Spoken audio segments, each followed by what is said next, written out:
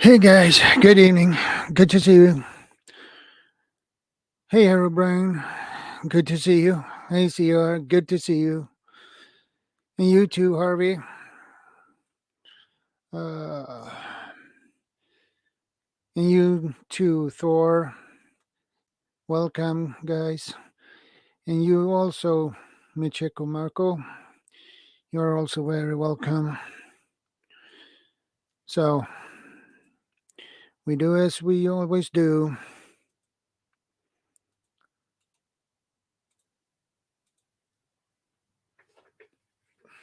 So, guys, however, has everyone had a doing today, guys? I seem to be a little bit confused today, obviously.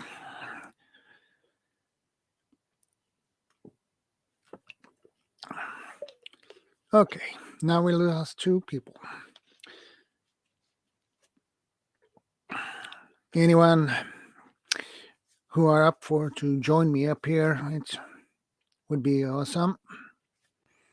Yeah, I figured. Hey, buddy. Good to see you. How are you doing? not much. Just sitting here. Can't do much. Got the damn COVID. Hey, little Miss Prepper. Good to see you. But yeah, I can't really do much. So, how are you doing? I did pretty good.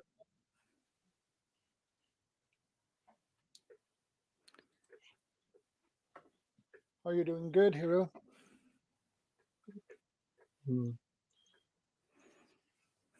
Hey, Guardian. Good to see you, brother. You scared the crap out of me. Who scared the crap out of you? You did. I turned my volume up a bit too high. Oh. Oh well. Well, I got a new microphone. Yeah, that was on me. But Anybody? Yeah. Hey, Guardian, do you want to join me up here?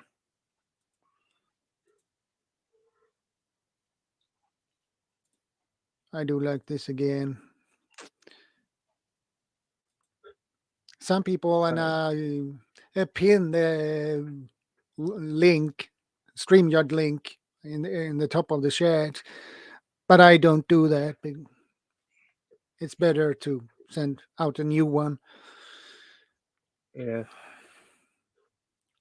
And if I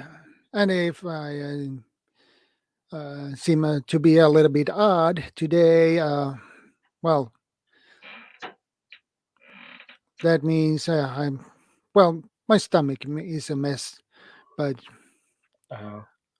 yeah, so I'm waiting for to be called to the doc to check me up.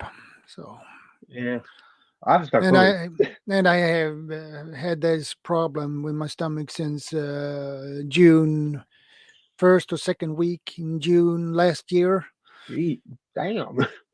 Yeah, so that makes me a little bit down, under the weather mentally, because that's drained a lot. Well, that's healthy. And I'm over here having COVID. Now I'm here. No, Charlie Victor here. Yeah. Yeah. No Charlie Victor here. Wait, what? I manage. Well, little Miss Prepper, it is what it is. Right. Hey, welcome Ines Creations. Good to see you again. Yeah. Hey guys in the chat, how is the sound? Does it sound good? When I was in the chat, it sounded fine. When I was in. Yeah. But I wanted to hear from them too, so. I know. I get that. Guardian, do you want to pop up? Or CR? Thanks, little Miss Prepper. Hey, Dobby. Good to see you, buddy. Long time no see. How are you guys doing? I hope you are doing well. This Saturday evening, morning, afternoon, whatever time zone you are in. Yeah.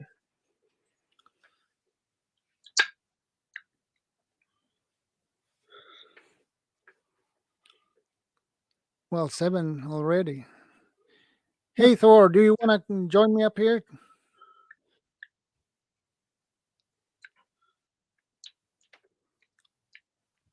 I probably. Where is the link again? I think it has.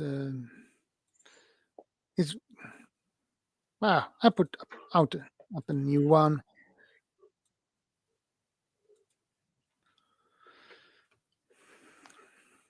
Hey, Bob. Good to see you. Bob942. He's a great guy. Anybody else who want to join me here? Thor, CR, Guardian. Hey, Hedgehog. Good to see you.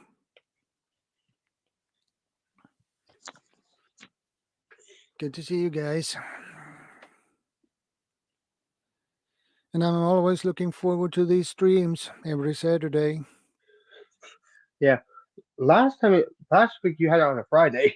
Yeah, it was because of my father-in-law's birthday party. Ah. He turned 70, so well, you have to change the schedule a little bit. Yeah, I get that. Hi, Eric. Cool it. Good to see you. Let's see if someone else want to pop up here and join me here.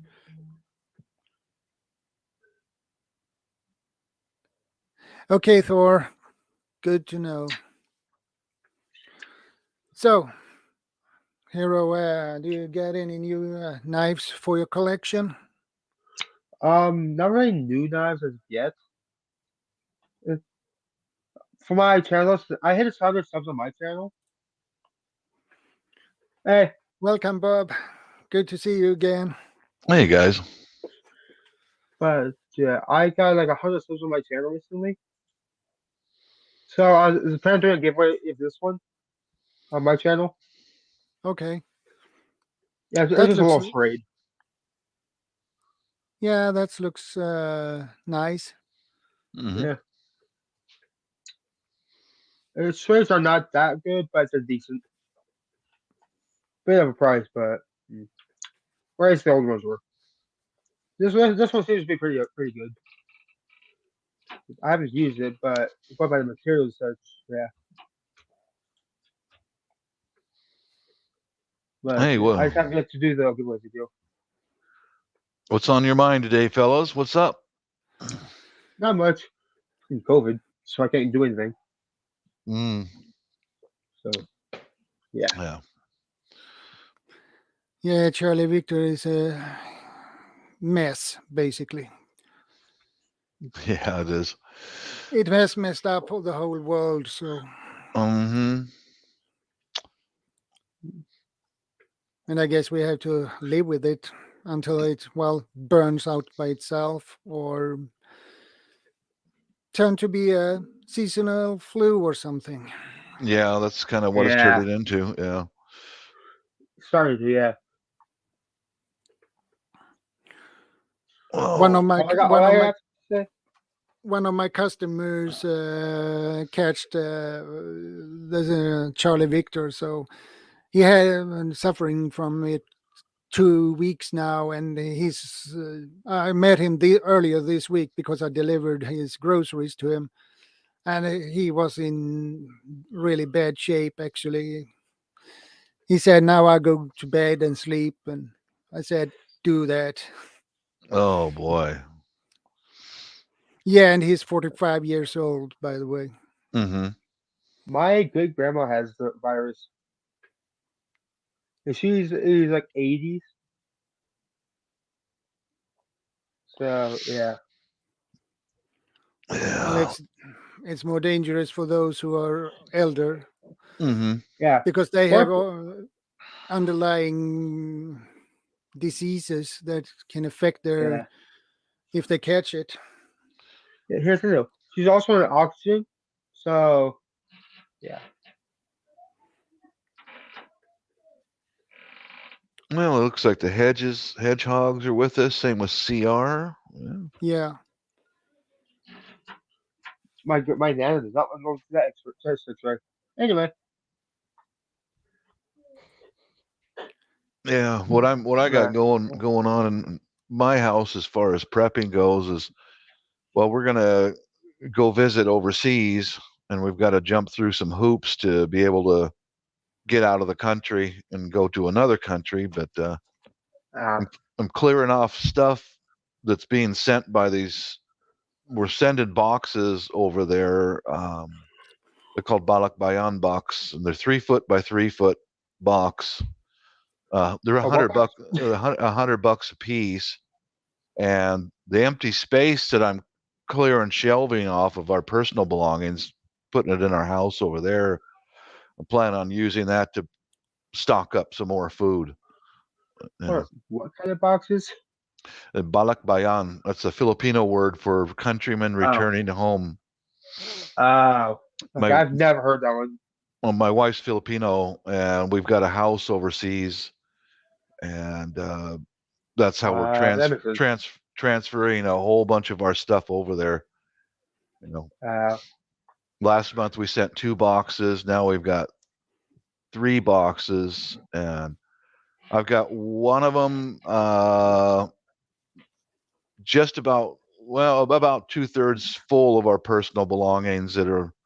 It's just a slow process of getting all of our junk moved over there, and we're going to go over there and see the new house and then visit the family for a while. But mm, all the empty shelves of our personal belongings are going to get stacked up with noodles, uh, dried beans, all that kind of stuff. yeah. Because as far as I'm concerned, you can never have enough food stuffed away. just in And case. mm-hmm, I agree. mm-hmm, Someone says because there's too much. Something wrong. yeah, we've got food, and I don't keep all of our food in one location.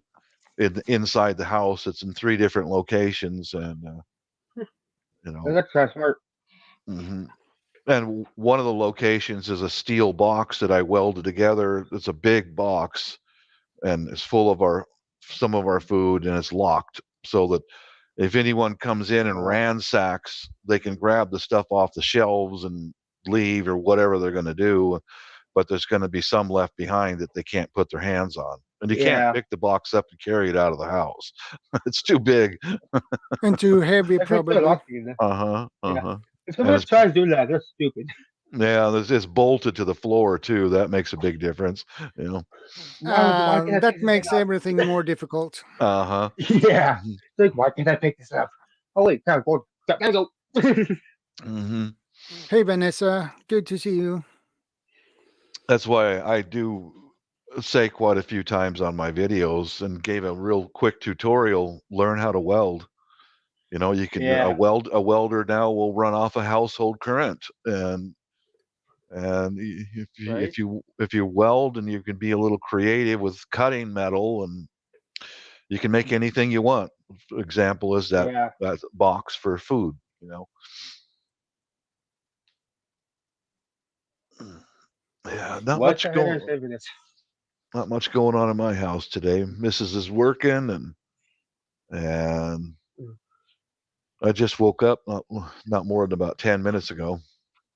Eh, Hey, Hedgehog Homestead. I just saw your guys' video. They've moved out to Tennessee, and they're out there with their new tractor and a chainsaw clearing some of the brush down, and that was a good video. I enjoyed it, guys. Thanks for posting that up. I watched your video about those sound cups. The what? The sound cups, you attached a handle on them. Oh, yeah, those are singing bowls. Yeah, Yeah. singing balls. Yeah, I've got one of them right here. I've got a box full of those in the big box. These are all getting sent by ship overseas, and I'm waiting on 2 more musical instruments to arrive from Amazon, and I'll show um, basically what I'm gonna bring over there with me in my suitcase. The rest of the instruments are gonna be sent by ship. It's just fidget instruments to keep because I keep the rhythm, and I love listening to music, and I love to be able to keep the rhythm. I've always got to have my hands busy doing something. That's one of my you know oddities, I guess you'd say. But Yeah, that I I can relate to that one. yeah, this is one of them. I got this from Amazon, and one of those tongue drums. I'm gonna put that in my suitcase and take it with me. You know, Ah. That was I've got, nice sound on that one. isn't it though? Yeah, That's that wasn't. pleasant. I thought it was coming from my earbuds. So I was like, what? I thought it Yeah. was something on my end for a second there. I was like, Mm-hmm. I thought my nieces are grown young women now, and I thought if if we could, give them something to do while we're listening to music and talking, and I ordered a bunch of these triangles too. Rhythm instruments is all they are. It's simple stuff that can pack in a suitcase, and there's different sizes of these triangles.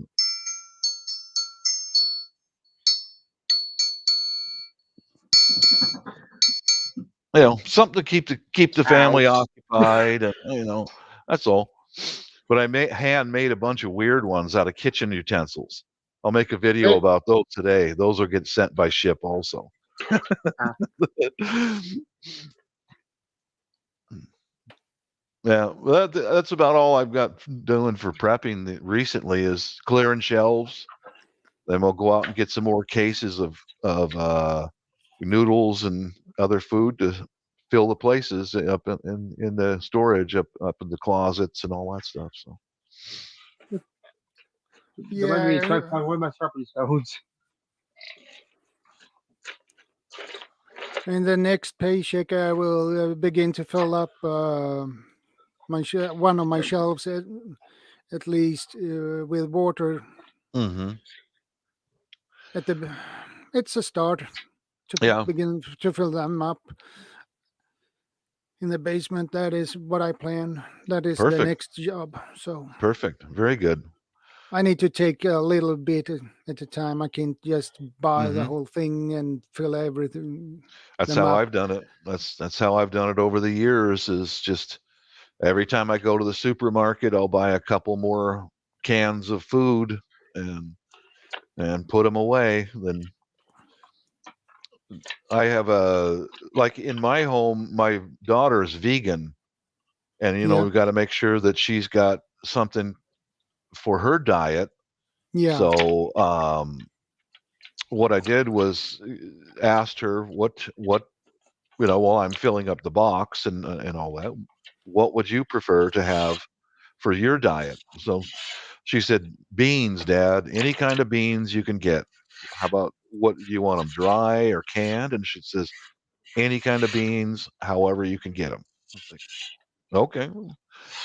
So then I gave her some money and I said, go over to the supermarket and get the spices that you like to cook with, and we'll put them in there too. So those are one of the things that folks need to look into is dietary requirements for different family members.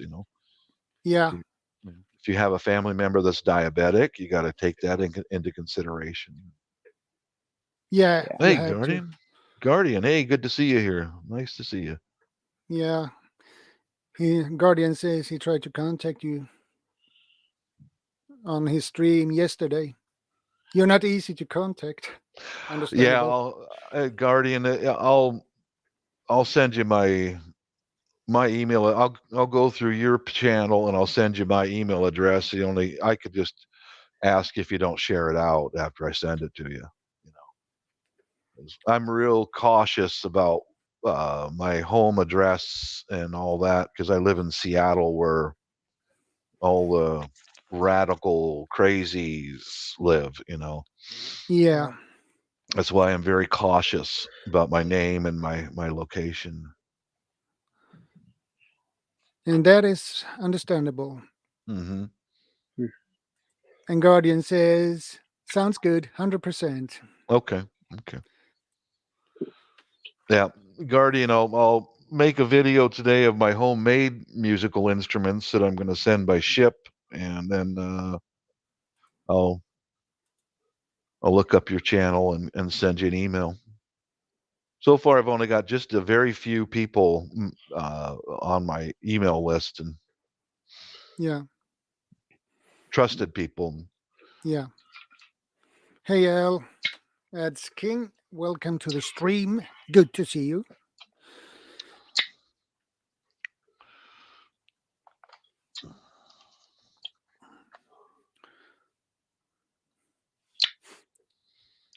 Sorry, I spaced off for a minute there. Anyway, I would also urge people out there listening who are looking to get into prepping is gather up tools also, as many as you can, to be able to fabricate and modify. yeah, I've got a whole playlist on my channel of prepper tools for preppers, Yeah, and most of them are hand tools to where you can modify anything you like to suit your needs. As I live by the rule of thumb is whatever you have, you've also got to be able to protect it. yeah, So yeah, having tools you can modify your front door, your windows, whatever it might be needed. yeah. That makes sense. yeah. Tools is good to have. You bet it is. Yeah, and that is something I need to get some more of, Mhm. especially manual tools, Yeah. not power tools. I've, Uh, I've Yeah, I've got both manual tools and power tools, like power tools for drilling holes, grinding, the angle grinders, things like that. And yeah, so that is something I need to put some money on too. But mhm, I need to take care of the food and water first, and correct. and Yeah. that and that Mhm, part first before I mhm, do something else, mhm. because I don't want to get to the store and buy a lot of tools and forget about the food and water. I could agree. Yeah, you must have food and water. And it's just a slow yeah, process. It really is a slow process. It just Yeah, takes it is takes time. really slow. It just takes time. It can be And painfully slow sometimes. yeah, I understand how the anxiety. You might have some anxiety about it, but it's quite a relief when you know you've got your food and water stored up. It's like, okay, we've got enough put away. So if we get shut inside of our house for any situation, we're not going to go hungry. That's like a breath of, ah, okay, we got that part taken care of. Now let's move on to something else. Hey, Jeannie Nunya, welcome to the stream. Good to see you. Mhm.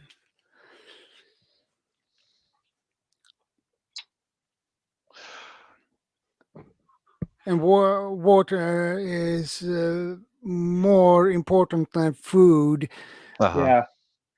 3 days It without really because 3 days you without you water, will not 3 weeks without food. manage for a long time without water. So Mm-hmm. No, you got 3 days without water at most, and 3 weeks yeah, without food Yeah, at most. and it can maybe be a shorter than 3 days if it depends Yeah, on the temperature and how active you are and things like right. that. All true. And Yeah. when it comes to food, your metabolism as well. Oh, like I also have a secondary use. I bought quite a few of these. What are they? 3-gallon water containers. They're colored blue to designate water. Yeah. I've got okay. quite a few of those, and let's say uh, uh, uh, you can also use those in my mind. In my mind, bullets flying in the house here and there. We can move the wash those stack of water jugs and put her in behind it so she can load magazines. But you know, water can also.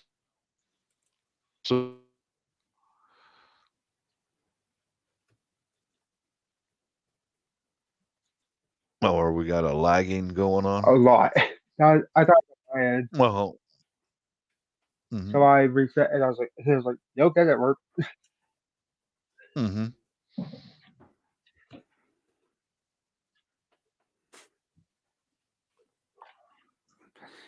When when you store your water, you need some methods to and means to purify the Yeah. water as well. hmm You just Oh, can't only store water. You need to have means hmm to collect water hmm and means to purify it, Yeah. because you can't expect you can find clean water. hmm yeah. In my area, it rains constantly, and we have a lot of streams in this area. And I did have that all planned out. I have a I had made a stove with scrap wood I can boil water and cook with, and I had a large stainless steel kettle, or a pot, I should say, Yeah, just for boiling water, and then a small bottle of bleach, and how much bleach you add to every gallon, and I had it all in a kit in that steel pot. And then one day, without me knowing it, the bottle of bleach fell over and it leaked, and Mm, it destroyed the pot. It destroyed the instructions. So that's why, one day I thought, well, I'm going to go check my stuff, and then, oh no, that whole thing was destroyed by that bleach, because it's a stainless steel pot, and that bleach hit the stainless, made big spots of rust, and just, oh, it was like, check your stuff once in a while and go and inspect it occasionally. I'm glad I did, because if we were in a real emergency where I needed to boil water, well, that kettle's no good. It's gone. I got to get rid of it. It's all the instructions are destroyed. Same with the measuring cups and all that. It's like, thank yeah. God I checked that. yeah. Otherwise, you probably would get a nasty surprise. Very much. Yeah. Oh no. Okay, now I got to do a workaround. My kit is destroyed. What do I do now? Yeah. Mhm. Yeah. People say you can make it in pots. You can, and with a stump, but it's hard. Mhm. Vanessa Kitty asks, how long can you store water and have it safe? You must have test kits, etc., to watch over your stock. Well, you can buy those test kits.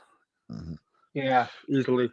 Yeah, I've already got clean drinking water, tap water stored.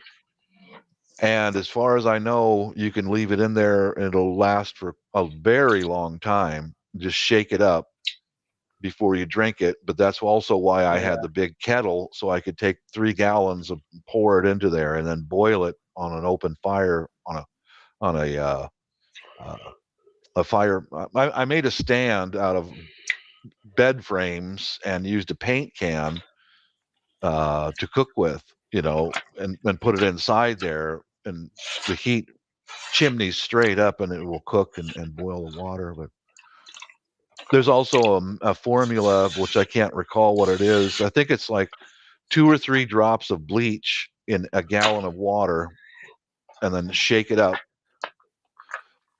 because that'll sterilize it, no matter what happens.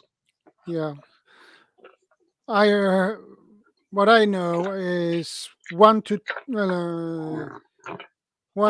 drops per liter water. Hmm. So if you have, let's say, Depends on- 10 liters, that would be probably 25 drops Hmm. bleach. That's There's like chemical If ones, I like it's done better. my math Mhm. correct. There's formulas on Google and different websites that'll teach you how to do all this stuff. And that's why I had it all written down on slips of paper in that container with the bleach and the measuring cups and all that stuff. And then disaster. Yeah. I even videoed my fail too. I showed inside the container, like, well, that was a fail. Just as a reminder to anyone to check your stuff.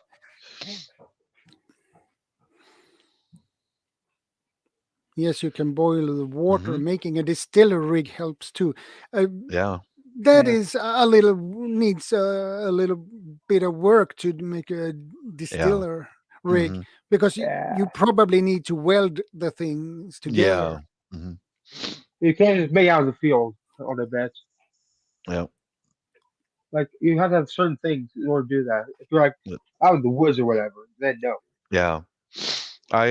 The streams in my area, the water is really clear. But my plan is boil it first, filter it through a t-shirt to get the solids out, boil it, bring it up to a hard boil for 10 minutes, just let it roll, and then let it cool off, and then add a few drops of bleach just to be sure, and then drink it, you know. I would say like boil it that like that and then pour it through a cloth to get all the solids out. Hmm. You know what I Yeah. mean? Yeah, you pour it through a t-shirt, or Yeah. Some kind of whatever, cloth. Bandana even. whatever you have. Yeah, yeah. Yeah. Vanessa says, I buy metal gas cans, etc. from Midwest Cans. The plastics are made in USA. Metal can is made in Latvia for NATO. Hmm. I use for my water. There's specific ones that are just made for storing water, and they're colored blue. Yeah, That way, anybody in the family sees that, you know, that's water, and that's only for water, nothing yeah. else. Yeah, I tried to avoid metal cans for storing water because water will dissolve Rust. anything on the earth. It just takes time. Yeah. Yeah. Sometimes, especially if it's a movie like a river or something. Hmm. Which is why a lot of river rocks are so smooth. Hmm. Yeah, glass. Uh, Hmm. Boris Ilkate glass labware is handy to have in stock. You can make the distiller from that setup. Yeah, you can. And probably cheaper than doing to make it from Hmm. metal pipes and things.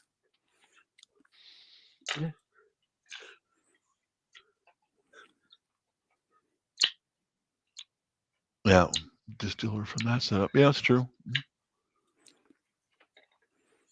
Yes, they have plastic cans as well in blue, yellow, and red, etc. Hmm. Well, there you go. Yeah, yellow is for diesel fuel, red is for gasoline, and blue is for water. That's why I stayed with the blue ones. Yeah, It's identified, color code identified. and it's easy to remember as well. So Hmm. Yeah, keep Yeah. it simple. Keep it color coded. Keep it simple. yeah, The KISS principle. Yeah, Always what I've heard. exactly. Yeah, you're right. Wait a minute. Well, I got a moment here.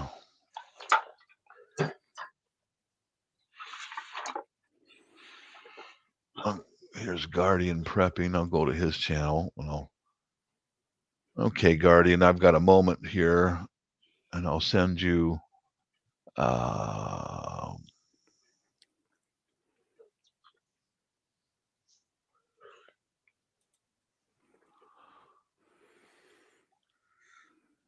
I may open up my email. I'll send you, Guardian, while I'm sitting here, I'll just send you my email address.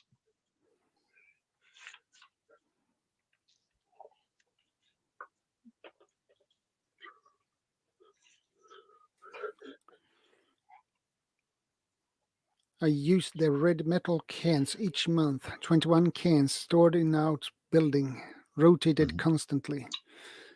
Well, you need to keep a rotation on it. Yeah.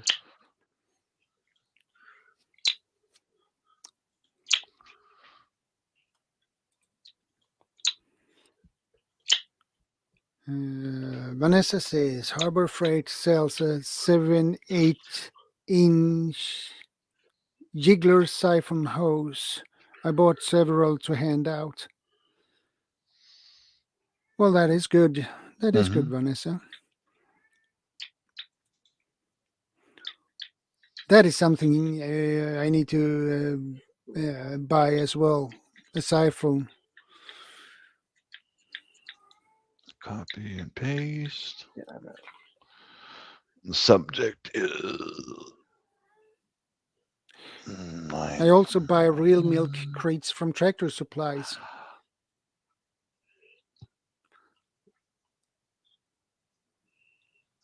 And I guess those real milk crates are good as well. Okay, Guardian, I sent you an email. If he's still here. Yeah, I hope so. Here usually stays for a pretty long time. So, hey James, good to see you, buddy.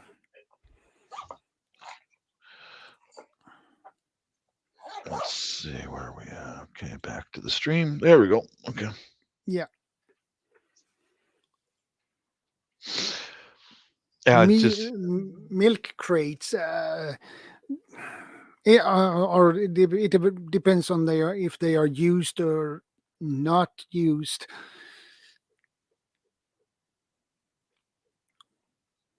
Yeah, that's why I say that this prepping stuff just takes a lot of time, because I didn't use used I didn't use used containers. I wanted brand new, right off the shelf, nothing contaminated with any other liquid Yeah, prior to use. But it takes time. It just takes it time. takes time.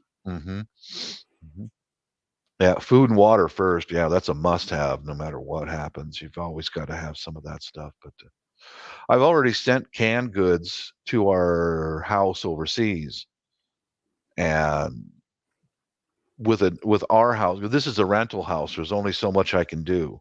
I Yeah, can't put in a bunch of shelves and whatever else I want. But in our house, I've already got canned goods in a box on their way over there right now. And when we arrive, we've got some food stacked up before we even arrive, because I'm going to continue doing this food storage for overseas as well as here in the States. It's become a way of life for me, you know.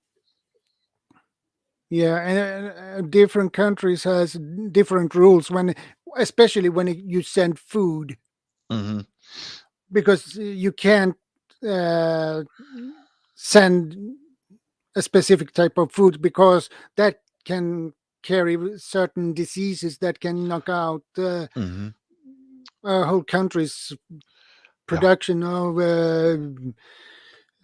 crops or Yeah, no fresh fruit or vegetables either way that can come from there to here or back.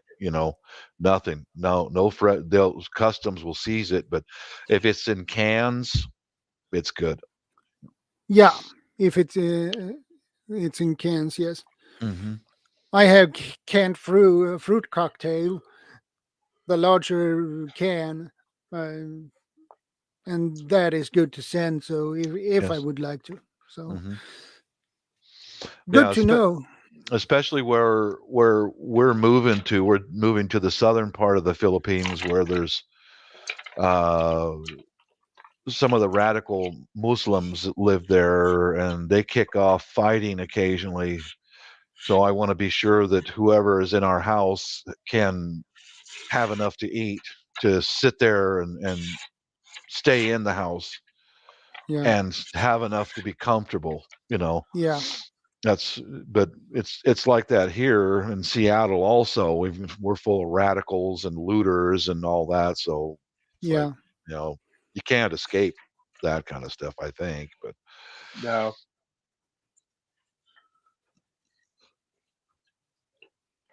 So is it a lot of looting in Philippines in that specific area, or yeah, a lot of armed open fighting because the Muslim clans fight each other. ah, You know, it's all about money and power, and they'll physically fight each other, open war, that kind of stuff, and that's, it's been going on for thousands of years. So we're in that area, but our house is made out of poured slabs of concrete, steel reinforced concrete, and with bars on the windows and all that, so that we can't. It's hard to shoot through it, but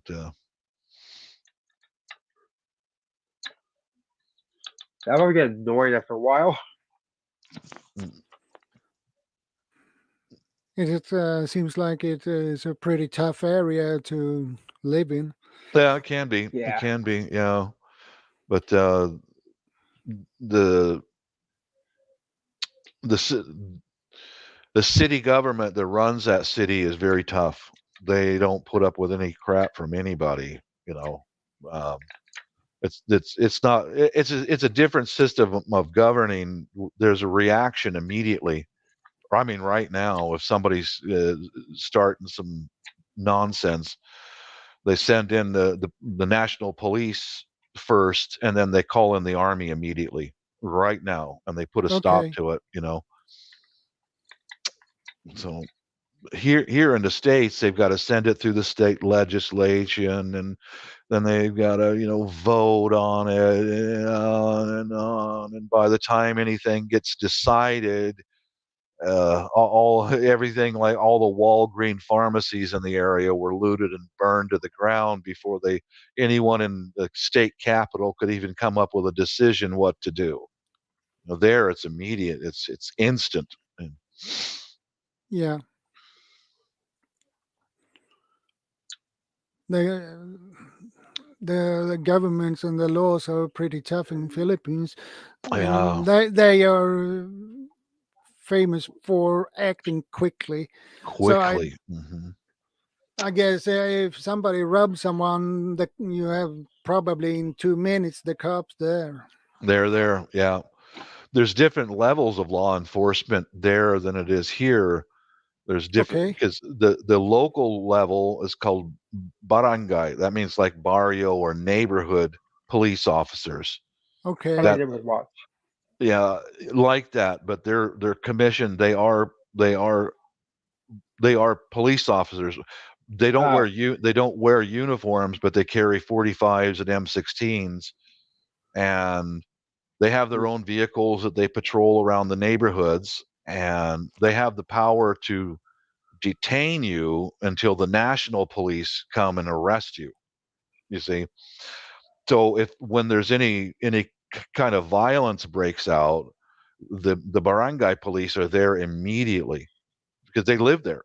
They live in that yeah, neighborhood, and these guys go through Mm. 6 months of training before they're commissioned as a barangay police officer. They're the first responders. They know how to pull the trigger and they know how to end stuff. But Yeah. then you go to the national police force. It's not city or county or state. It's national. The, So it the jumps straight up to national then? hmm? Yeah, it jumps right Sorry straight up to to be cutting you off. national. Okay. Yeah. Sorry to be cutting you off so much. What's that? Sorry to cut you off so much right there. No, it's okay. It's all right. Okay. Yeah. What they do with the national police is they rotate those officers about every 6 months to a different city in a different location. It helps to keep down some of the corruption, Yeah. Ah, because they get moved constantly. So there's no long-term officers taking payoffs. They get sent to okay. another island in another part of the country. So then, okay. I was gonna say something, but I left my mind. Oh, hi there. Hey, CR. Shadow, Bob, Hey, Draw. CR. Miss Worm, Yeah. Miss Kitty, Harvey. Hi. Hey, Hi. hey, CR. Peace, man. Yeah, I just wanted to put one thing in, is that we discussed this a little bit on Courtney's, or no, it was who is it? Well, I was on a live just last night. We discussed it a little bit about um, the trucking strikes are supposed to be starting here in the States, and we were discussing it. It could spiral out to where, shutting down transportation of food and necessities. And then, Yeah. so I find it stupid. anyone who doesn't Bob, do one, Bob. yeah, That was with Bruce. yeah, Bruce, yeah, that's right, that's Bruce. Back Yep, law. backwoods law. Yeah, Yeah. we discussed that a little bit last night, and I'm hoping that when it starts here in the States, that it doesn't spiral out of control. And the Marxist agenda is to shut off food to control the population. So let's hope that they don't walk right into that and get it started. See, I listen to people. What's that? I listen to people. You do. I know you do. You're a smart guy. I must, because I remember. You're a smart guy. Well, I used to be smart until I got all these gray hairs. Now, now I have my senior moments. Good point, Yeah. Vanessa. Vanessa says most truckers are busy working. You don't get You don't paid get if paid your if truck your is truck sitting stays still. still. Yeah, that's true. Yeah. That's true. My aunt, before she was the bar she was now, she was a truck driver. Mm-hmm. But the risk is it can be spread to and turn to really bad things, even if it's from Right. the beginning is peaceful. Yeah. Things go south quick in America.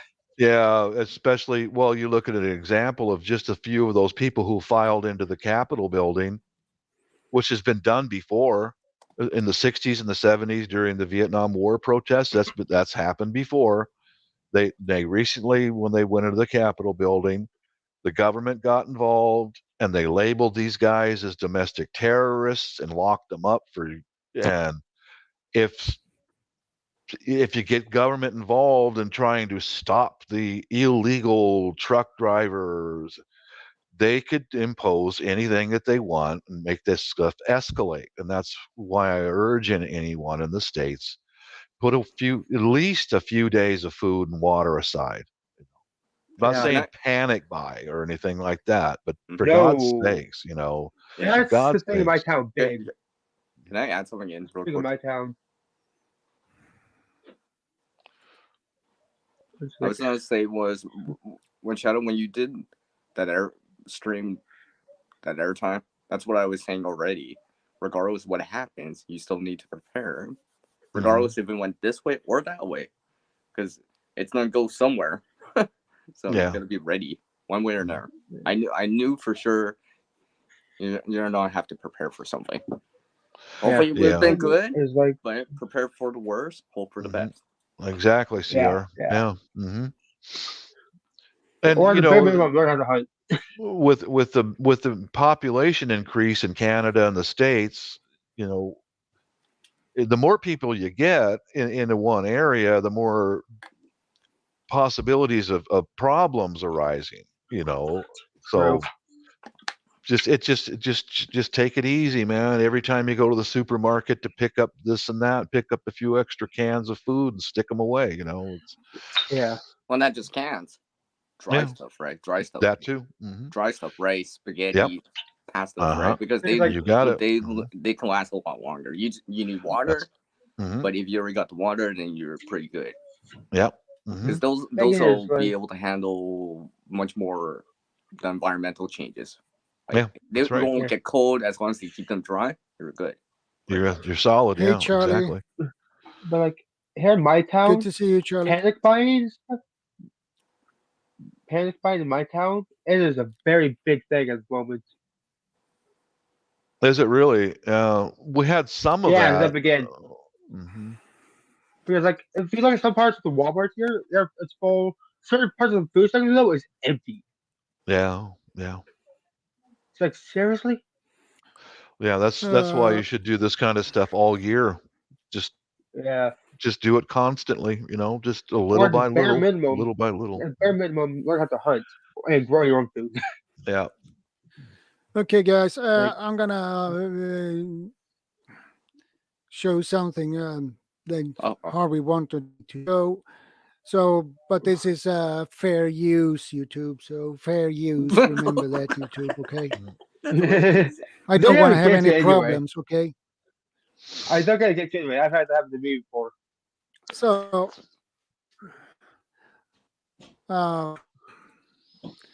this one.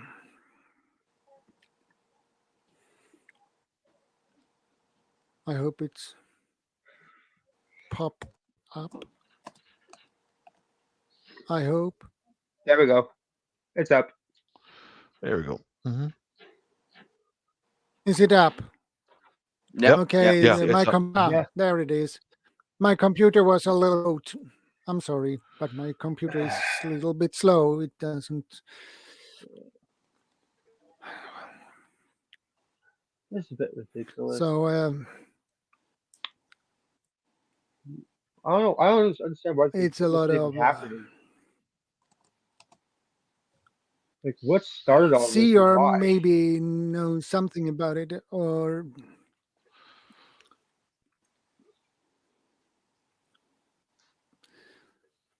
it seems like it is a lot of people, and these people are also preparing too.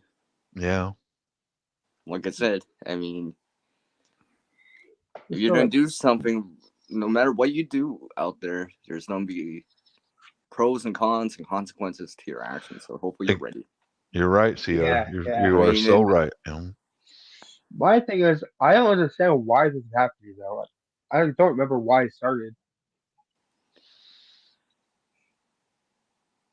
To me, it seems stupid. Well, CR could probably answer that better. He's a Canadian. How come I'm put on the spot here? Yeah, he's Canadian. I'm in the States, okay? Where's Ford when I knew him? Ford, come over here. Yeah, CR and Thor Thor might have an answer on that. Excuse me, fellas. I'm gonna warm up a coffee. I'll be back in just a second. Okay. I guess I might as well put that other avatar on. No problem.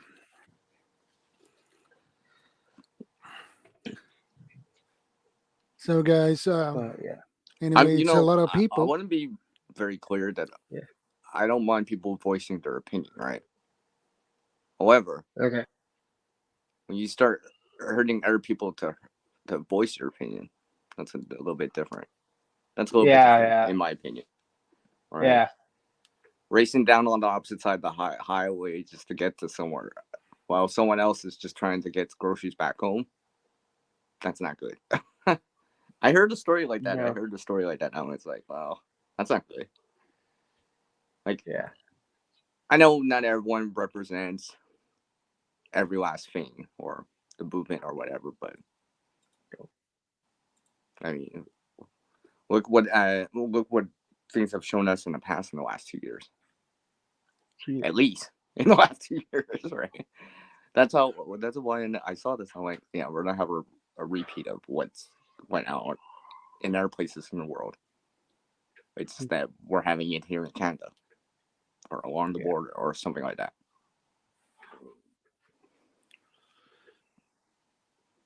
That's my 2 Guys, cents I on need it. to take a bathroom break. I'll be back in a sec. All right, fair enough. Okay. So keep this stream running, okay? We'll try. No. But yeah.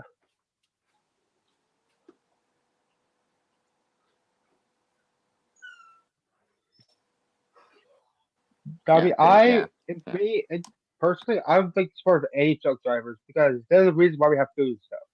So. No, I know.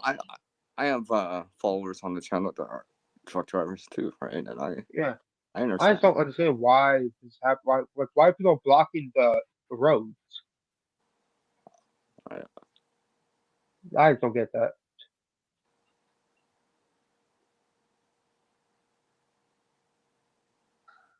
All right, here we go. Welcome back, Bob. Oh, thank you. Yes, I was just voicing my opinion on this again. Mhm. Like I was saying, like I'm all good with voicing your opinion, right? Freedom of Just don't speech to force voice it your on opinion. others. But Certainly, when you start certainly. hurting people, or it starts hurting people, then it becomes an issue to me. Yeah, like don't Because force your opinion onto someone else. I mean, because I find, like, I know it's for freedom, but it's also for the people too, right? If you start hurting people, then I don't know. Then I don't want to get into this. I really don't want to get into this. Yeah. I don't blame you. There's really a huge debate here in America. And here in the Midwest. This is why I'm not talking much about it, Harvey. That's just gonna be a rabbit hole for me if I start getting into it. So. Yeah. I'll take the thing that does concern more. Yeah. Mm-hmm. I'll just prepare more. Yeah, there you go, CR. Mm-hmm. Yeah. Yeah, I'll just prepare more and just kind of realize that. Mm-hmm. Yeah. Yeah, just keep a cool head. Cool head and a low profile. And, yeah, but the thing that concerns me a bit is if with the trucking that's supposed to start off here in the States in a similar manner, is a paid actor with an AR-15 go in and do something that's they're paid to do to fit the agenda to shut down the trucking and control the population with food. That's what concerns me. Mm-hmm. That'll go downhill quick. Yeah, that's what concerns me. I don't know if it's going to happen. I pray to God it doesn't happen. But well, you look at just a few people who entered the Capitol building, and they're all been arrested and called insurrectionists and locked in prison. And so you look at what they did in just that example. These guys this government is capable of doing almost anything to fit their own Marxist agenda. They aren't really supposed to do that either. Yeah. You know, they do it anyway. Hey, Bob, Hero, and Shadow. I miss when you guys were talking about like tools. No. Yeah. I wish you guys were talking about the tools again. That's why I wanted to come on. Like, oh, they're talking about tools. Okay, I'm excited. You guys are talking about fabrication. I'm like, I'm not so entertained right now. Yeah. You guys can talk. Yeah, see, okay, I just realized we're talking about tools. I just realized something. As soon as I got onto here, first thing Shadow asked me, have you got any more knives lately? That was the first thing he asked. Yeah. Okay. Maybe a knife review and all that. But still. Well, this is a suggestion to any of you guys out there who, this is a way of staying a gray. If you're out in the forest, if you got to seek shelter and you got to build a shelter, this is what I use to build a shelter with. I don't use an axe. They're quiet. Yeah. You can cut tree branches and conceal yourself I have with. Yeah, this. there you go, CR. Yeah, yeah. You're Well, it's I right don't there, use that for that and that'll reason. cut but- your tree branches and stack them. And I've I mentioned have this to this. Shadow before. This is why I don't. This is why I don't like those wire saws. You might as well I actually have a real hate saw. them. Yeah. Those are really. I've tried those before. It's so much effort.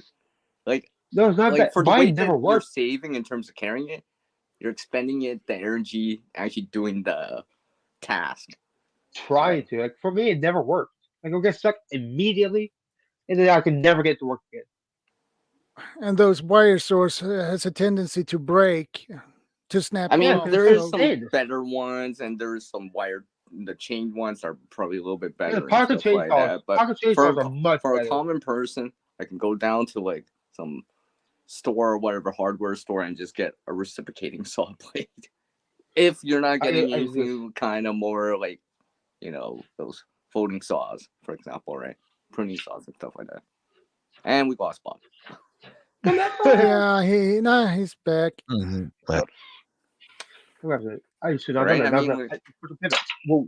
one of There my you go. videos I actually showed. Well, I didn't show me using this, but I had this in my bag, and I was making a walking stick real quick because I had to walk down a ravine area, right?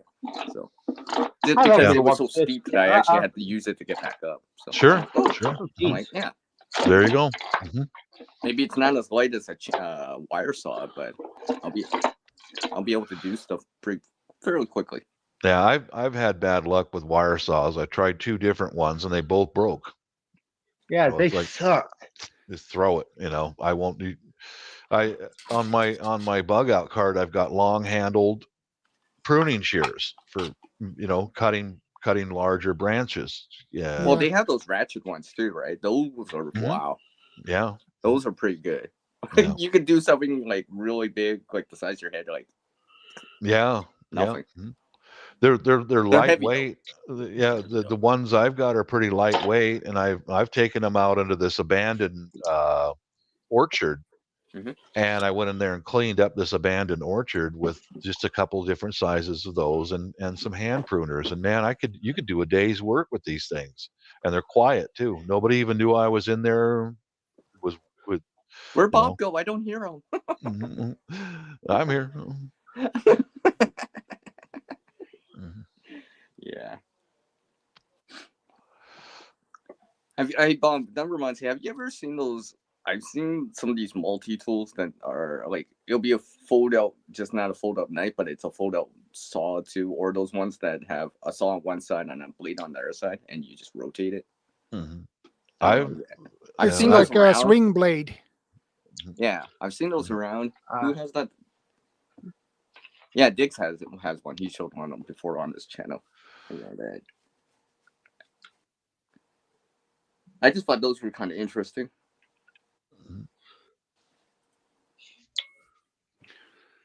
Well, I guess I might as well get some more tools out. See, yes, I changed the Gobby conversation. says, I never had any luck with those rope saws. They either broke or kept getting stuck. Yeah. Yeah, that's the same situation with me. I tried 2 different ones, and they both were just both a fail. So I just threw them. I was like, not even worth the effort, right? Not even worth the effort. Yeah. Like I've tried to make it into a bow, like they say, right? It is easier, but it's still combined because I think it's because it's so thin. Yeah. That's the problem. I mean, I think it does help if you start pushing one side to the over, so it starts to bend, so it expands as you're cutting it. But I mean, unless you really have to carry only a tin or some sort of pocket tin, you probably can fit some sort of saw in your bag, right? Why do you have one of these? Well, I mean, well, yeah, but those are heavier, right? I mean, like, I can pull out, let me just bring this out here since I already have this out from earlier. Yeah. You can bring out a multi-tool version. Wait, that wasn't it. Multi-tool version, right? I probably would have more success with this in terms of using it, right? I probably would have a little bit more success overall.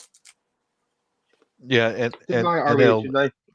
L Ghost Wolf.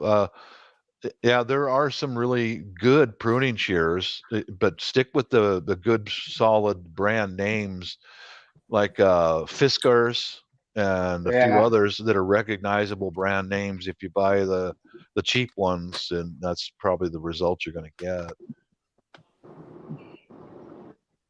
Hey, Second Star. Good to see you, brother. What's up, Second Star? Hey, Or brother. get one of these. No, don't. How are y'all? Katanas would not be useful. See, Well, now I we just still need have my- Guardian Prepping to come in. Yeah. Yeah, where is Shadow, he? you have yours just like mine, but different handles. Different handle colors.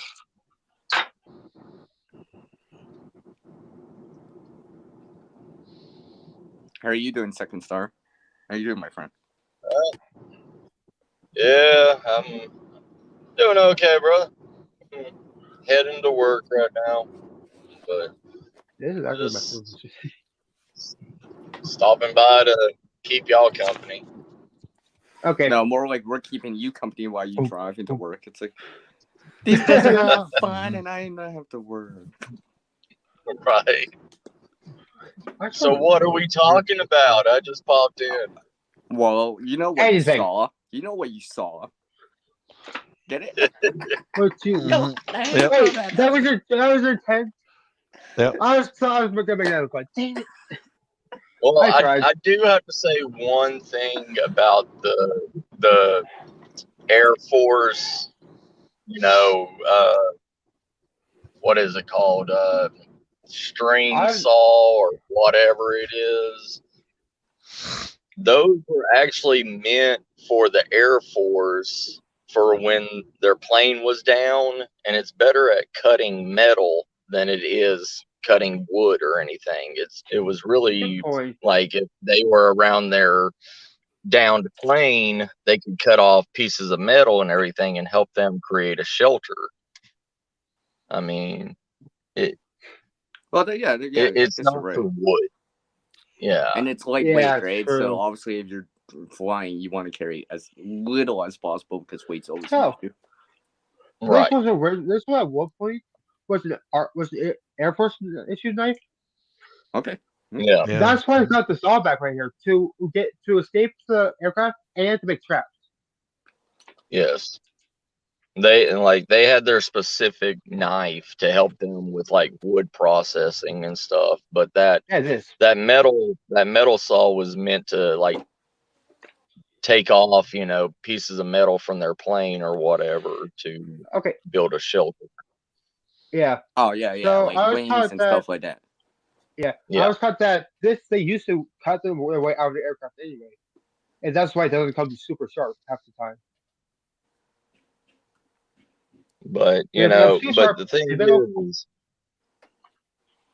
the thing is, I mean, it's cheap, and you can pick one of those up for like what, $2, and Good point. survivalists and bushcrafters and everything, they want to go lightweight. They want to go, whatever they can for the Lightweight.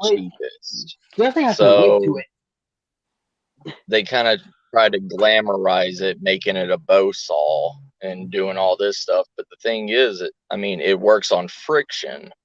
So Yeah. all you're doing is More pretty much friction cutter. burning through the wood instead of actually sawing. Which is why it gets stuck so much. Yeah. Anyway. Yeah, I used to have one of those wire saws, and apparently I lost it. I don't know how. Same with mine. I don't know what happened. Yeah, same Really, with I mine. actually don't know what happened. I have a picture of it still.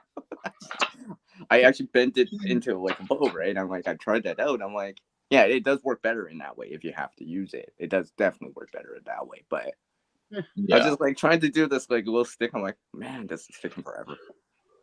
I might as well just because I was also thinking, I'm like, depending on how hard the wood is and stuff like that, you might as well just use like the crotch or the V in the branches or between between trees and do that. I've done that before. And that's without tools, right?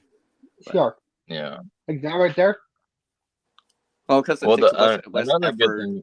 It's even safer too because you're going away from it, right? So Yeah. it's even safer than using an assault or an axe or a knife. Yeah. And another good thing Yeah, about that's what those this thing wire just seems to saws have. is the reason why they pop off is because you're actually supposed to be able to unwind it and use each fiber in that wire saw to be able to build traps and put your shelter together and stuff like that with the smaller parts of the wire. 100-pound test right here. I haven't tried out one of those the chain versions, not the wire ones. Yeah. Oh yeah, I the hear they're really good. the chainsaw I version. hear they're way better. Well, they probably are a little bit better, I would assume, because More than a little bit. It's quicker. Yeah. Right here by a lot. I mean, just put it up on the screen. Yeah.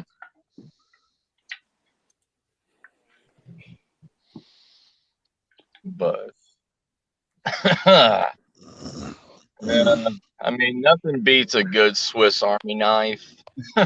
Right? I have the Victorinox in my box somewhere. My autism one. I can't find anything right now. Swiss Army I mean, knives. that reminds me, they're pretty before you good. get into that second start, Yeah. I was watching a video from, who is it from? TA Outdoors, I think. He was showing how to use a Swiss Army knife with Victorinox to, even though the blade's small or the saw is small, you can still do certain things. Yeah. I was just like, that was interesting. Well, because you could probably adapt that to like our multi-tools, right? Or other things you do have, right? So you could still kind of make it work to a certain degree. Because he would make it in a such a way so he would be making, like, you would make a wooden wedge first. And as everyone's aware, a wedge is a basic tool, kind of machine. This wedge is fruit, right? A wooden wedge. And then you make a slit with your saw or whatever, then you start hammering it in with that wooden wedge.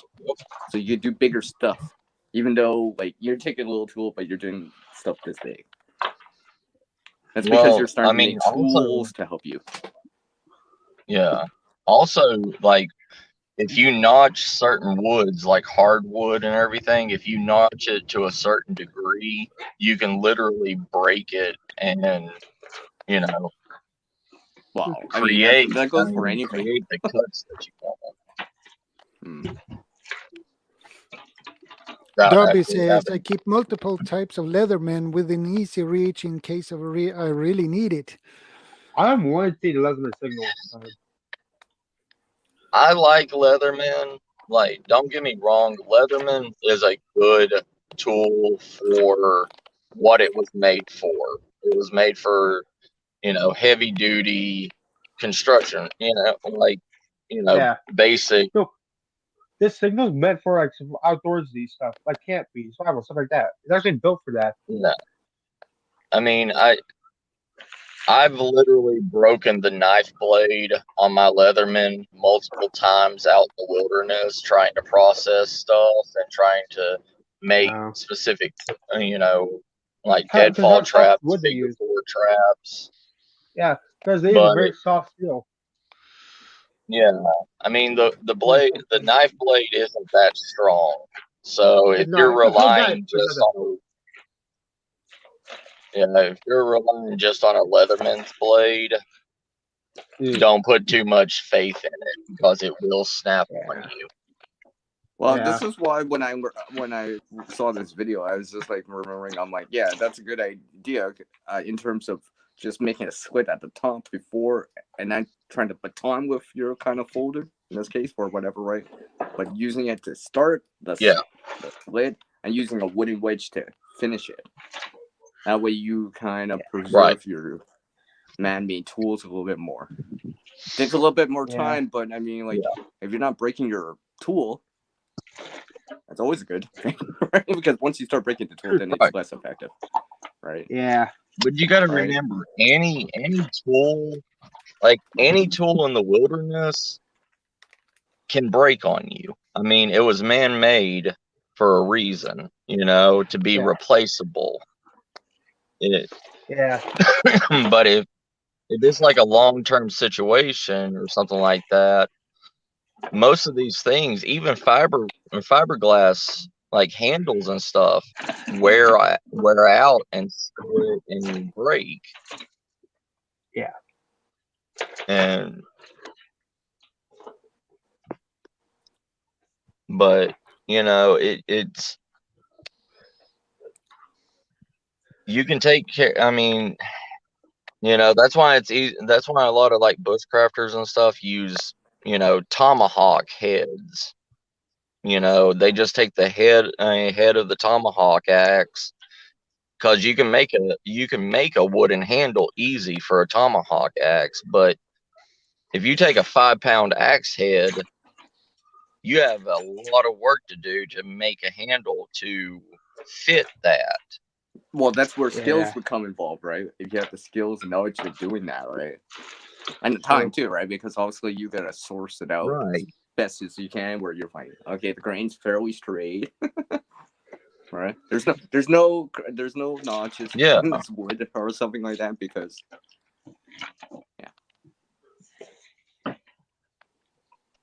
I think you know, I have Weatherman, I have Gerber, I have a Swiss Army knife too, right? I mean,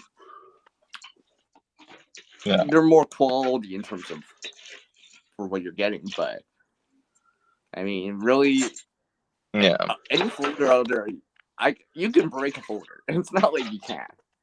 You really try to can. It's not like you can't, right? Yeah. You know, I mean, a folder or anything, right? A piece of metal. I can, if I wedge it in between something and push that away really, really hard. Right back. You know,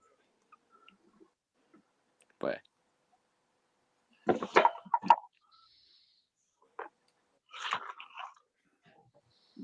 I'm just trying to find my Swiss Army knife. Yes, find it. It is.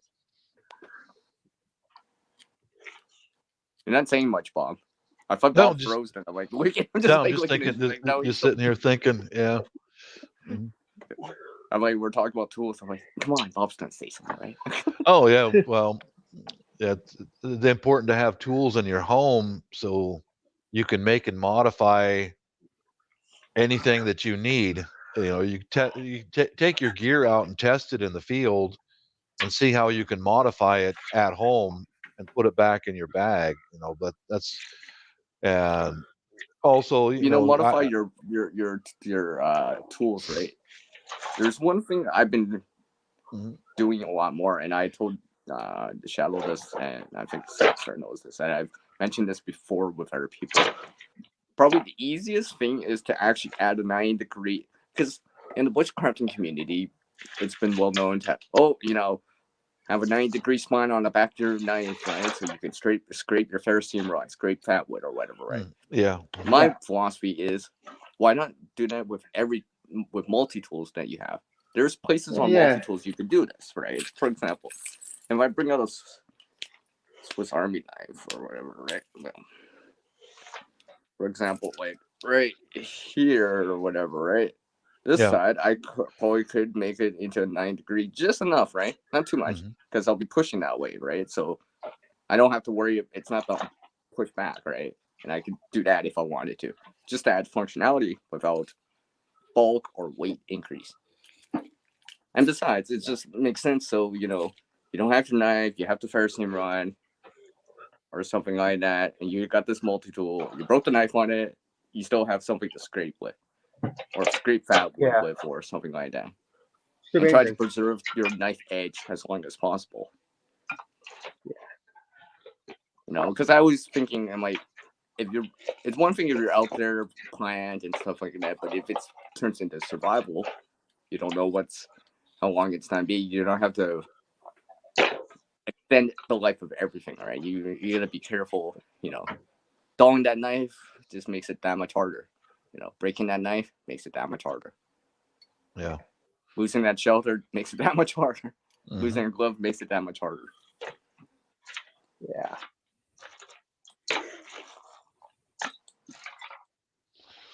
I think we have a little troll on Oh, we do? hands. Yeah. Wrong. No, no, that's Get a bot. out of here! It's a bot. I get those all the time. Yeah. I believe Harvey take care of it. I believe there's actually like a Please. Russian. Why There's do a you think I Russian just bot said that? too. There are times Get where you outta get here. Russian bots. I just wanted to say that.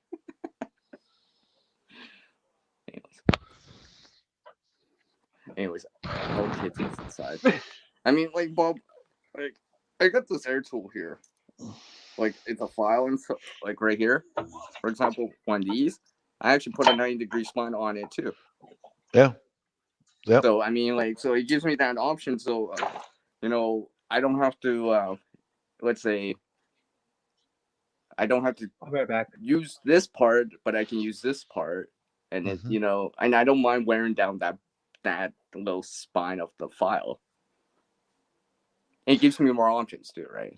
It's just like basically having another tool without actually doing a lot, right? Because scraping is, you may have to do that for some reason, not just for ferrocerium rod or fat wood, but for other stuff too, right? Yeah, just to get the bark off of some of the branches that you intend to burn or make shavings, you know. But Yeah, I right. think I mean, one subject that most folks don't talk about is making good use of your time.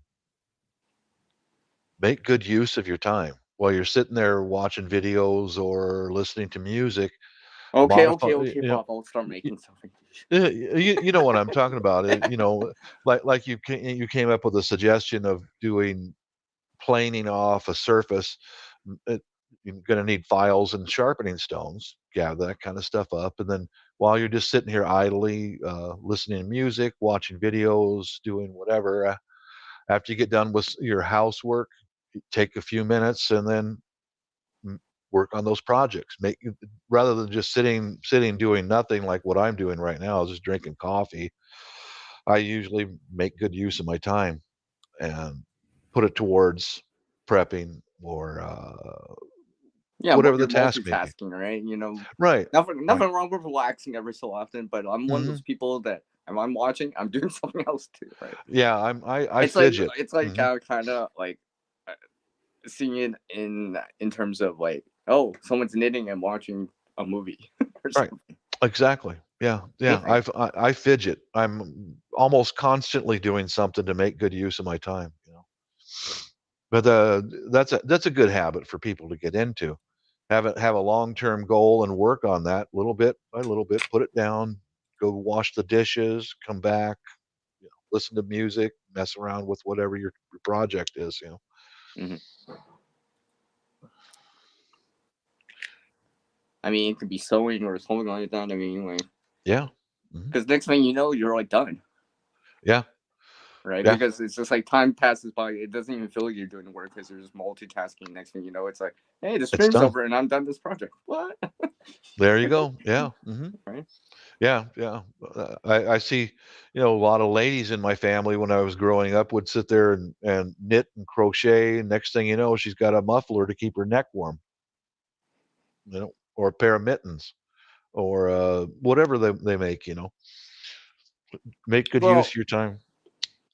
you know, just to add to that, I was just thinking in a grid down, powers down, you don't have this kind of, well, per se tech to keep us entertained, all right? No social media, right? Or you do have it, but you got to limit it because, you know, you're running on a generator, you don't know when the powers come back and all that stuff. You don't need these other things to do.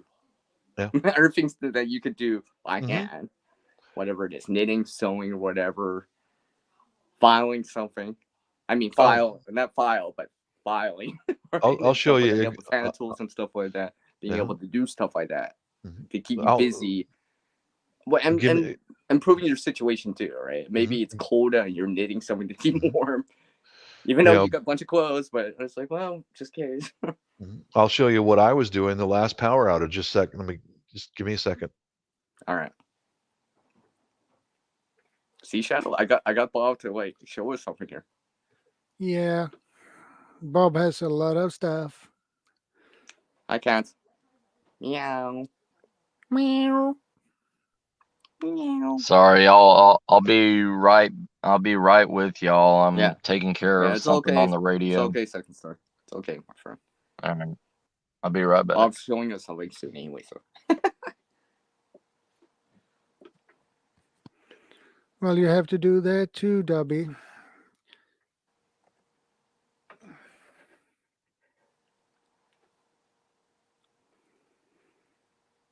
Let's Okay, see here's what I was doing during what Can was you it? put it on full screen for big screen? A couple of years ago during the riots and the burning and the looting in Seattle, we had power out for 3 days. So Okay. this is the kind of stuff I was doing. Here shows you the importance of different types of scissors and keeping them sharp. I was making fire starters while I was just sitting there at the kitchen table, and I use waxed fire starters. Here we go. Put that onto the paperboard, and cut these to the width of the popsicle sticks, and stack up some paperboard on the popsicle sticks, and cutting different lengths of. I use yarn because yarn is really absorbent, and it'll grab that paraffin wax and soak it in. Just sitting there for casually making these fire starters, stacking up paperboard on the popsicle sticks, and then cutting pieces of yarn and tying them all together. That's some of the fidget stuff that you can do when the power's out. These don't require any power. Per se. I mean, unless you want to. Yeah, that adds. I mean, to and the preps. thing is, you were doing something improving your position to a certain degree. Yeah. Powers down. If you did need them, you actually already made them. Yeah, I've got a bin full of these big, different sizes of fire starters. Ones that are made for my paint can stove. Ones that are big, thick ones. And there's a playlist on my channel that shows how long I tested them. I set them up and I tested. Oh yeah, I remember that. That was the first video I saw from you, Bob. Because I wanted to make these ones that were very thick and chunky, so that if we're out in the woods and we've got wet wood because it rains here all the time, and test them out, But that's one of the things that I did while the power was off. And also during Seattle was the first place in the States that got hit with the restrictions. We were shut down for a couple weeks. They recommended you don't go out of your house, all that. I did just that, using scrap fabric to absorb the paraffin wax. And these big industrial scissors, yeah, do get a pair of these. Put them in with your tools. Sit there and patiently cut this fabric up and make them all the same width as a popsicle stick. Tie them together. Okay, there's one. Next thing you know, after a few hours, you've got half a dozen just stacked up. Next thing you know, like the day's gone already. It's just like, oh, yeah, exactly. And that reminds me. In 2020, I was doing a whole lot of sewing. I did almost sewing for like a whole month. I was just like, the day went by so fast. I'm like, yeah. Because the thing is, if you got something to do, time does go by. If you got nothing to do, it'll be like, oh, really? Yeah. Why is it taking forever for this day to go by? Yeah, the power's out. And they're just sitting there at the kitchen table in here where I have some natural sunlight during the daylight, and I had a lantern in the house, all that stuff. And it was also me by being at the kitchen table. I got a 20-year-old daughter, and she needed to come downstairs from her bedroom like how many times an hour to get a drink of water. What it was is she was kind of scared, and she'd come down and just stand there at the kitchen sink with her eyes wide open and get a drink of water. I'd just say, "How you doing, darling? You okay?"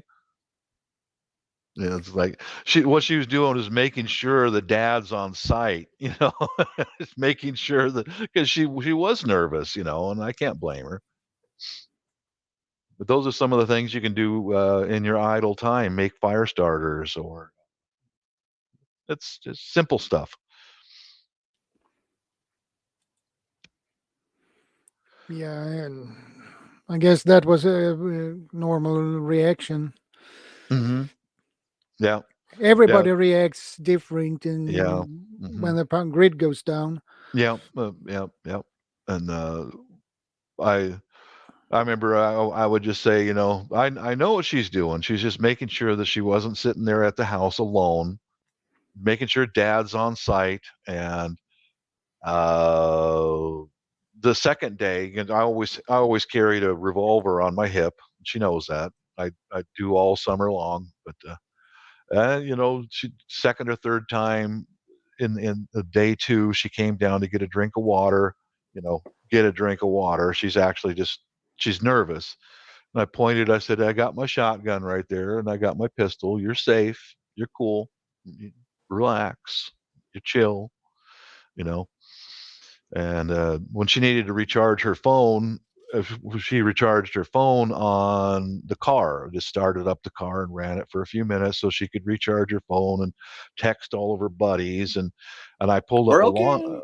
I pulled up a lawn chair in front of the car so she could see me guarding over her.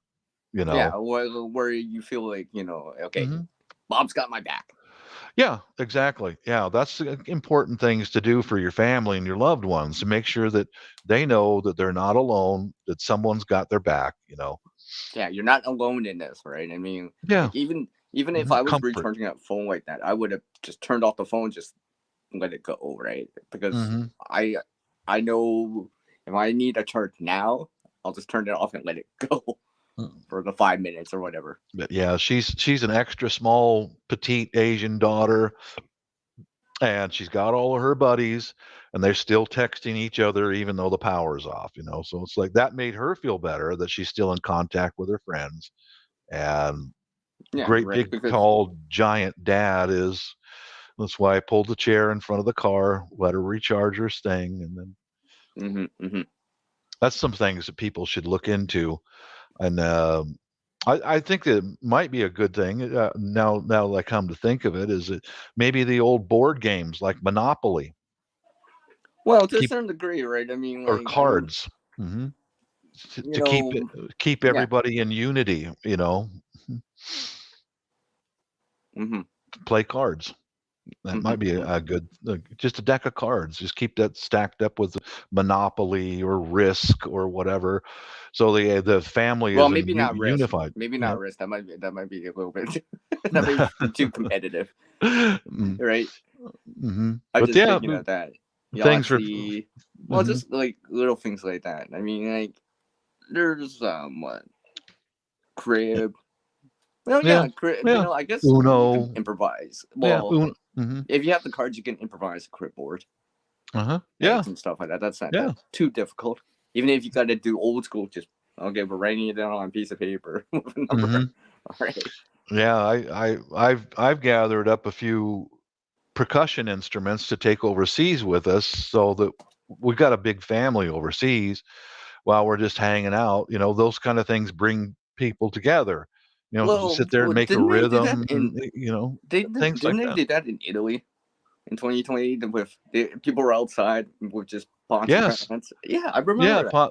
It brought out the morale. Making rhythm among the neighbors and people singing songs, and those kind of things bring together, and it gives a certain amount of comfort.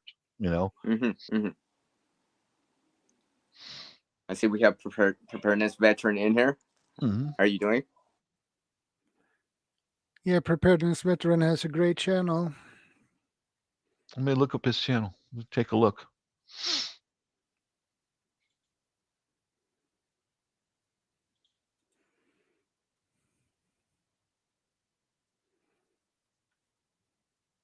Preparedness Veteran. Let's take a look at his channel. Yeah. How are you doing, Preparedness Veteran? I hope everything is okay with you. Oh yeah, I'm already subbed to his. Yeah. Yeah. Yep. Okay. See, Bob. Yeah. You're getting old. It's just like you already done the work already. It's like, oh yeah. I already did it. Yeah. Yeah. Okay. It's easy to forget who you have subscribed to. It is. Yeah. Especially when you have a lot of subscriptions already on your channel. I your do. List. Yeah, because I have wide variety of taste. And also you add that in with the people who will keep a channel for a year or two, then drop off. And like, okay, well, yeah. Yep. That's how it Yeah. goes for me. Yeah, I think things like you might want to put into your preps, things like that, board games, cards, musical instruments, just simple instruments where you don't have to have lessons like the drums and whatever else to bring the family together, and that way you can all be in one room, keep your hands busy doing something, and Yeah, run if you're over. not constructing something to improve your situation, at least then you can increase the morale of the Correct. situation. Good word. Good. Yeah, good choice of words. Yeah. Because even on the per se shows out there, right? Mhm. You see them laughing too, right? And generally they are actually laughing, right? So there's a degree of when you're laughing, it gives you a little bit of a boost for a little bit, temporary, obviously, Yeah.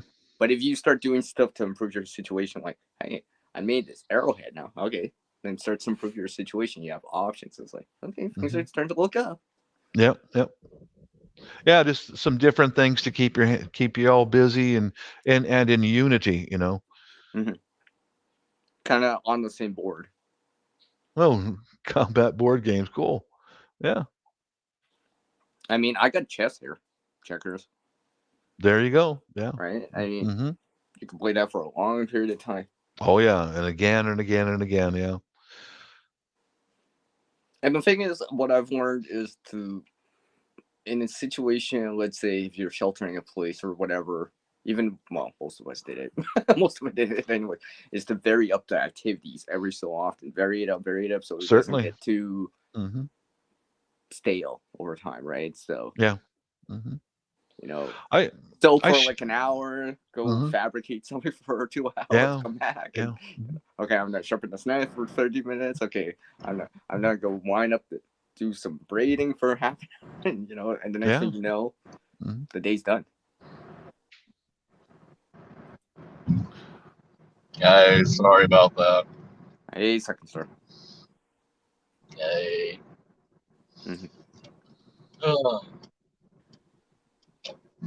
But yeah, I love your idea of telling people, don't just waste their time. Always be productive. Yeah, make good use of your time. There's some downtime. Don't get me wrong, right? If you want rocks, but sometimes I don't like being like that all the time because it just feels. I'm just sitting here and just talking. My friend will be like, "Are you fidgeting against you?" I'm like, "Well, yeah, I'm trying to multitask here." Yeah. I can't just. I get to do something. It just feels like, Yeah. Somehow, right? I'm a guilty fidgeter, man. I constantly have something in my hands that I'm doing, constantly. I know. That's why I lift up my coffee every single 5 minutes. Same here. Yes, you're always prepare coffee at least 1 hour before the stream. Yeah. Yep. Hey. I'm learning from Van City here. She always has coffee. I think we all have coffee. That's one of the staples in our community. Absolutely. Yes, it is.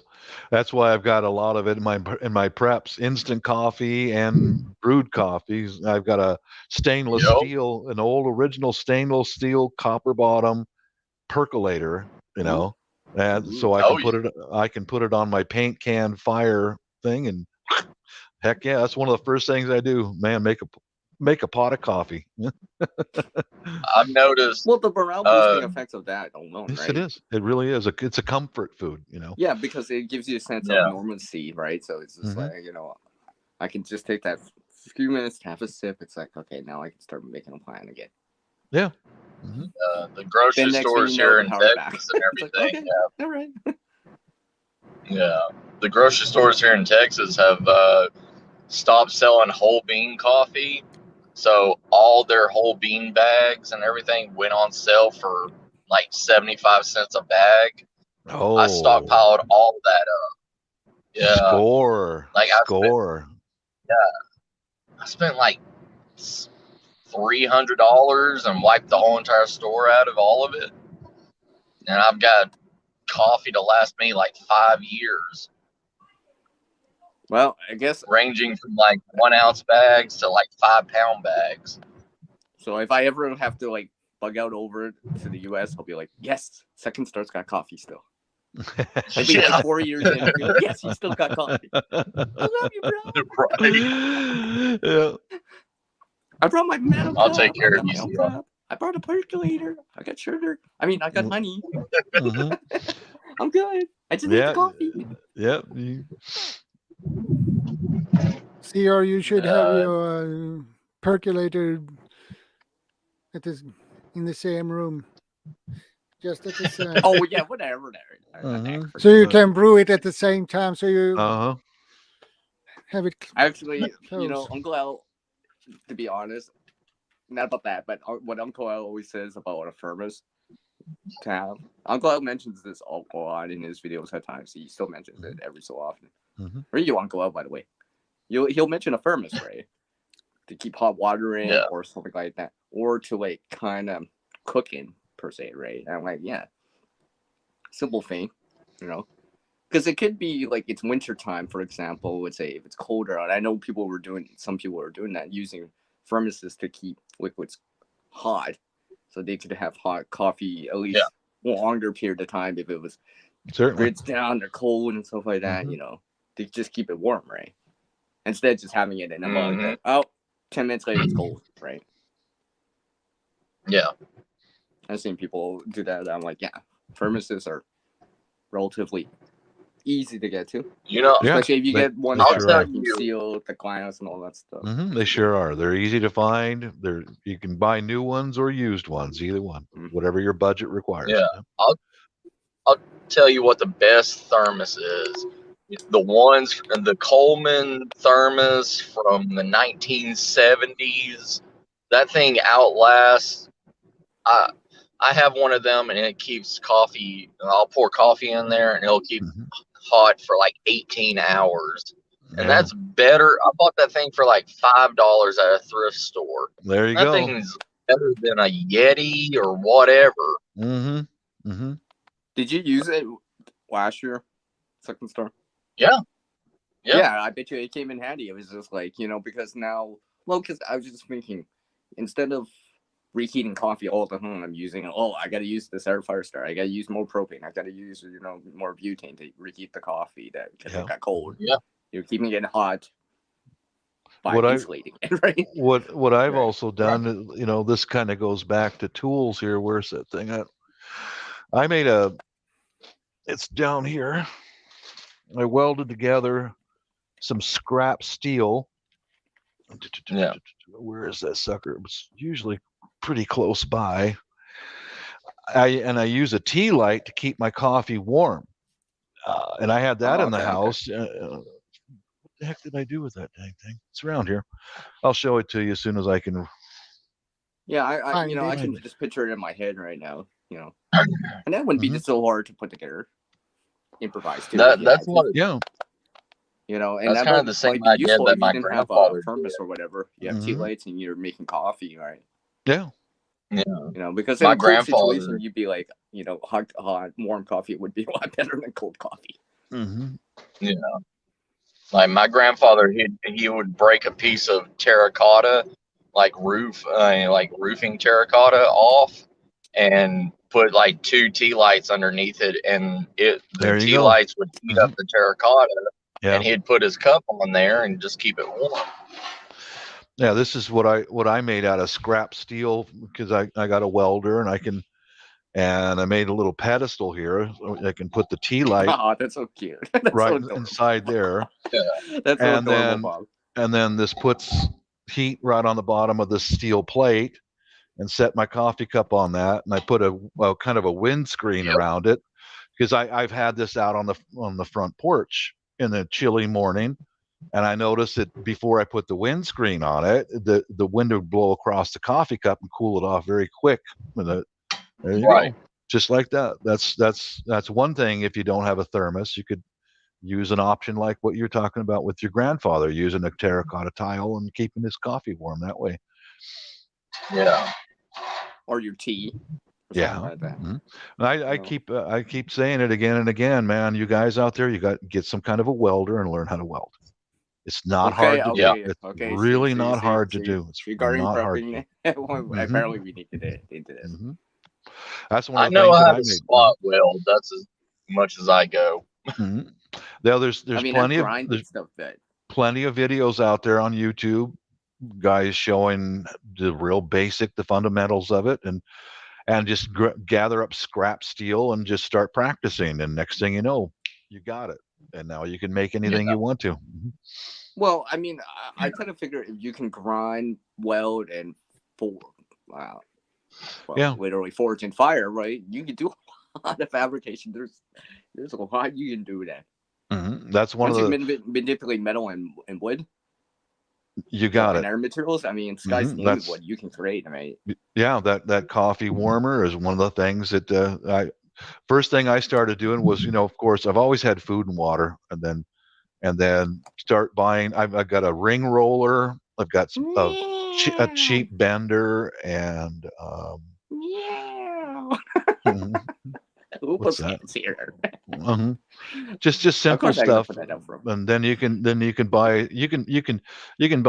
either new steel, but that's expensive. But I a lot of stuff I've gotten is roadside pickups. People put stuff out on the curb. I'll salvage through that stuff.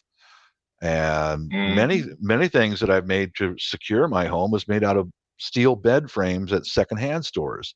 You can buy a king size steel bed frame with angle bar steel for $20. I mean, how much angle bar can you get out of a king size bed frame? Hey, A lot. Hey, Bob. Probably Bob, a I was lot. just thinking, A lot. Yeah. post-apocalyptic world I'll be like, Bob, where's Bob? I need him to fabricate something. Where is he? Yeah. We gotta find Bob, second star. We gotta find him. That goes also back into making good use of your time. Right. Well, you're using scrap metals too, right? So this is like, if they were destined to the landfill, you're actually helping in that case because you're actually reusing it, actually reusing it and recovering it, right? All part of salvage, brother. It's all part of being, salvage, and you can get your steel for pennies on the dollar or for about free. that aspect is because you're actually reusing materials too, right? So yeah, you can be amazed. Useful. Yeah, it's amazing what you can find on the curbside. People putting out in front of their house, free. Just take it. If you got tools and a creative mind and hands, you can make anything you want. See here in the rural parts of the rural parts of San Antonio and everything. Like, I'll drive by somebody's house because people here in Texas like to hoard things. They don't like to get rid of it. They just, they don't want it no more, but they don't want to. Just give it out. That's everywhere. That's everywhere. Let me address this question: Is it true there's a vapor hazard with welding? Open the garage door. I've got a MIG welder. It's all electric. It's not oxyacetylene. That's yesterday. Oxyacetylene is like ancient stuff. You can use that without power, of course, but when you're welding stuff, there's a little bit of vapor comes out. Yeah, just open the door. I've made hundreds of things. I've made hundreds and hundreds of items on this 3 foot by 3 foot welding table that I've got in my shop that I made out of an old chair, and it doesn't take much room, doesn't take a lot of, just almost everything in this shop is made from salvage, almost all of it. The tables and all that stuff is made from salvage. See, that's what's so. I mean, welding today you build from scraps. Welding today is about as poisonous as spray painting inside of a confined area. Yeah, just open the door, and a little bit of smoke that comes off of the steel, and because it is liquid steel, and a little bit of smoke comes off, and just open the door. And if you want to, I got a secondhand box fan, and I turn that and point it to blow anything out of I do that when I'm grinding too, blow the dust out of the shop. And I keep all my tools in these Tupperware containers so they don't get covered in grime. And I just open and go to work. You know? I mean, Bob, when I grind stuff, I usually do wear equipment just because. Certainly, Well, frankly, you should. Yeah, I mean, because if you're grinding, there's hot sparks. I don't want to get it over my glasses. Yeah, you should wear Right. protective equipment. Yeah, and especially well, if I'm Davis grinding has a something point for a long here. period of time, Yeah, or he's using right. machine He's for a right. long period, your protection, right? It's one thing to do it for like 2 seconds, but if I'm doing this for 5 minutes, it's not over time. It's not affecting yours. Yeah, don't weld anything that's galvanized. Don't do it. Just don't do it. No matter whether it's free or not, just don't weld anything that's galvanized. But there is a way of removing galvanizing, but I've done this a little bit, like with some galvanized fence wire. You can get big rolls of fence wire at different gauges, but you take the acid that they use for cleaning concrete. You can buy it at a hardware store by the gallon, and get a plastic container like a Tupperware container, and put your galvanized metal in that, and it dissolves the galvanizing. Then another container with water and baking soda to neutralize it, and then I wash it with soap and water, and that gets the galvanizing off. But I would recommend, at all costs, just don't. I wouldn't recommend that for most people. Just don't weld anything that's galvanized or heat it up or anything, because that'll give you brain cancer. It'll kill you. Walter Davis say muriatic Muriatic acid. acid. That's it. Yeah, muriatic acid. Put it in as soon as you take something that's got there's cadmium plating. That's a lower level of galvanizing. It's heavy metals. You can take anything with cadmium plating or galvanizing, and drop it in muriatic acid, and it starts dissolving it that quick. You can see it boil, and then let it sit in there however long you want, and then put it in water with baking soda, and then after that, I would take it out and wash it, scrub it with soap and water, and then use it for welding. Dilute it back down, right? But yeah, and don't forget the protective gloves and protective goggles. Yeah, nitrile gloves. Maybe some goggles. You don't want to splash that, right? And probably a face mask as well. Face shield. Yeah, but that's all done outside. I don't have that stuff inside the shop. You don't want to have any acid inside your shop open, because that'll start rusting your tools. Even. Well, yeah, you learned from the bleach thing. Yeah, you don't want nothing like vinegar in an open container or bleach in an open container, because that comes out and it just destroys anything that's bare metal in your shop. But generally speaking, to most people, I would say anything galvanized, just don't heat it up. Mm-hmm. Yeah, don't breathe those fumes. You'll be like, how come all this steel has a patina? Yeah, exactly. I guess I could start lost signal again. Again. He'll come back. But the little stuff like what I just showed you there, that's the stuff that if you gather tools and learn how to use them in a safe way, you can make anything you want. I think that's why I like about it so much, because it literally it gives you so much potential, because it just unlocks so much, right? It's just you think you could do it almost, right? Well, providing you have materials. Yeah, and materials. We live in such wasteful society where people throw almost everything away. It's all for free. You just got to be patient and got to keep your eyes open. That's all. You know what's funny? I have to tell you guys, I actually found this tin. I won't show the cover, but I actually found this tin. It got squished. I'm trying to actually reuse it. I'm trying to bend it back together so I can actually make it as a chart. Because I'm thinking to myself, I'm like, well, I need a new chart tin. If I could get this, that'd be perfect. That's what I'm trying to do. I'm trying to bend it back into a chart tin. Here we go. I'll bring the camera down, and Ooh. show you the little coffee warmer in action. And here we go. Okay, everyone, get your coffee on. Yeah, this will just keep my coffee warm because it's already starting to get cold. But this is the warmer that I made out of junk steel. And take that out of there, and then drop the tea light inside of there. And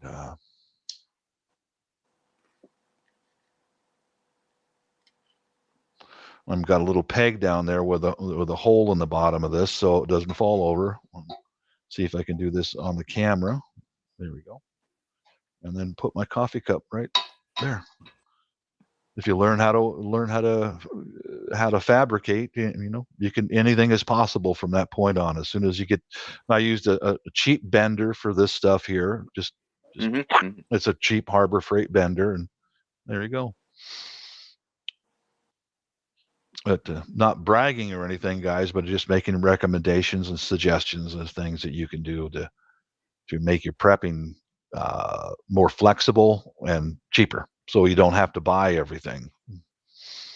Well, yeah, that's the thing about being able to create something is that, even if you lose it, you can do it again, per se, right? Exactly. If you bought something, you actually have to buy it again because you actually don't know how to put it together. It's just like, for example, I mean, I know I always mention the pre-made kits versus the DIY kits, but if you buy a pre-made kit, all right, you lose it or whatever, it gets lost, you might not actually know how to put one back together if you really had to with what you have, right? But doing the DIY approach, you actually learn more from it, in my opinion. And alter it and make it custom to fit your needs. And the good thing about stuff made out of scrap metals is who's going to steal it? Like I've during the summer we've got thousands of addicts that swarm my area during the summer. I can put this out on my front porch, go in the house, go do something for a minute, leave that sitting out there. Who's going to steal that? It's just junk. You know what I mean? It's not any value in it. No value other than to the owner. Well, unless they know. Yeah, could be. But for generally speaking, you can just leave it there, and it's not like if they saw like a lighter or something like that and be like, oh, that's useful. Yep. That's it. Because if I had a thermos sitting out on my front porch, keeping my coffee warm out there, it would go in an instant. Some addict would come by, it's gone. Yeah. Well, you might lose the tea light, but hey, that's okay. Oh, did I just say that? Yes, I did.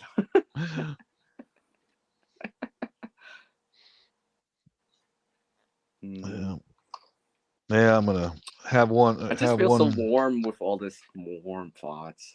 There you go. Yeah. Thank you, Jace. I'm gonna have another smoke, and then I'm gonna go out for my morning walk. It's good hanging out with you guys today. Thanks for having me up on your panel, Shadow. It's always nice to have you, buddy. We gotta see, Garden Prepping. We gotta have Bob on. We'll talk about like fabrication, making stuff with him over on his stream, and it'd be like 2 hours, 3 hours later. Bob will still be like bringing up more stuff. It's like, I know this, dude. Yeah. What? I've been doing this stuff for years, guys. Years and years. I can take he's got the EXP on that. Yeah. Yeah, I can take the ordinary household items that people don't think much about and turn it into something that I can use for a different purpose. See, GP. Yeah. Bob would be on our scavenging team. He'd be like, "Yes, we got Bob. We're good." Yeah. He can make stuff that we find. True. Yeah. I'll be like, Bob, what can you do with this big block of steel? Anything you want, CR. What? Okay. Yeah, Guardian. I sent you an email, so whenever you'd like to have me come up, I'd be more than happy to. Yeah. Well prepared. Yeah, we'll give you some notice, Bob, so that way you can get some stuff ready. Both my shelves are up, so next month I will begin to fill them up. No, I had in mind to I focus was a little thinking. bit on water this time. I was just thinking, with fabrication and tools like that, I guess it's possible to make shelves too. Certainly it is. Yes, it is. It certainly is. And I think today's I'll put out a video today of some homemade rhythm instruments that I've made that are going to go in a box and get shipped overseas, made out of kitchen utensils. You might find it creative. Yeah, it's creative, man. And most of those kind of videos that like the ones that I've got instruments that I bought from Amazon, and the ones that I've made myself, I send those to my family overseas so they can kind of keep in touch and they can see what I'm doing and stuff. So yeah, I think I'll stack those up and then show you what a demented mind I have. Yeah. I have something to show you guys. I don't even think I've shown Shadow or Garden Perfect or Second Star. Mhm. Because you were talking about metals, right? Mhm. For anyone that's familiar with crock pots and stuff like that, and you're familiar, there's an insert on the crock pot, and then you put liquid underneath, and it's like a double boiler, right? Yeah, correct. Yeah. Mhm. Like this, right? Mhm. I've decided to use this in terms of, because this I know can handle a fire, because I actually put this over hot coals before. I've actually boiled water in this one, and the thing is, it's got little handles on it already. Right on. Right. Mhm. So, I mean, this is a nice container too, right? I mean, Yeah, it is. Yeah. I mean, it's not round, so I can't. It's hard for me to find a lid for it for boiling purposes. But in terms of like putting it in a backpack or whatever, it fits because, well, it's more square or rectangle to fit in the backpack versus a round mess kit or something like that. And it's got more surface area, so it should actually boil faster or cook faster because it's got more surface area. That's why compared to if I used like a metal water bottle or something like that. Well, that's why your name is creative. I know. Mm-hmm. Yeah, it's got little lips that go over, so I can lift this up with sticks. I don't even need, and stuff like that. And I There can you hang go. this, and You're because smart they came guy. in a set of 3 in this, right? A middle one and another one that looks like this. So I was just like, and the thing is, I scored it up for free, right? I mean, like, obviously I washed it out real good and stuff like that. But I was just looking at it, I'm like, yeah, it's in pretty good condition. It's not scratched up or stuff like that. Because I've seen people make like rocket little stoves with cookie sheets and stuff like that. Oh hell, Bob! If I gave Bob a bunch of cookie sheets, he'd come back with like a rocket stove for me.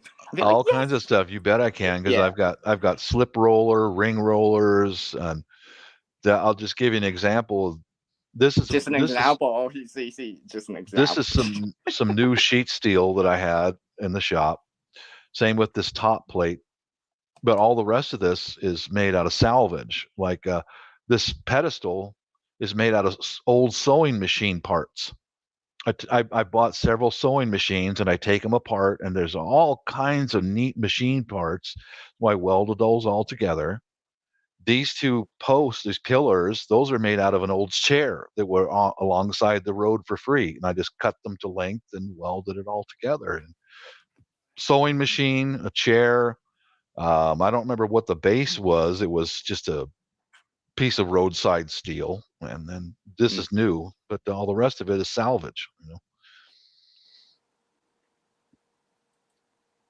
Get what I want. And if you really had to, you could use the fire starter that you made like an hour ago. Yeah, I've got a stove stand, and a paint can is what my wife cooked on overseas for most of her life. Just a paint can. You cut some holes in it, and I've got that inside of a pedestal or with a swinging door made out of salvage junk. And I can open up the door. I put a door on it so light doesn't come out, so we can cook outside, and there's very little light showing, and just use a little. I made little fire starters with some pre-dried, pre-split up pieces of wood that are in waterproof containers, and put the the paint can inside of a pedestal made out of bed frames, and we can light up a fire. Nobody knows, because if the power's off, you can see a fire way over there. But that way it's Well, concealed. yeah, you see sparks. You'll notice those kind of things there. Because for anyone that's ever been in a blackout or where the grid's been down at night, it's just like it's pitch black unless it's like unless there's moonlight, right? You see, oh, there's sparks over there. There's like and stuff like that. You see these things they're more noticeable because you don't have that ambient light, that light pollution, right? So and your eyes start adjusting to low levels of light. So my son, in fact, there's one house down the street that's got a generator hooked up to their circuit breakers. You could see that house for miles at night because they have all their lights on, and they're the only one who has all the lights on. So my son had bought us a generator sitting right over there, and I unboxed it, assembled it, and got it all with oil in it and all that. And I made an agreement with him that we can put the generator on the side patio where it's not within plain sight and run it during the day to run the refrigerator. But at night, candles and a lantern only. I don't want people walking by and seeing that, hey, they've got power. I'll recharge my phone. The only time you're running the generator would be when everyone else is. Right. Well, kind of like that gray man approach where you're like, doing what everyone else is doing at the same time. Like that. Yeah. So you don't stand out in the crowd, because I'm in the suburbs where I'm surrounded by hundreds and hundreds of people. And I made an agreement with him that we'll use that, but only during the daytime and only to recharge to keep the refrigerator cold. And maybe recharge our phones or whatever else. Yeah, and that's it. Yeah. If you want to recharge something else at that time, now's the time, right? Or else you better have solar power running for your devices or a battery bank or something like that. Because I'm not running the generator to charge your phone at 2:00 in the morning. Nope, not doing that. That ain't gonna happen. Nope, not gonna do that. The problem is, if you let one person recharge their phone, bingo, that will spread like rings on water, and then you have the whole neighborhood at your doorstep. I know that does happen. Exactly. I've seen videos out there and where now you've got people milling around and allowing someone to recharge, and then next thing you know, people are playing extension cords, and there's like 10, 12, 14 people recharging, waiting for it. It's just like, plus that many more eyes on you, and people are smart. They're going, this guy's got a generator. What else does he have? Well, yeah, because why are people? Why are so many people over there, right? Well, that's a situation I want to avoid. More noticeable because you're not staying low key, right? And stuff like that. Because I was just thinking in a situation like that. I mean, I think it was like due to flooding or something like that. I was just like, tons like that. I better have with the extraction of power from EVs if the grid struggles.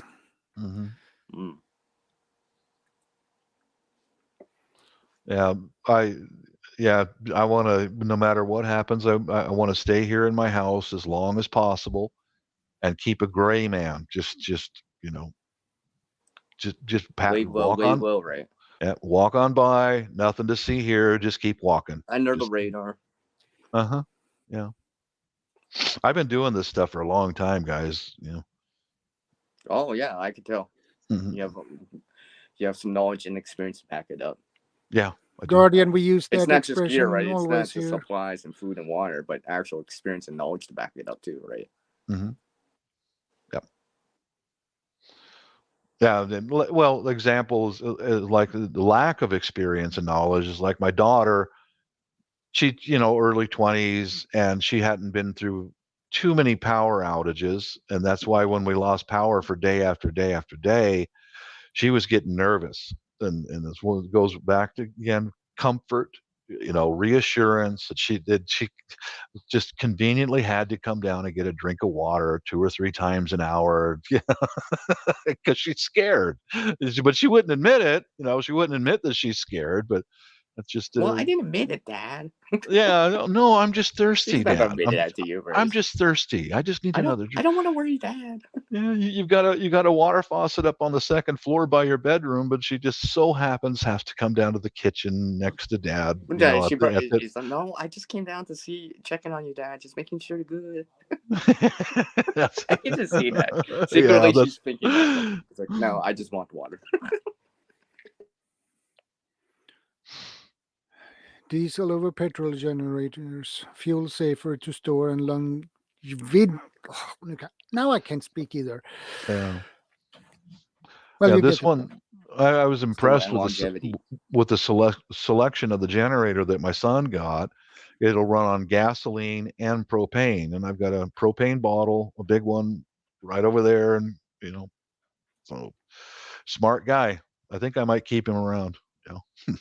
Yeah. All right, guys. I wish you God's blessing and peace. And I'm gonna put on my jeans and go out for my morning walk. And thanks for having me up on your panel. Yeah, I got my coffee ready. I'm ready to go for a walk. God bless everyone. God bless. Stay safe. And then there was only 2. Yeah. I was just thinking, Shadow, and all these things give you more to work with, right? Give you comfort. Well, not just convenience, obviously, but, you're not stressing so much, right? Because you have some semblance of normalcy or reality, right? Not everything's like kind of all lost, right? You have the stress level goes down, and when the stress level goes down, you're thinking better, in my opinion. Because if you're in that fight or flight response a lot of the time, it starts to wear you down, right? It starts to wear you down. Stress does wear you down over time. Well, preparedness veteran. Anyone here taking extra measures due to the Ukrainian situation? Well, I'm a little bit worried about that.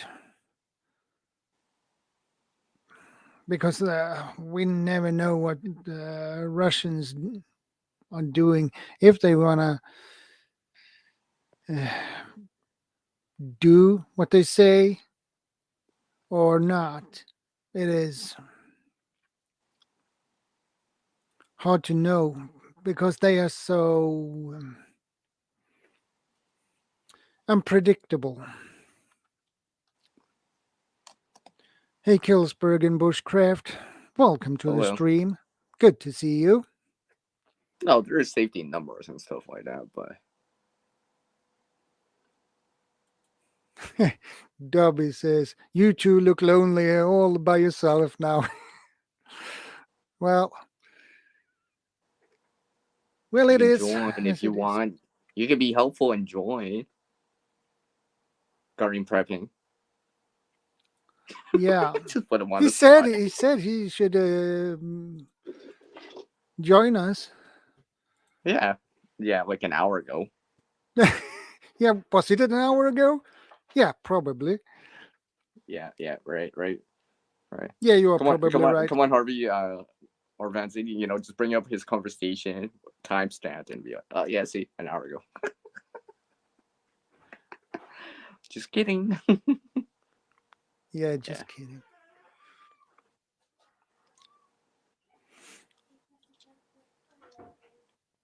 Anybody else who want to join? Oh. Okay, Guardian. That was hilarious. He just said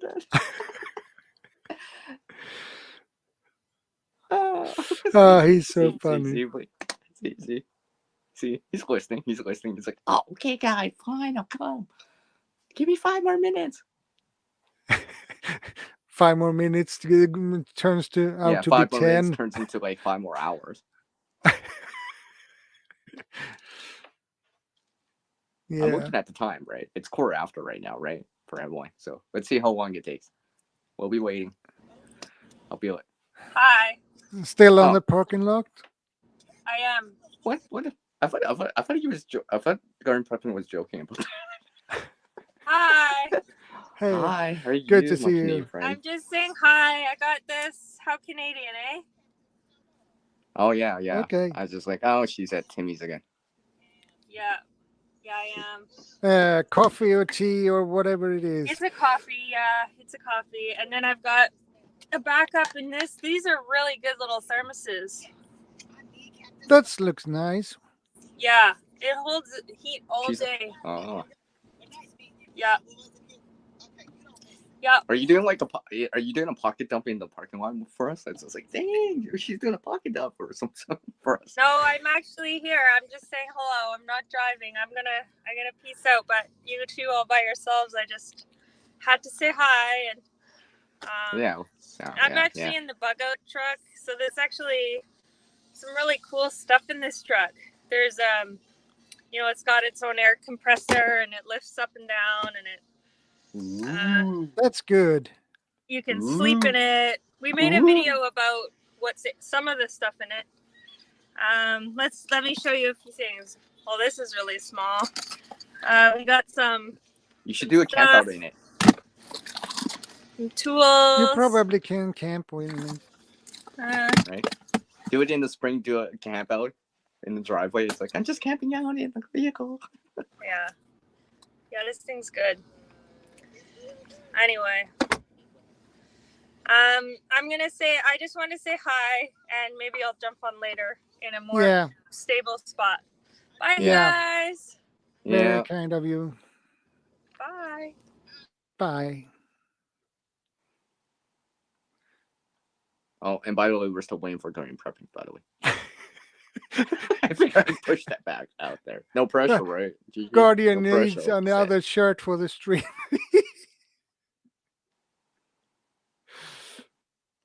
Oh boy, that's Guardian. Well, yesterday he changed shirt. I believe it was 3-4 times. You're not supposed to say that. You weren't supposed to say that. You weren't supposed to say that. Lol, give me like 15 minutes.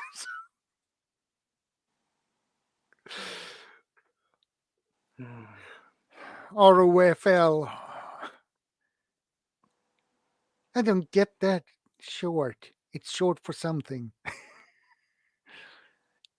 ROFL. Rolling over and laughing. Yeah. Yeah, that thing. I'll just say it like that. You know what I mean. Yeah. But yeah. He used the Discord version of it.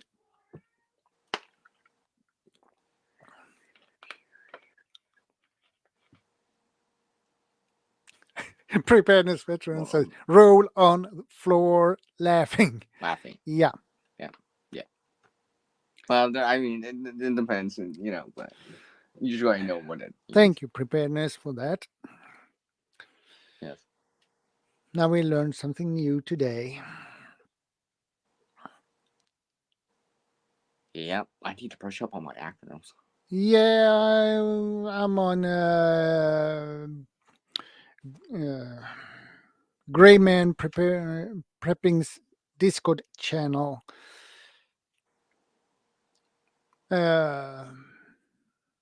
So if Harvey probably can give you the link to Harvey will do it in let's say 5. to there's a time Greyman delay. Prepping's Discord Discord channel. Now I'm thinking about that now. Well, Harvey finds everything, so and besides, he's Harvey will be on that. Let's see, he's a mod. 20-30 second delay. Okay, so you. about 10, it is 9, 8. Right now. He probably always already has that in a text document. He's like, hold on, guys, I'm just finding. Okay, copy, paste. Yeah, Harvey can send the link. I'm on many Discord. Okay, that is a channel I'm not on.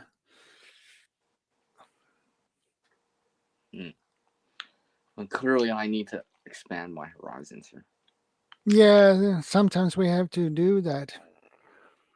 Yes. You know what's really cool? Well, I shouldn't have even mentioned this when Bob was here. How Bob goes up, uses scrap things.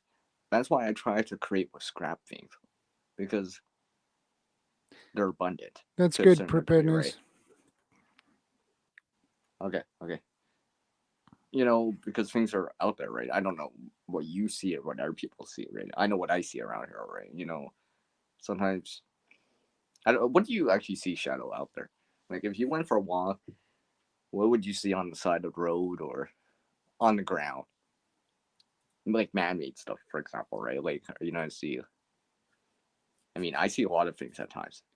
I mean, even for me, like zip ties. I actually see zip ties too, right? I mean, like, and sometimes, they're connected like this, right? And if you have the right tool, you can actually undo these. Yeah. Right? And stuff like that. So I have a whole drawer full of zip ties that I found. Right? I even found like reusable zip ties before. I was just like, that is something I need to get as well. Thanks for the reminder.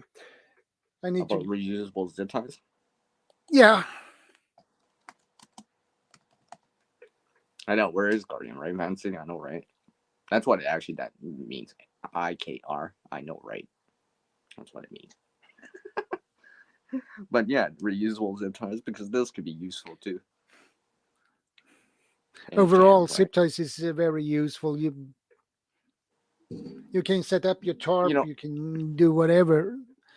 One-handed. Everything, I would use them almost everything. For me, I would use them as disposable. I can't tie it, or don't want to tie it, or I have to give it to someone, or I only have one hand, then I can't make the top line hitch. I can't do these kind of things, unfortunately.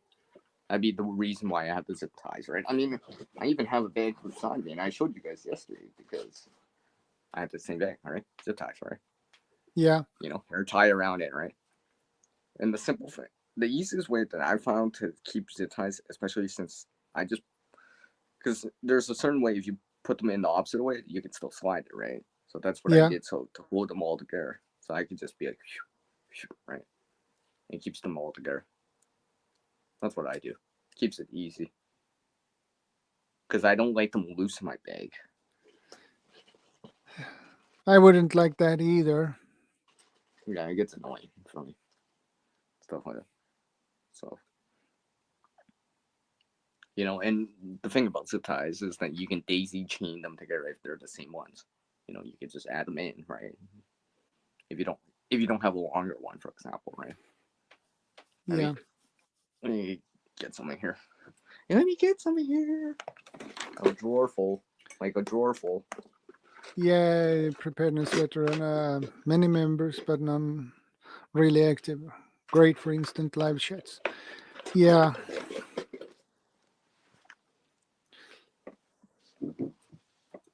I actually had to reorganize the drawer. Oh. Finally he shows up. Hey, that took only 10 minutes, not 15. Yeah. Anyways, I was gonna say, see, I have more zip ties, right? And that's the same. I keep them in the same way, so I can easily just be like, pull them off, right?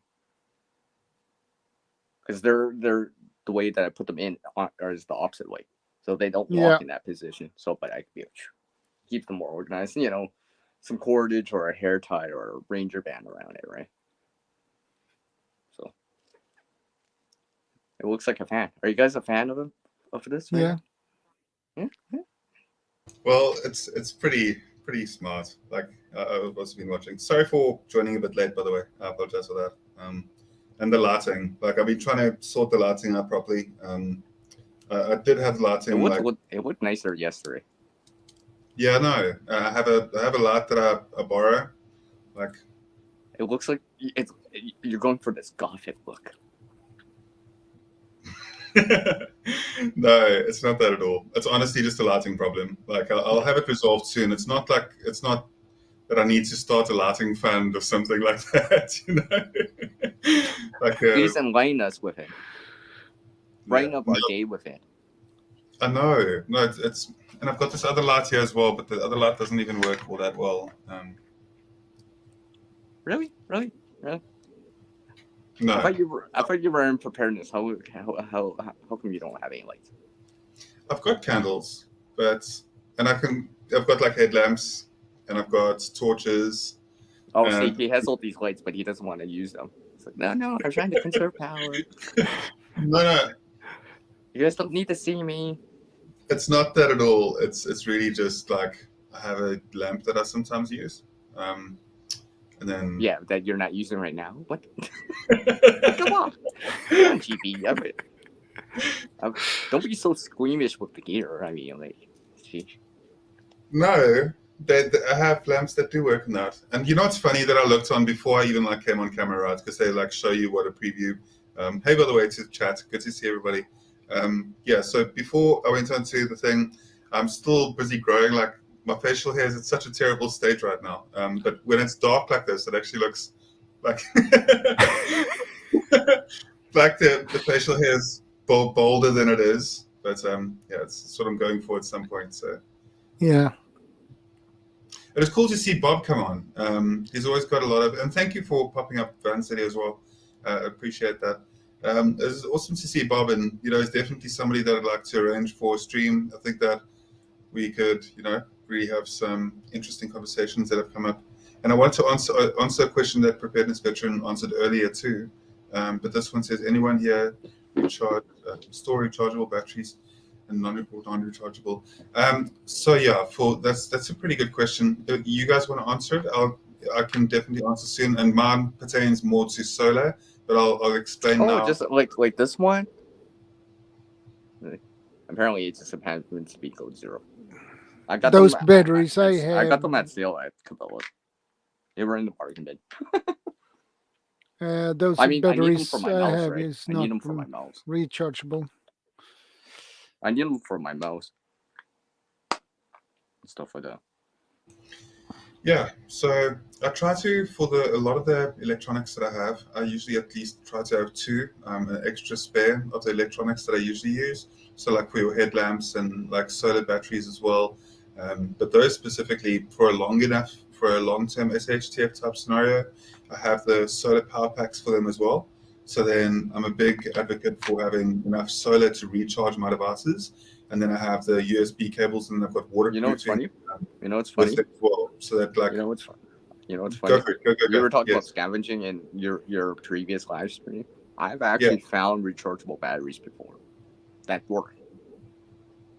They hadn't been out in the rain. I mean, I don't think. I don't think they work. They still work. They still work. It still works. I was just pleasantly surprised. I'm like, really? So it's possible to find stuff. Sometimes it's luck, right?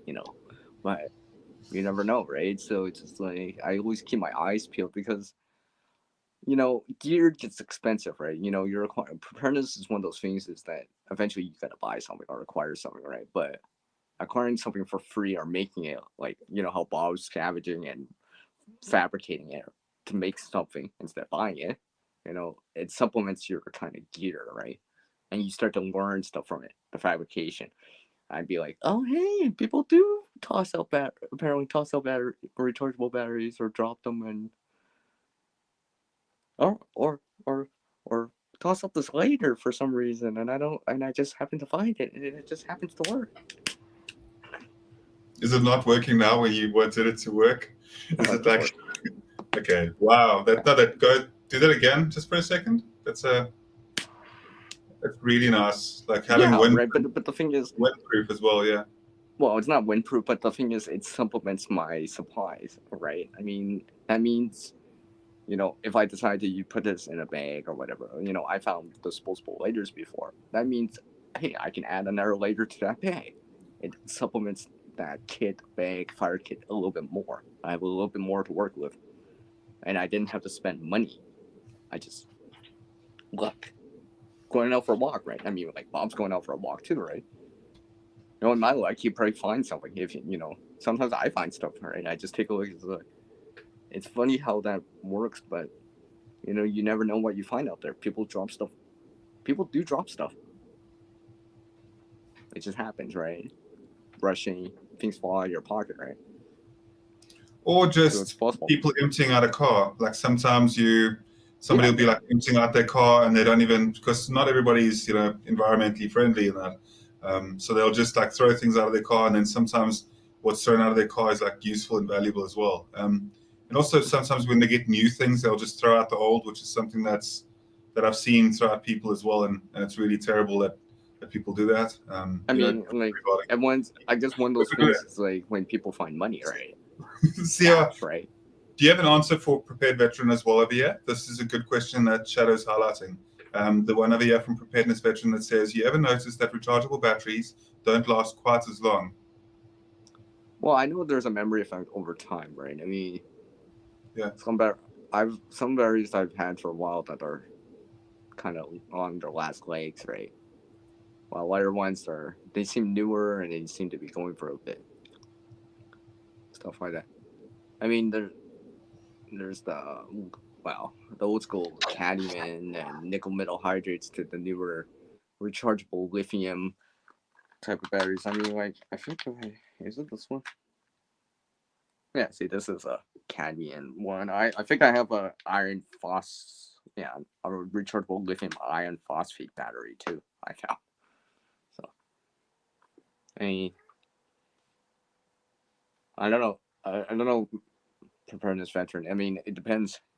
I mean, because it depends on the device that you use it on. I mean, high drain, low drain, just light, or is it, you know, used to like, you know, power like a drill or something like that. So. Yeah, I know that there's that with most batteries, you know, as they extend their life, as they get depleted and then recharged as well. I'm sure, you know, it works with the same way that larger batteries, I think, does, but just on a smaller commodity. You know, say for example, with certain batteries as well, they usually have a bit of a shelf life. But I think, well, there's only so many recharge cycles that you can get out of it. Yeah. Eventually, it will die. Just hopefully not in the first year for you. You know, hopefully you're getting like 5 or 6 years out of it, right? A substantial amount of time. It will eventually die. The battery will deplete to a point that you won't be able to use it. Are you familiar?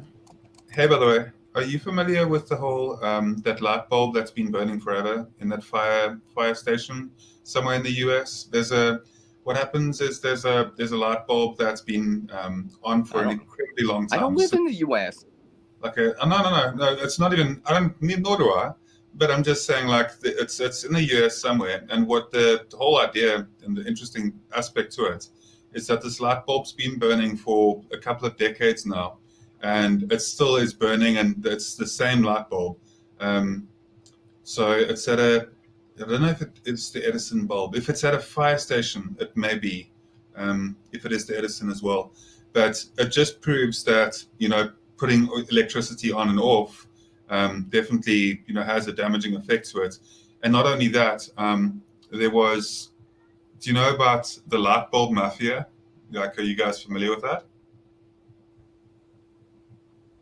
So, okay, I'll give a very quick description. So what the light bulb mafia is, there was essentially light bulbs were being made, and then sorry, I see that you got a question, Bushcraft, there as well. So I'll quickly wrap up this one. So light bulbs were being made, and because they were being made and they were lasting for a really long time, the manufacturers of the light bulbs couldn't keep selling light bulbs. And obviously, as their primary industry, it's all about selling light bulbs. So they had to actually come together and wipe out competition and across the board essentially make it so that all the light bulb companies were basically selling light bulbs that had a kind of a shortened, an intentional shortened lifespan, so that the sale of light bulbs could continue. So it's the whole light bulb mafia thing, and it's pretty interesting if you look into it. And it's there's a documentary called "This Is Why We Can't Have Nice Things," and it's on YouTube. Like if you guys want to at some other point in the future, or whatever, definitely jot it down. But it's called "This Is Why We Can't Have Nice Things," and it'll explain to you exactly like what's happened with the light bulb industry and how a lot of the manufacturers these days make like almost a shortened extent, like a shortened life value on their products, so that they can essentially. Well, yeah, because disposable things technically resell more often. Yeah, precisely. Yeah. Razors were like that too. But yeah. Yeah, and it's unfortunate. But yeah, what was the question here? But Here, I'll read it out. So, Yeah, but go. I have a question. How much training and rehearsing, I believe that's the word, of your plans do you guys do? One thing they have done is that unless you have trained the things you plan to do, it never works well. So you speak about rehearsing, like family rehearsing and rehearsing drills and like knowing the best way to get out and that type of thing. Getting the dirt time.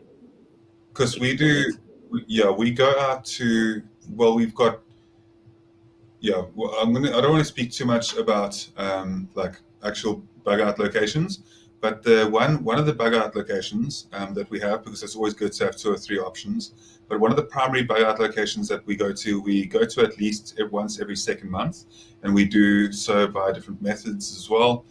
That's usually the best way for us to do those type of drills, just in emergency, and there's different routes as well that we've taken on occasion, just familiarizing ourselves with those routes. So yeah, there's a lot of training that goes into that to a degree, and also making sure that everything's maintained out that side. That the communications are also strong. There's a lot that comes into part with that, but absolutely, definitely do so. And then just everything, like the way that you prep in general, the way that you're learning more about like whenever you learn about any survival skill in particular, then that always kind of is preparation and practice to what essentially you'd need to do when things completely fall apart. So yeah, that's a very good question, by the way.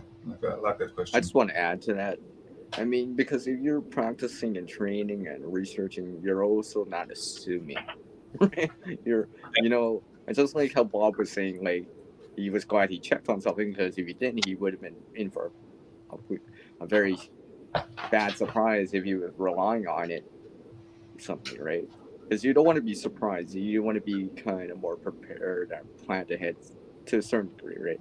And you have a plan just in case that failed. A backup, a contingency plan, right? That's where the redundancy comes involved, right? Backup, right? Oh, so this is where Bob is. I mean, where 4 is. Good to see you, Thor.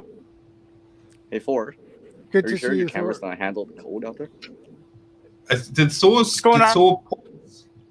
Yeah, he did. That's amazing, Thor. I wish that my pause frames of my face looked the way that yours did. See you guys. Look like photos. I'm gonna head back out because my internet's sketchy back here, but I'll jump on when I get back to the house. Well, now it's Okay. stable. It's stabilized a little bit, and it looks really good out there. Like that area is so beautiful, Thor. Like that You is know what's amazing. funny? It freezes right when he's up there. No.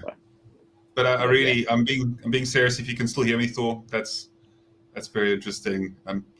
Yes, so preparedness veteran. I'll speak on this just for a minute, and it's something as well that I find quite interesting. Go for it, CR. I got interrupted by 4 now. You want to joke already? I'm sorry. I got interrupted by.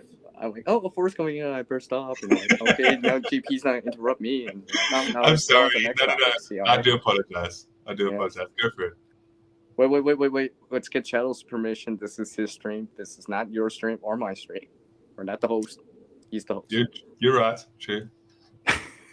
I'm just kidding. No, but not to put Shad. No. CR, wait, not to put Shad on the spot or anything.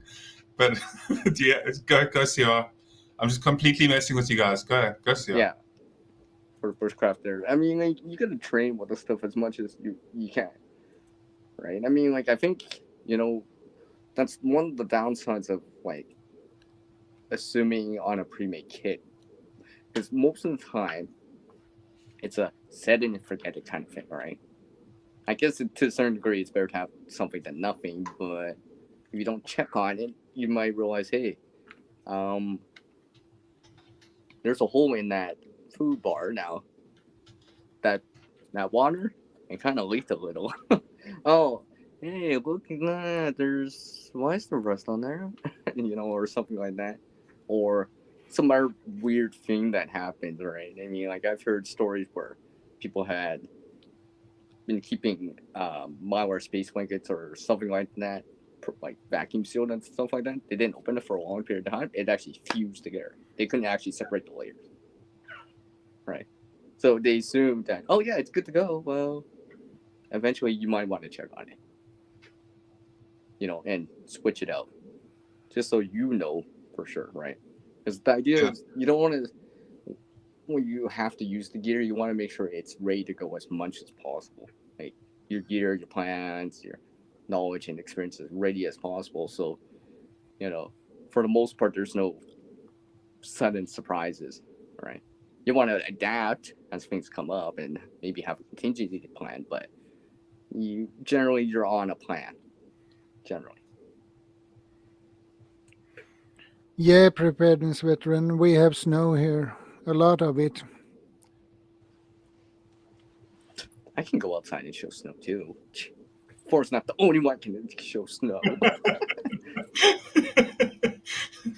Yeah, no, like Thor's. It's just that Thor's in the deep woodland as well. So that plus well, the it's snow. really sunny outside, so it's just gonna look really white. Yeah. For him, it was kind of overcast or cloudy, so you can actually see him a little bit more. If I go out there right now, you'd be like, "See, all right, it just looks white." It'd be all washed out. It's still really like even that though, like it's still really pretty because I mean it's something that we don't get here. So like I'd love it for it to have a bit of snow every now and again. Like we never see it. And then, but Mrs. GP would be like, oh. No, she's not a big fan of it. She doesn't like the cold. She'd be like, okay, I'll tend to the fire. You go outside and have your fun. Yeah, there's exactly. Yeah. So Killsberg as well also mentioned something that's quite interesting there about medical kits and opening things that you haven't opened for quite a while. Yeah, that's because you're assuming again, right? It's leaving like, them. Yep. You're assuming again. I think this is why people like clear packages because you can see through it, even if it's vacuum sealed or sealed. Yeah. Right? Like a Mylar bag or whatever, right? Technically, you can't see inside of it. You're always gonna be assuming that it's still good. Most of the time, it probably will be, right, for the most part. But it's that rare chance. It's just like, how'd that get in there? How'd that get in there? The thing is, the thing is, even with those, with some of your kits as well, it's just if you work with the like even with your changing out your food supplies as well, if you actually work with that food on a regular basis and you don't just go and buy a whole bunch of MREs and then just store them forever and just hope that they're going to be there for when doomsday comes kind of thing. It's a very impractical way of looking at preparedness as well. Like having things that you know that you and the people around you enjoy and actually trying to keep those things on rotation to a degree. That's really important. And it's not really always looked at, in that type of way, just to make sure that you do have a decent amount of supply. Well, yeah, I mean, that's what Shadow's going to have to do with the food on that shelf he's developing too, right? You don't have to cycle through that. Yes. Every so often. And they're looking good. Monthly maybe or whatever. Yeah. And stuff like that. Like even for me, for cans and stuff like that, I'll take a Sharpie, right? I'll write on it. Because it's easier to see it. Right? It's easier to see it on the label. I could just be 2023, okay. All right. And because the original best before or best or better before, sometimes it's really small, hard to see, wears down. And, but those, like that's always debatable. Like the best before thing as well. my Well, I lighting. know it's debatable, but I tend to write that down so I can know when to start cycling. Just so I'm using the more older stuff first, as much as possible. So I'm cycling through it and being like, okay. Yeah, preparedness veteran has a point there. Look for DID, date integrity degradation, as a first indicator. Okay. It's used for medical stuff, I believe. Well, the reason why I like to write stuff down like that per se is because then it's an inventory too, right? So if you're checking on your bag or whatever, right? Let's say for example you have, well, regardless if it's MRE or whatever, right? Let's just say a can of soup or whatever in your bag, right? You would know, be like, oh yeah, this is dated for 2023, so still looks good. Look at it, it's good still, right? It's still good till the end of the year, for example, right? That way you mentally have checked it off as, I've checked it, still in good condition, the label still looks good, all that stuff. There's no rust or bulging or anything like that. Because I do the exact same thing with prescription, well, let's say, per se, medicine, pills, or anything like that, right? Pain pills, for example, anything like acetaminophen or something like that, right? Because there's no expiry date, right? So that's why I always make sure I have the expiry date with it, right? Because I use I buy in bulk and put it into a smaller baggie, right? So I put some in there, let's say 6, write the date on a piece of paper, put it in with the baggie. So next time when I'm checking later, I'll be like, oh yeah, I still got 2 years on it. Still looks good, never got wet, still good, right? That way you're not assuming much, right? Stuff like that. And you become more organized too, right? Because you're taking the steps, right? This stuff is actually next month, for example, right? Maybe I should try to consume it sooner than later, right? For example, or if you actually have to use one, it's not an emergency situation. You'd be like, well, these ones are supposed to expire next month. Maybe I'll just grab one from here, and take the time to cycle that out right now, right? While it's still relatively non-emergency situation. That makes any sense. Yeah, that's also the preparedness veterans. It goes inside with coincides with preparedness veterans comment there. Like even spoiled food can be used as bait. So that's something where yeah, I mean that's true too, right? That's true too. Yeah. For whatever, right? I mean, birds, wildlife, and stuff like that, right? Yeah. Even mice. That's a way of reusing something if you had to, right? Mice and rats, if you're desperate enough. Like, I mean, it's food. It's protein. Like, whichever way you look at it, it's not. Yeah, for this veteran, I agree. Yeah, things can be forgotten. Right. I think that's another reason why sometimes I'm not a big fan of pre-made kits, because it's that set and forget it mentality. Right. I have this one bag. I can actually probably set it and forget it for like 3 months if I want it. But I'm done checking on it anyways, just in case. Because I know the food's good for the rest of the year. I just have to make sure. Yeah. Right. There's no rust on the can or whatever, right? Packaging still looks good, right? There's no holes or whatever, right? Nothing got into that. Like, let's say, you don't want something, hey, there's a whole hole in my freeze dry bag. Kilburden. It's like, how did ants get in my freeze dry bag? Or something like that. That DID system, that DRD system from Prepared Veteran, I remember that one. I'm actually taking it down just as a note on the side, just to remember. Welcome, Lisa Jean Greener. Good to see you. Hi, Lisa. Sorry,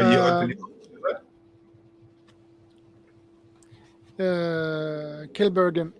This one is made 1987. Never opened.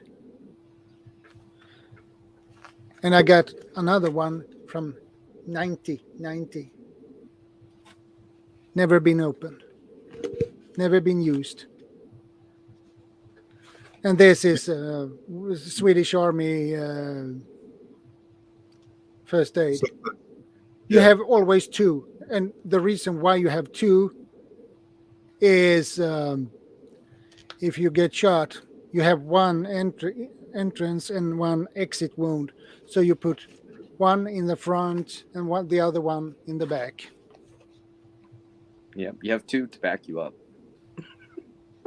Yeah, you can also you can customize medical. You obviously when you're customizing your medical kit as well, the amount of customization that you can do is pretty interesting depending on your family and group type, your mag as well, like what the essentials would be, and then just turning a regular medical kit as well into like a proper Personalized, medical. customized.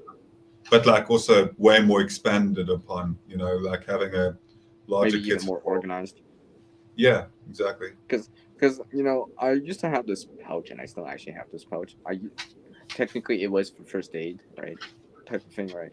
This is a larger type of boo-boo kit, right? It was just one pouch, and I hated it so much after time. Like, God, this is what I got. It's cool and all, right? And it's just but being one pouch, nothing was organized, so things would just fall down to the bottom and stuff like that. So I'm like, enough of this, right? Enough of that. I'm gonna reorganize it and use something that has more organization, just so I could just very quickly be like, hey, I gotta, even something as simple as, hey, I need to bandage something up, right? I cut, sometimes I have cut my fingers. When you're working with tools, unfortunately, Yeah, flip of course. up, you're tired and stuff like that, right? I'm like, I remember when I cut the back of my hand by accident. Literally by accident. I must have been tired or something. It was really stupid, right? So I'm just like applying pressure. I would go back inside, get my first aid kit out of my bag, right? I'm holding pressure, right? I think I put my hand above my hand, right? Because elevated above the heart rate, right? My pressure, right?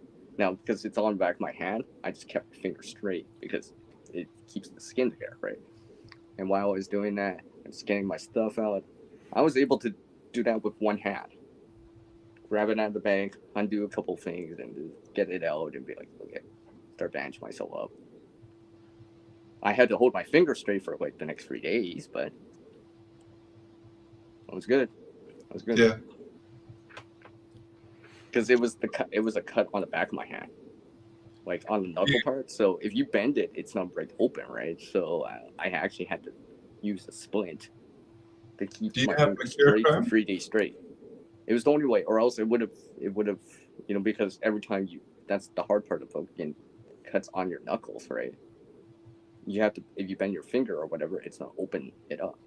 So I'm trying to keep my skin together so it heals and joins back together until it, joins back together. Then I can start bending it later, right? So 3 days of this. It's annoying, but do you store mercurochrome at all? Mercurochrome. I'm not familiar with that. We call it monkey blood here. Mercurochrome is a really, really good solvent and solution as well that can prevent against when you get cuts. It cleans cuts really efficiently and very quickly as well. So mercurochrome is something that's locally used quite a lot. But yeah, as I said, the term of it is monkey blood, because often what happens is when kids are being monkeys and they get like a cut or like a bruise, well, not a bruise really, but like a cut at like a pool or something, or they'll get like a cut when climbing something. Then, for the kids, it's called monkey blood to make it sound like, if they're being a monkey, to make them laugh, type of thing. But then, yeah, so mercurochrome is really good. And then also, if you speak about those type of things, colloidal silver is a really good thing as well. My mom-in-law stores colloidal silver. So it has a large amount of use. I need to up my game on the medical. Yeah. I clearly need to. No, there's medical also needs to be as high as the fire. Yeah. Well, or something like that. There's actually, if you want to, there's pretty interesting courses that you can go through, like just standard courses that you can take. Your medical first aid 1 through 3. I mean, beyond ABC, right? Well, Yeah. indeed. No. I think there's me too, and stuff like that. Yeah, my mom does a lot of nursing. Like my mom's been a nurse for the longest time, so like she's been a nurse for all my life, really, as far as I know. Like, well, as far as I can remember, she even when she left like college, she like went into nursing, and she's a registered nurse, and she's always spoken to me about like medical stuff, and I've always had a bit of interest, because I always thought it was pretty cool, like playing doctor and pretending to like that type of thing, like just when you're younger, just knowing that you want to try and like help people as well, and also being in situations where you just want to be able to assist people when they have injuries and stuff, and so it was always just very interesting. But Colonial Silver, their preparedness veteran as well, also mentioned it, and then charcoal, like there's a decent amount of usage that we can get from charcoal.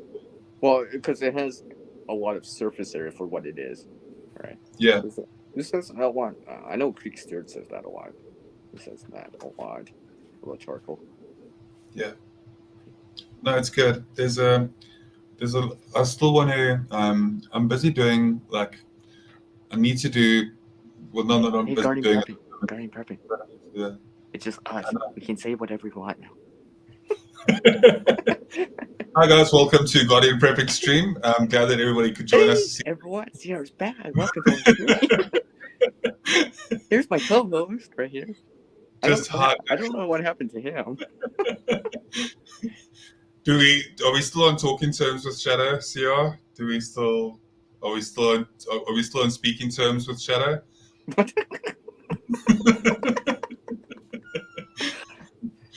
And yes, everyone, see, I decided to put on the bag. Ever since that one comment, I went, I know, put it back on. Yeah, dude. When I'm thinking to myself, it's just like, and you should join me, Garden Prepping, on one of these streams, your mine or yours or whatever. Just wear a bag the whole time through. Because the reason is, it's not just to get used to the weight, but it's just like, because if you can't handle just standing back around, in the building. sitting around with your bag on, it's gonna be much more difficult to walk with it in the time of need or run with it, right? Because if I can't just do this, I'm not gonna be able to just run, probably not, or go like 50 kilometers or whatever if I had to, right? But if I can do this, at least it gives me a sense of, hey, maybe I could do this 50K or 25K if I really had to. If I haven't done it already. You have Kilsbergen?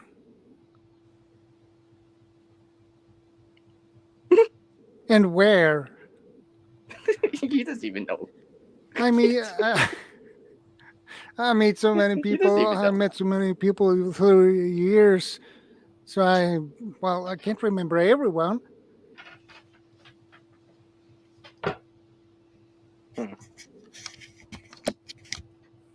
So where did we meet? See, now Garden Prepping is just going back into shadows again. No, it's better. I actually put the lights on now. It just gets like, it hurts my eyes after a while. I guess because you're saying there's only one light. Where did we share a room, buddy? Use red. Hey, Garden Prepping, just use a red one, right? It's supposed to work. It's supposed to be less demanding on your eyes, right? Red light. That's what. The which one? Yeah, no. The only one I've got is this one at the moment, though. Like a red one would work, but I'm just thinking. Now I remember. That's where they meant use a shadow. Oh, that's cool. That's cool. The CBRN course, yeah. That's really awesome. Yeah, now I remember. Yeah, we were roommates. You looked concerned at first there because you couldn't remember, but now you do. You look way more relaxed. So who's stalking me? Oh, never mind. It's just a roommate. Just kidding. Yeah. No, that's really awesome as well. I'm actually going to check your world after all, right? It's just kind of small world after all. That's cool. Yeah, I'm definitely going to check your channel out quickly, and then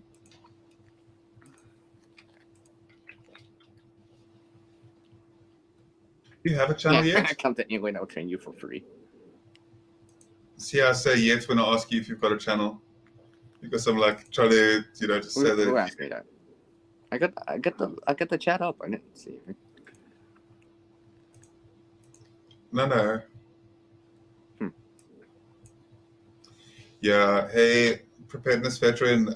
I'm telling you, if like I actually have a really good resume. That's the funny thing, right? Like I have a very good career behind me, and people excellent references from very well established careers people as well.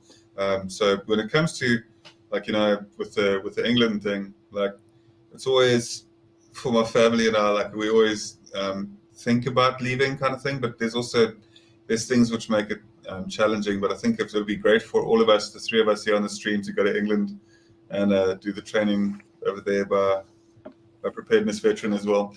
So yeah, it's definitely. I just walk in with a backpack on. And it's like, oh, there's CR. I think he's got that bag on again. I know, no, it's when anybody says, I know you weren't even really directing it to any of us in particular, but just to come to England always sounds like a good thing to do. It's it's crazy here where we are, and it's I don't know. I hope it's getting better. I believe that it is. I believe that it's going to take a while, but yeah, hopefully my country can get a lot better over time, and it's what I would really like to see it. I don't know that because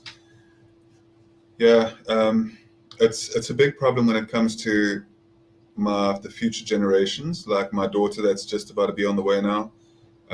My daughter and my little one as well. Who's 9 years old now, because if you know the laws that kind of are stringently against my daughter just for being who she is, it's pretty rough. I've got to think about that's the worst thing about being in this country is that the cards are completely against her. And if you research into what I'm talking about, I'm not going to even mention it here, because I don't usually mention that on any live streams at all. But if you know about South Africa's current predicament, you'll find out that that we're in a really rough situation regarding politicians and the way that politicians view us, us as people in general. The politicians try and cause division everywhere you go in the world, and it's just ridiculous. I'll never buy into their nonsense of trying to divide people and that type of thing. But it is irritating to say the least, when I know that even if that no matter how well I do, and no matter how well my little ones do, my children do, they will be definitely there are majorly things that are posed against her, even if it's ridiculous. I won't go down the pipeline more than I already have, but those who know what I'm talking about are familiar with it. But yeah, there's hope that things are going to change in the future as well. We can hope that the country and the politics and the way that things are right now improves, and that things are made more fair. That's all I ask for, really. I know you said you had to go about 10 minutes ago. You had to go in 10 minutes. So I know that you might need to leave soon. That's because he's listening to you. He's like, oh, I gotta hear what GB's got to say here. 10 minutes later. No, that's why I enjoy a good game of chess. Sometimes, with a bit of banter in between, because it takes so long, so you can just. You play chess? Chat a little bit. I love chess, yeah. Well, maybe we could play online one of these times. I'd love to. That'd be awesome. Hey, we could do that. Hey, we could do that as part of the live stream. Hey, people can take bets. It's like, who's gonna win? Who's gonna win? I know. I told you preparedness veteran. I realized that it's been roughly about 10 minutes since you said that, so it's no problem at all. I would definitely chat to you soon, and thank you for the support. I really do appreciate it more than you realize. It means a lot. Take care. Maybe you could join us. I don't know if you also play chess. If you could join us at some point when CR and maybe Shadow would also play a bit of chess with us. We could get chess tournaments starting up and see, test our might. Maybe testing that a little bit.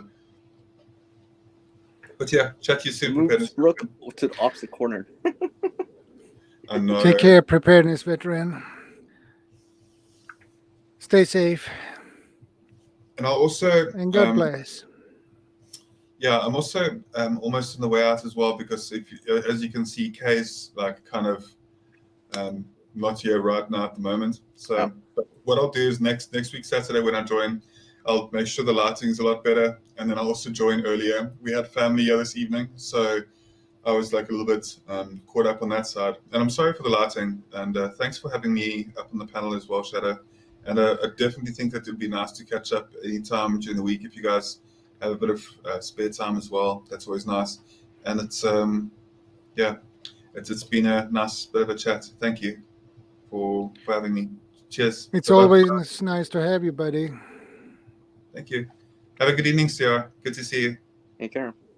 Yeah. Chat to you soon.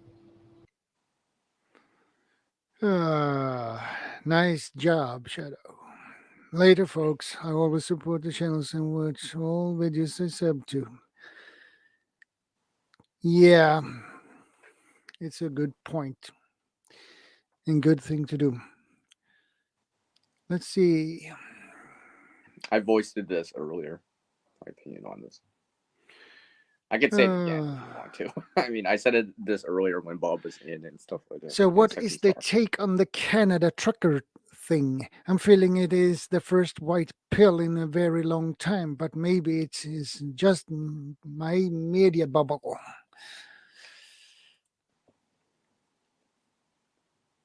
What do you think about that, CR? Well, like I said to you when you covered this originally in the beginning of the month, it's only been like 2 weeks, right? Yeah. What I said, and I said to you offline too, more other things too, but just to reintegrate again and say it again, for everyone that didn't see that. I mean, I at least said in that stream when you can actually see it. Oh, jeez, seriously, I'm getting notifications where when I'm talking. I'm like, come on, I'm trying to talk here. So you could see that I'm saying the same things generally. Isn't that what I said back then was, regardless of what the outcome is, still need to prepare for it, right? Regardless of if it went this way or that way, right? If it went south, went north, whatever, right? I mean, because when things happen out there, you gotta be ready for them as much as possible.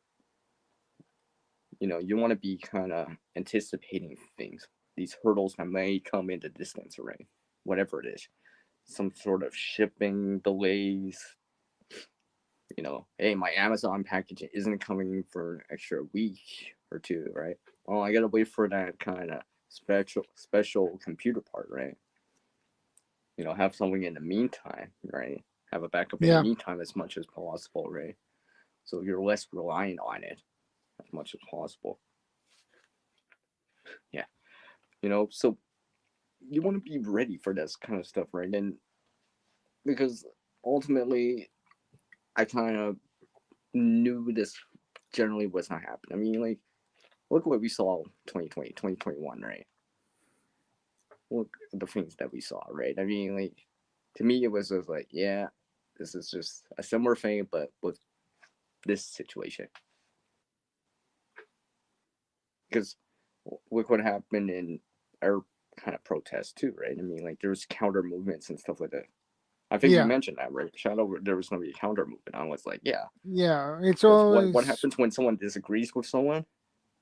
Confrontation, which means that they're then trying to... It's like a pushback, right? I was like, yep, just waiting for that pushback. And there'll be another pushback, right? Because it's just kind of, you're confronting, right? It's just like battling, right? Or chess, right? It's pushing back and forth, right?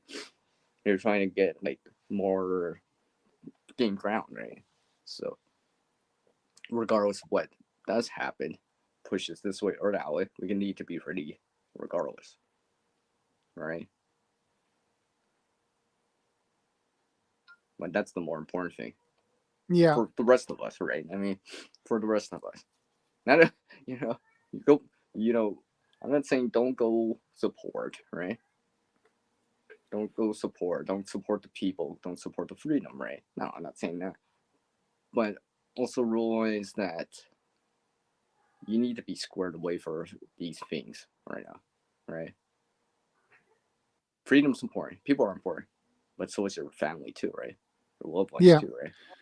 You know, Yeah, because family they're is looking important. up to you, right? Let's say you got children, your wife too, right? You know, Yeah. you know, because you know, even if you're doing it for the right reasons, right? Well, what about them, right? How would they not feel? You know, you left me for 2 weeks for this, and we have no food here. You don't want to go for that type of situation, right? At least say it'd be like better to be like, okay, I gotta go for 2 weeks for this. This is important, but don't worry. I left you with 4 months worth of food. There's plenty of water. You know, here's the combination to the safe. You know, I'm just a Yeah. text message away, right? You know, if it's important, if I need to come back, I'll drop everything for you because family first, right? This freedom thing, people think is important, but you know, community matters too, right? So, I RNG, RG Homestead. So that's my take on it. That's why I'm trying to like be more proactive right now, right? Even more as much as possible, right? Because like I said to Uncle Al, I've said to other people, we're still in the rising action of this story. Yeah. You know. By the way, where is Uncle Al? He's usually pop up. Yeah, Man. no. Uncle Al, we miss you, Uncle Al. Yeah. Oh, I've been mentioning Uncle Al like 3 times already. I do listen to him, right? And because like I said, I think this year, to be honest, we're gonna be confronting on multiple fronts, right? I'm not sure exactly which fronts, but there will be multiple fronts. It could be natural, man-made, civil, whatever, right? But we will. I mean, if last year or the year before had shown us, I mean, there's multiple fronts. It's just more of it's coming together. Stuff like that. So that's why I'm going to be ready as much as possible, right? Yeah. You know, hope for the best, plan for the worst. You know, and don't assume, right? Don't assume everything right now, right? I'm assuming the worst, but I'm not planning for the best. I mean, I'm assuming. You know what I mean. You know what I mean. Plan for the.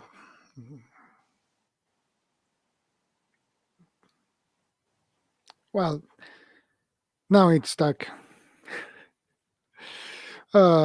Like I said, it might just be my media bubble, but to me, it looks like it is a thing that made quite a few people see a common goal.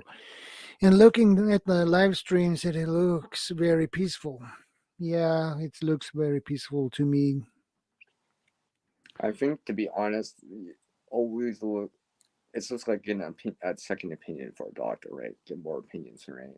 Talk to other people, get more intel before you assume this or that, so you can make a logical choice. Be like, yeah, you know, where other people have shown everything, get multiple views on it, right? Multiple angles, right? Because even in the U.S. back in, was it 2020 or 2021? During those kind of demonstrations, for lack of a better word, right? I was watching multiple angles from it, right? Just seeing it, right? Yeah. You know, just so I know, get a sense of everything, right? I was just like, yeah, not everyone was out there to loot. Some of them were out there. Some of them were actually out there to help people, right? You know, I know they were. Unfortunately, some of them got caught in crossfire too, right? That's how it is, right? Unfortunately, that's how it is, right? But not everyone was out there for, well, bad things. But then again, not everyone was out there for good reasons too, right?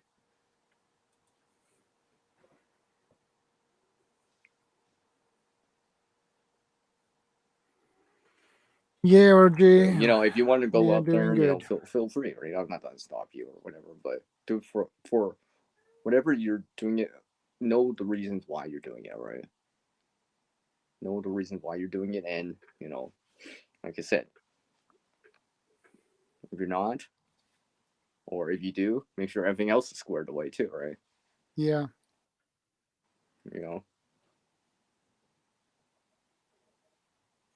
Like family's important too, right? I mean,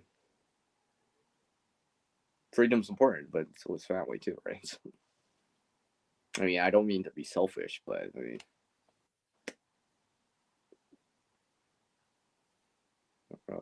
sometimes to help yourself is, I mean, to help others, you gotta help yourself first, right? That kind of mentality.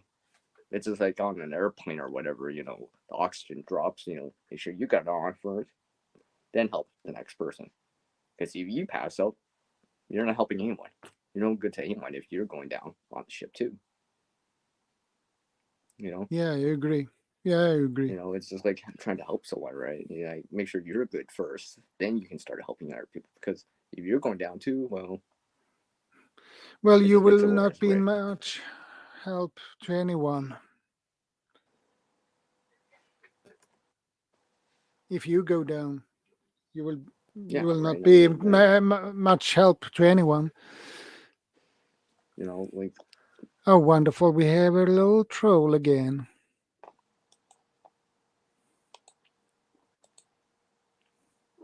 A Russian one.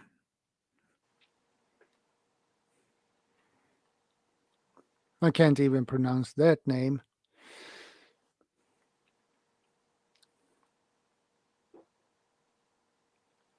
get out of here. I just wanted to say that. I just like saying that. That's the ideally do for it.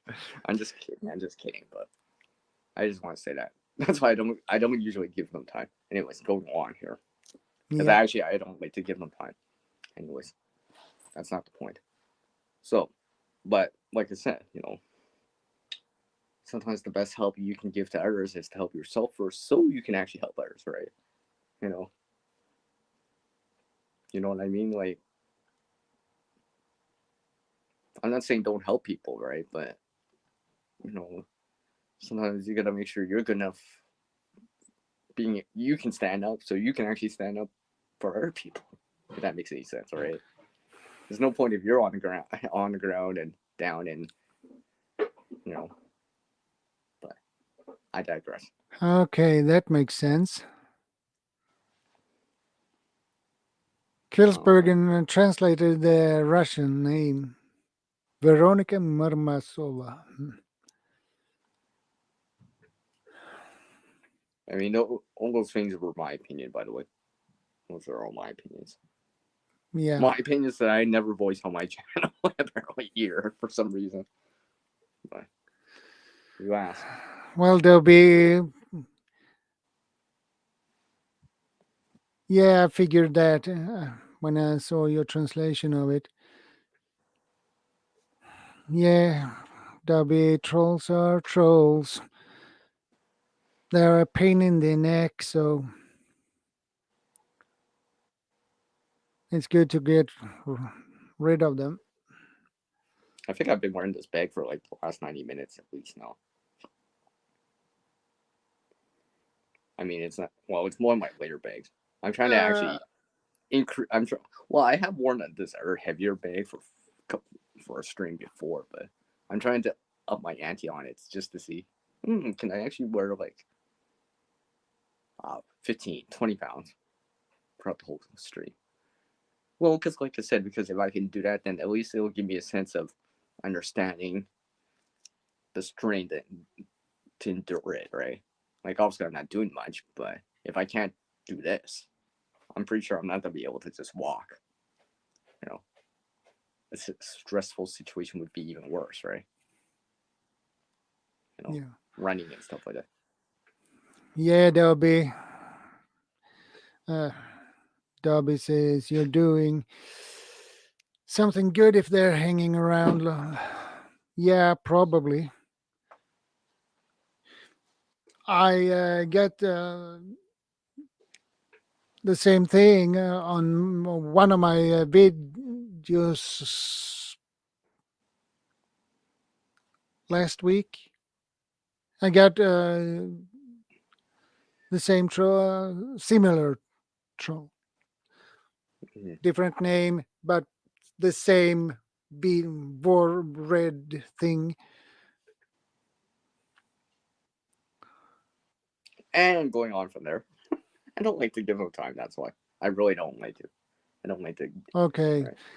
Yeah, because I don't like Phishing doing them bots. because this is ours. Well, your stream, but we're streaming, right? So on topic as much as possible. You probably Yeah, correct, right. but I that's why see I them don't as even give it time. troll Don't even give bot. it time. Well, in Right. that case, I probably do something right if they send things like that to me. Troll bots, we call them from now on. More than meets the eye. Oh, but yeah, I mean, like I said, Chettle, this is why I've been doing this a lot more now. It's just like, just randomly doing it. Just doing it now. Yeah. You know, hashtag wearing a backpack on the stream. Because actually, I don't see that much. Like, I see people making videos and stuff like that, right? But you can actually see live that I'm taking off and I'm actually still trying to move around with it, right? Do stuff. Yeah. Yeah. Okay, different subject. What do you guys like to use to sharpen knives? I mean, that depends what you have access to, right? If you got the money to buy something more elaborate, that has the angles and stuff like that, right? And what you can bring with you, right? Some of those sharpeners you're probably not bringing in a bag, right? A little bit heavier, right? Like a big sharpening stone, you might not be, have it in a go bag or a buggo bag, right? Or even a go when you get home bag, right? But you have a little miniature one, right? You can still get the job done. It just takes longer because it has less surface area. I mean, Well, yeah, at the moment, exactly, right? If you're at home or in the field or on the road or whatever, right? Or at the even in moment, your I vehicle, have right? these. That's the diamond, right? Yeah. Yeah. This I mean, is there's also what I have at the moment. yeah, I mean, stuff like that. I mean, it also depends on what you're trying to sharpen. Well, I know you said knives, but there's saws, there's axes and stuff like that, machetes and all that other stuff, right? And I got Fish hooks and stuff like that if you want to get more technical, right? Not everyone has that, but let's just say knives. I got this let's one. just say knives. Let's just say you're sharpening up a Mora or something like that, right? I mean, because I think you want to get the angle correct, right? Because you don't want to dig too deep, right? Because obviously sharpening always removes material, right? Unlike honing or stropping, they always say, strop your blade more often, right? Because obviously sharpening always removes material over time, right? It would take a long time for it to get really down, but I mean, every time you sharpen and you remove material, it's just the way it is, Yeah. Sometimes if That's I'm sharpening, I'll hone or strop first. Only sharpening if I really need to bring it back, right? Or you rolled the edge, you chipped it, something like that. May warrant for sharpening. Generally, you probably could just strop, right? And even if I do sharpen, sometimes it's like, really light, right? Just enough, just remove a little bit, right? Because you can always remove more, but you can't add back metal back on, right? So that's my take on it. I mean, there's,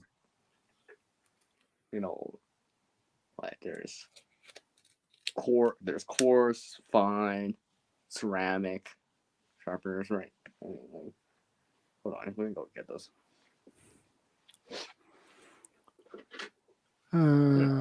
This is like a segue. This is like a segue to our last stream. Garden perfect.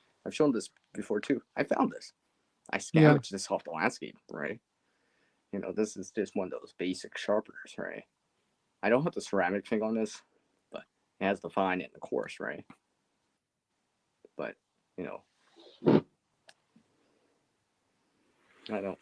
These are not the best. I know, not compared to a sharpening stone, right? That has a high grit level, like 800 and such, right? From coarse to fine to extra fine and so forth, right? Where you're getting like a nice mirror edge on that bevel and stuff like that, right? Yeah, 4,000, yeah.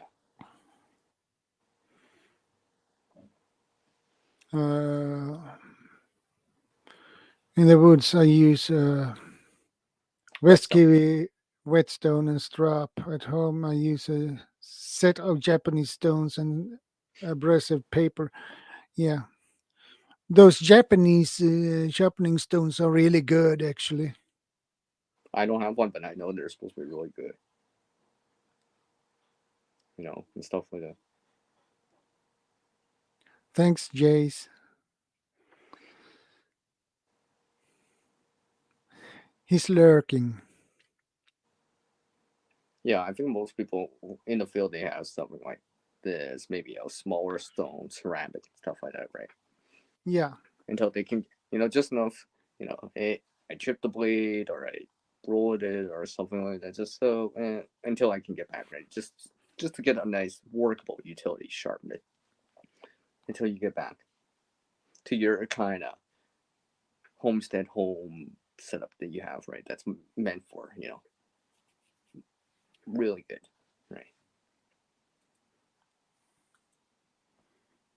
Did I ever tell you that I actually sharpened something with the back of a mug, the bottom of a mug before? I tried that before. I tried that once. I found something, right, and it was just funny. I'm just like, it was dull. I actually brought it back to the sharpness with just that. That took a while. Yeah, I try to remember. I've tried natural stones, right? I've tried that out because it may come to that too, right? Like, for example, if you had your personal survival kit tin, supplemental survival tin or whatever, you may not have a stone in there, right?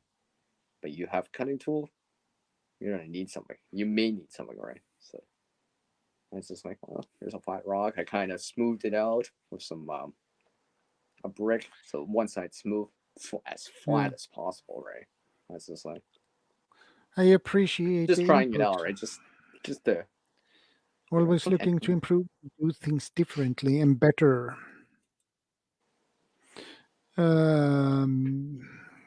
Kilsbergen says, I make knives for sale, so it is why I have the set of stones. They are good but expensive and not something you really need as a just ordinary yeah, user. it's because you have these items because it's work related, right? Someone like me, I don't have it. So, I know they're good. I know they're good. But I have heard that they are really good stones, good quality stones. It's because it's an investment for them, right? It's just like, if you were like a construction guy or whatever, you invest in good boots and stuff like that.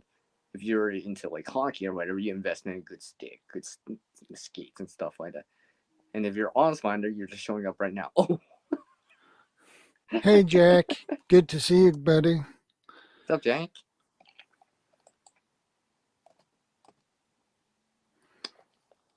Oh, what was I typing? But yeah, that's a good question, right? That was a good question. And stuff like that.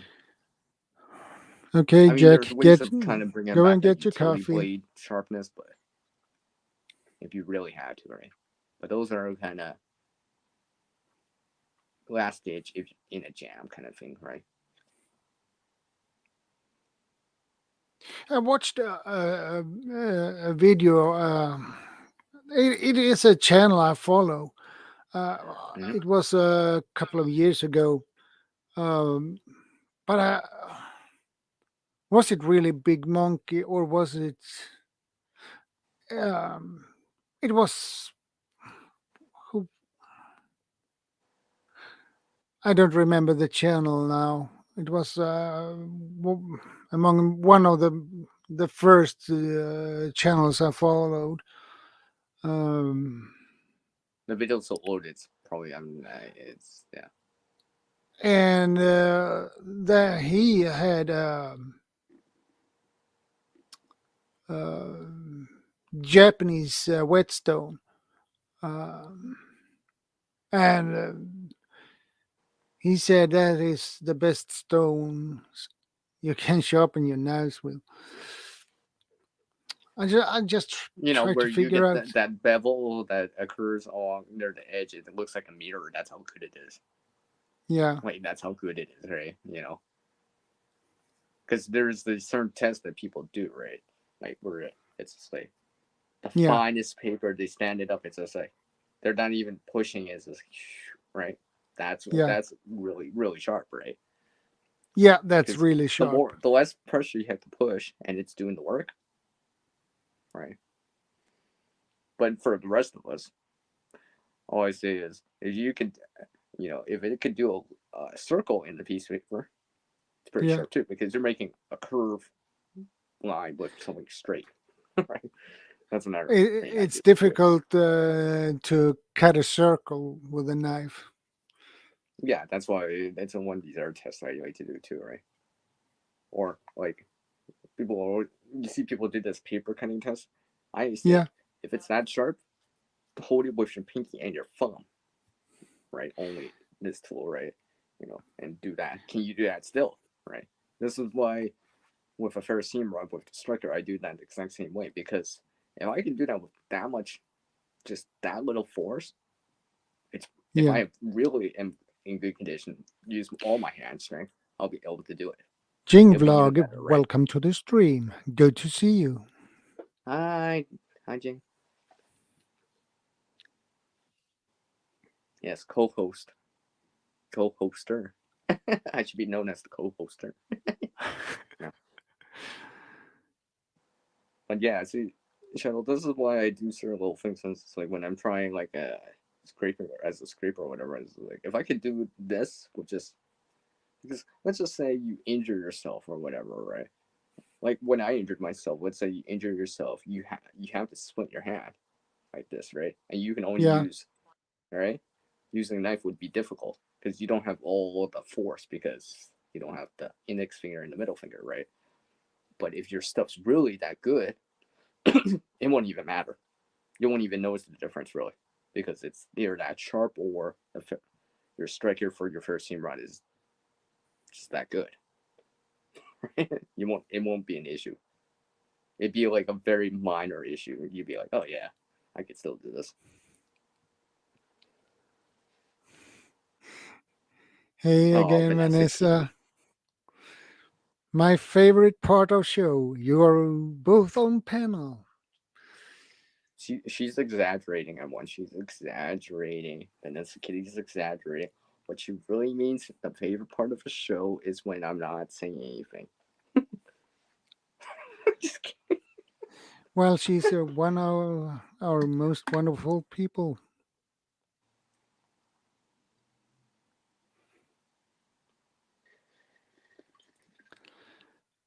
Kilsbergen says a knife really only need to be not to be dull for 90% of uses. The last 10% you need to be a pro to do.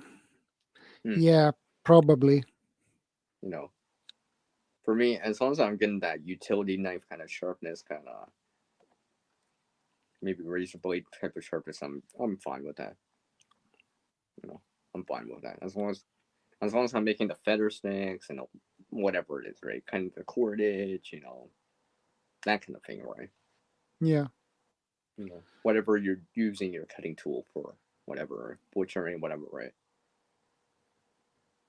Or even axe or whatever, right? You know, and it's still going, right? Vanessa Kitty has a good question here. What if your injury is from long ago and your right arm and hand is very disabled? Well, in terms of like trying to be ambidextrous, right? Being able to use both hands, right? Yeah, Much as possible. Shadow here's left-handed. I'm right-handed, right? I gotta yeah, practice left-handed more often. For him, it'd be only practicing right-handed, right? And in yeah, terms of fire starting purposes, right? I've seen people, put their ferrous seam rod on the ground. They step on it and use a striker with their good hand and try to strike tin or whatever it is, cotton ball, whatever, right?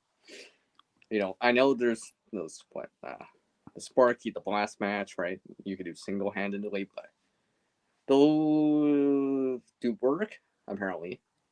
But sometimes you can break the mechanism. It's good to know that hey, I can still step on the ferrous seam rod, hold it down, right? Something like that.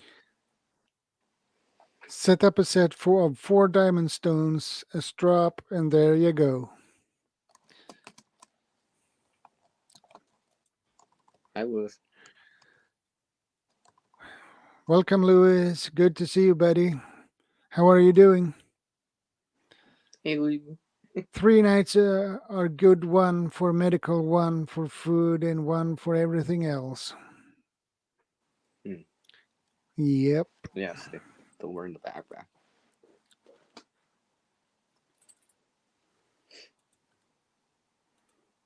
Shadow, this one time on this air stream, they were doing this fitness thing. I was just like, who needs like to buy like uh bar dumbbells or something or weights like that? I could just lift up a backpack with weight in it. Yeah. Get a sense of that too, right? Oh, if I get If I down on can, the ground, I cannot get back up because my right side arm and shoulders shut off no, on no reaching. pushing up on the right side. Oh, okay. Well, Vanessa Kitty, then you don't have to rely on a lighter matches maybe or something like that, right? I mean, Think just how it fish goes, flopping right? around on left side. So this is my left side. Okay.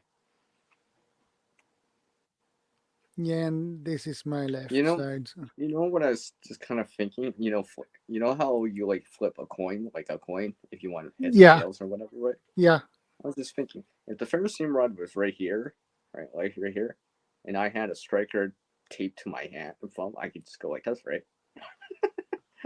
No, because I was just thinking of a lighter, right? You go like this, and I'm like, well, a ferrous seam rod, if it was, let me get an example here. If I use a Sharpie, if that was the ferrous seam rod, right, be like, I can use flint, ferrocium rod, etc. I can't oh, so reach you can out use it. and try that. No, I was just thinking to myself, I'm like, if you had the striker in your hand and just like it's like flipping a coin, right? And the ferrous seam rod's right here, right? I don't know. I was just kind of thinking like that. I'm like, that could actually work, and you can actually sew something like a striker right here, right? Be like, shoo, shoo. That's an idea right there. I It could guess be that one-handed takes a lot technically, of right? practice to get it right. Yeah, but that'd be interesting because it is one-handed. Yeah, I mean, I wasn't even really thinking of that, and I'm like, wait a second, that could actually work. I don't know if it would. That's just an idea, by the way. So you guys ever see that? Let me know because come on, I can't be the first one to think of stuff like this. Vanessa says, if I hold a soda in front in right hand and extend arm outward, soda goes plunk. Oh, it's one of those. Okay, Vanessa Kitty. Oh, you're still awesome though. You're still awesome. Yeah, Vanessa is awesome. And she is a good resource of information as well. So I know, right? she has a great knowledge and a lot of experience. And apparently, I'm just the guy wearing a backpack the rest of the stream now. Again. It's not even the first time here. It's not even the first time here now. I'm saving up for the Douglas Field S lighter made at Tokyo Pipe Company. Never heard of about that one before. That's new to me. Yeah, that's new to me as well. I'm all for learning and stuff like that, but sometimes I just want to look at the new gear just to take a look. It's like, what's so cool about this now? I might not ever have one, but I'll be like, oh yeah, I heard about that. I think I saw it. So I know.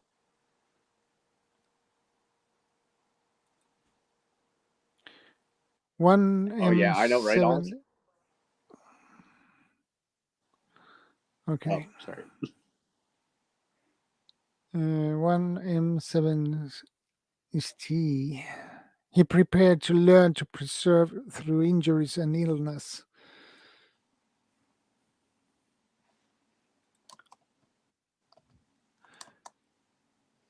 Auslander says, now watch after this live stream. The Thimble Fire Striker will show up on Wish and on Alibaba. I know that's. I know We that's hold possible. on, Vanessa.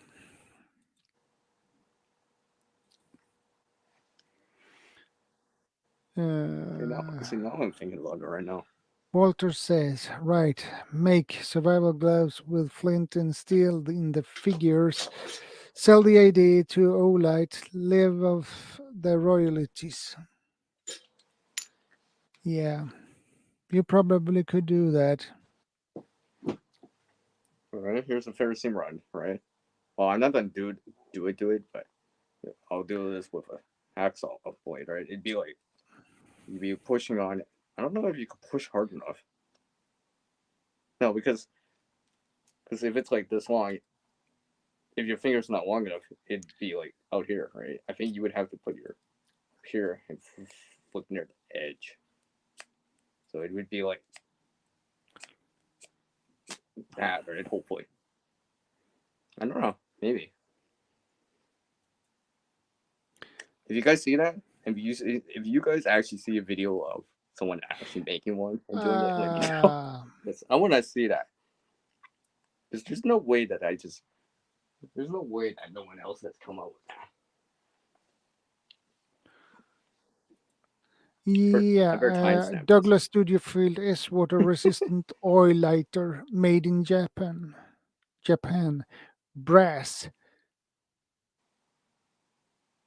Well, about starting the fire, right? I mean, like, I'm actually coming up with this acronym, Shadow, for fire starting. It'll be known as surface area. I'm working on it, right? I'm actually working on surface area. Each letters will represent for fire starting purposes, right? You probably can think of a few right off the bat, right? S for spark, for example, right? F for flame, right? But anyways, it's like shelter making or learning to make water safe, right? Know multiple ways. The knowledge and knowing it all is important, right? However you get it done, whatever, right? Just get it done, right? But hey, if the lighter breaks, there's no flint in it, it got wet, you get the next option, right? You know what I mean? Or let's say, it's sunny out and it's really, really windy outside. You're having issues with the lighter? Okay, well, hey, I can use solar. What type lighters you buying? Fuel sources, vapor pressure, temp matters. It does get cold in the world. Well, I use at the moment I use Bic lighters. Oh, just like this big lighter that I found the other day. Yes, I find these all the time. I'm not even kidding, all right? Not only did I find this one, I found a disposable lighter too, right? The day after. Right, so Vanessa says magnesium chunk with a striker rod or buy a container of magnesium granules. Mm-hmm. Yeah, butane because it Pour doesn't out have pressure. granules in pile under starter stuff. Yeah. Butane won't function in extreme cold. No, it won't.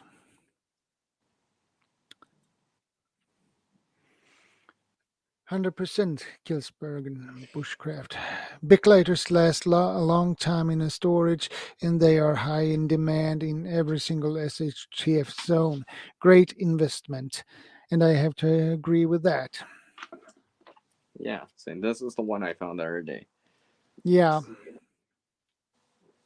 Where's one of my torches here? Oops, sorry. I dropped the magnesium bar. Big You might be able lighters to are a see good this. I don't barter know. option. Look at that. Look. Yeah. Look at that. You can see that, right? Look at that, how full that is. That's like right up here. Yeah. And I found it too, right?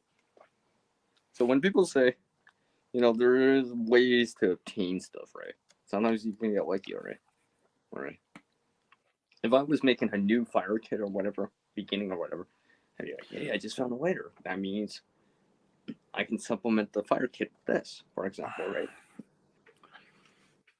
right? I had actually when I was in my teens, I had actually a Zippo lighter, but I lost. I think I lost that lighter. It's So, probably because I found it.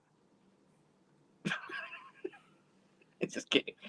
But it does happen, right? Unfortunately, people drop stuff, right? So sometimes you can get lucky in there, right? Disposable lighters and stuff like that are easy to attain, right? yeah, A and lot of people Vanessa, say, that should be a level 1 option in terms of preparedness, in terms of fire, right? yeah, Maybe matches or stormproof matches for level 2, and if you want, level 3 would be a fair steam run, or have them all on you anyways, right? In a certain way. and Vanessa says, ensure you have more than just butane. Yeah. Mhm. Walter says, I keep a small Ziploc bag of flint inside a bigger bag with a big lighter and a ferro rod and a bottle of Zippo fluid. Whatever works, right? Whatever works, right? Just get it done, right? I was a rock If you're star on the cold, AP after you're it cold, rained or on the first people day. around you are cold, right? Welcome, Michi Manalo. Hello. Good to see you.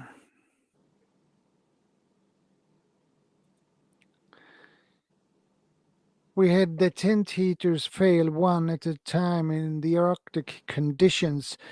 We flew in C-130s that came from Antarctic mission to medevac out 80 plus personnel.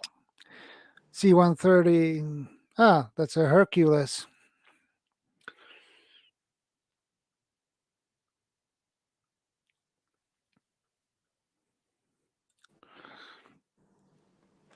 See, pinky and thumb only. Yeah. That's what I say about, if you're strict. That's how I test the striker sort of sharpness of knife. If I can do this with pinky and thumb only, if I use my whole hand strength, right, then obviously it's gonna be better. Because if I'm getting weak sparks by barely even grazing the ferrocene rod, right, I'm not doing this. If I'm just barely grazing it and I'm getting good sparks, just imagine if I actually try. That's how I see it, anyways. Yeah. All right. Vanessa says, so cold out the fuel get no vapor pressure. Yeah. Mm-hmm. And Walter says, that's a scary situation. Yeah, it is. Well, yeah, that's how it goes, right? It's a pressure. So Bix would not function, nor did the kerosene fuels, etc. Once out, it was too cold, too fast to restart. Yeah. Hmm. Thanks for the information, Vanessa. See, that's one thing about. I'll mention this real quick. Shadow. Like I'm all for having flame sources, spark sources like a ferrocerium rod, whatever, right? Flint and steel, right? But there is some benefits and some advantages at times with solar. And I know solar you can't use it at night. If it's too cloudy or whatever, it's not good. But it can be minus 40 out. I can use solar if it's clear out, right? It can be more windy out where a flame, it's like it's blowing out. It's harder, right? But a lens, if I have an 8x10 lens, I can start an amber going and blow that into flame, for example, right? And of course, it's unlike those sources, it's kind of renewable aside from the fuel, the tinder that you're using, right? Because you're not spending fuel butane from your lighter. You're not expending matches like the stormproof match or waterproof match or whatever, or material off your ferrocerium rod or material off your steel striker, right? Carbon steel striker. So I keep that in mind and stuff like that. I mean, for me, solar is an easy. If I can do it, I'll do it. Yeah. I still have lighter too, right? Yeah. No. Vanessa says that operation I had to interview one soldier who get to elementary AFB with a sledge frozen in his hand. He lost from elbow down. Dang. Oh. Dang, Vanessa, you got all these stories. She's got all these experience stories. Yeah, Wow. that is experience stories. Oh, They yeah, were in a okay. tent, semi-dressed. He grabbed sledge to swing out onto opening tent stake, bare arm and a hand. Oh boy. Yeah, that's a costly mistake, right? Yeah, that's a mistake. Troops grabbed him by the belt to tank quickly back inside. Arm froze before they yanked. Oh. In Well, that case, it's really anything cold. below, I think it's anywhere below minus 30, minus 25 Celsius. There's a certain degree. Like if it's minus 10 or whatever, that's one thing. But at a temperature that's very cold, below minus 30, minus 40, and so forth, right? That becomes even more extreme. You got to be very careful not to do that. Touch bare metal. Not only does it hurt at minus 20, because I've done that before. In one of the tests I did, touching a metal with wet hands in minus 20. Yeah. As a challenge, right? But what happened there was probably in minus 40, minus 50, right? Where it's just like, that's it. You don't get a second chance on that. No. Oh, whatever, Ozminder. That was 1983, my first year in Arctic. Whatever, Ozminder. He's just gonna rub it in every time now. I keep telling everyone, snow sucks. Well, that's Jack. After those incidents, do you think the troops paid attention to my cold weather protection briefings better or less? What temperature did normally what temperature was they? that I at? believe they should listen more and learn from that. That must have been in like the extreme cold, right? I mean, like minus 40 or 50 at least. At least, I would assume. I would know better. Yeah. Because you think of like don't put your tongue over on the monkey bars at recess in minus 30 ECR. Okay. Right? That kind of thing. I would remember that, right? As a kid. Yeah, I would to do that, right? If this is more of a extreme situation of that, right? Where it really did cost someone more.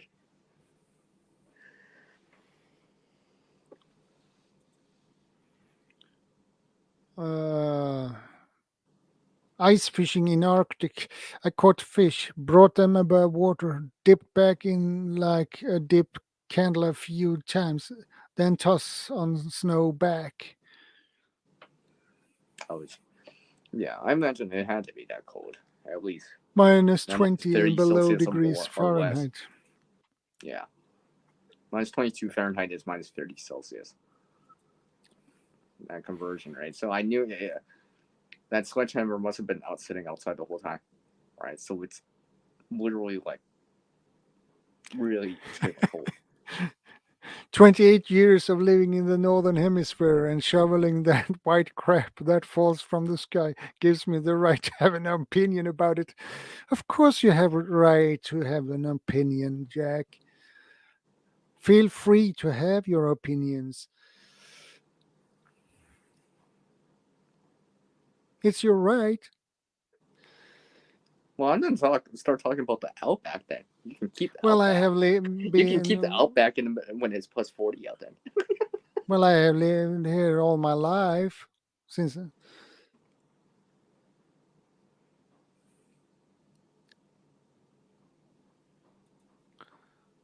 Oh yeah, They Vanessa Kitty. Yeah, I'm aware instantly of that. froze like a dip candle in layers.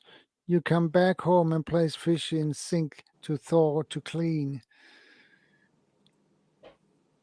Because the water in that water is still moving, right? So it's still in liquid form, but as soon as it's exposed to air, it solidifies right away. It like literally instantly freezes. Yeah. Instantly Yes, freezes, Ace, right? we Because it's appreciate exposed your to the air. opinion. It's that rapid freeze, and then Yeah, basically Auslander, we frozen. appreciate your opinions too. Hey, Plain Old Shark. Good to see you, buddy. Long time no What's up? see. Nice to see you He's a again. funny Welcome guy. in. My coffee froze in my cup. It froze so fast. Oh, the if ice yeah, gets still warm. desserts are a pita too. Oh, you guys are so cool with those. Oh boy. My coffee froze in my cup. It froze so fast the ice was still warm. Oh, Chuck.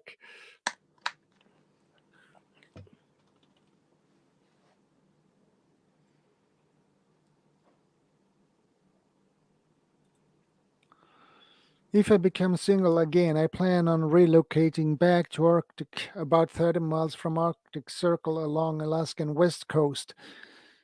That sounds nice, Vanessa. That'd be nice, right? But that's good. That'd be cool. You know, I almost misread her second question. I thought that said desert. I'm like, oh wait, no, that says desert. Like, what desert do I like? I'm like, Desserts. I keep forgetting that's two S's. Like What super desserts sweet. would you like? Well, for Ice me, cream. yeah, Frozen ice cream. yogurt. No, I'm just kidding. Kilsberger says, I only suffered injury from cold one time during basic. I was on the shooting range, changed to thinner gloves to get better feel for the trigger, and left the thick gloves over at the rucksacks.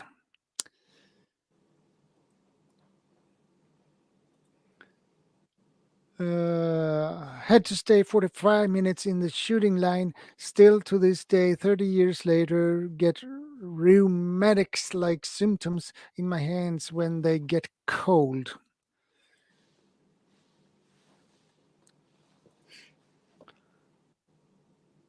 Lived in Arizona. Yes, hidden deserts are Wow, difficult these too. stories that I hear. Wow. Yeah. It reminds me now. It's like don't touch I metal don't get outside to in minus use that 30 one CO. too often.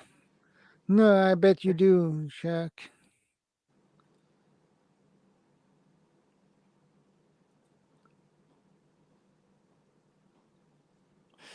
Oh, Vanessa. Hey, Vanessa Kitty, I Desert gotta ask Vanessa Kitty just something real quick here. Was his hand wet are or is always that welcome, dry in even a in dry state? minus 20 and in plus 48 makes the day bearable. Great, Jack. Vanessa Kitty, was his hand wet? I said Or is desserts. that a Make dry your cold? mouth water. No, was that a dry cold, Vanessa Kitty, or a wet kind of cold? Or like Michi sweat or something like Manalo, that? I'm still just listening curious. while drinking my coffee. I hope the coffee tastes good, buddy. Oh, here a quick story. Your stories are always interesting to listening to, Vanessa. So shoot. As I get we older, gotta I get Vanessa hate the Kitty cold up on more the and stream with more. us. We'll have like story time with. Do you know what the most purchased fast food in early 80s in Alaska was? Vanessa Kitty, I meant that thing you were talking about earlier with the Wet or sledgehammer. dry what? Alaska is The sledgehammer. desert. The sledgehammer. Dry, actually. That was dry? Okay. I was just curious. So obviously water will pull moisture even faster, and metals will pull moisture. Water will pull heat faster, That's good, and Mitchie. metal will pull heat even faster than that. Yes. Vanessa Kitty. Awesome. She said Yeah. ice cream. Ice cream, yeah. Because ice cream has CR in it, right? Vanessa Kitty? That's why I like ice cream. Yeah, it has.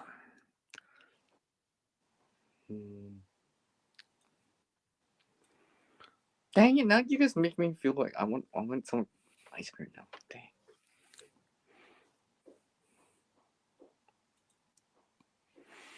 In extreme cold, you dress in layers to allow moisture away so you don't become a dead ice cube. Yeah, you get Yeah, water, that right. water and moisture will pull heat away from you even faster. That's why Well, we sweat in. That's why we sweat in the first place, to cool off. It's our natural kind of human body kind of air conditioning, right? But it doesn't help us in the winter. No. So if you're breaking a sweat in the winter, it's better to dress down, cool off, then put back the clothes back on. Kilsbergen says, I was born in Australia and lived in Sweden since I was 2. My body must be so confused. And to be honest, some of the family stories from the desert scares the shit out of me. I wouldn't be surprised. I would not. I wouldn't be surprised at all.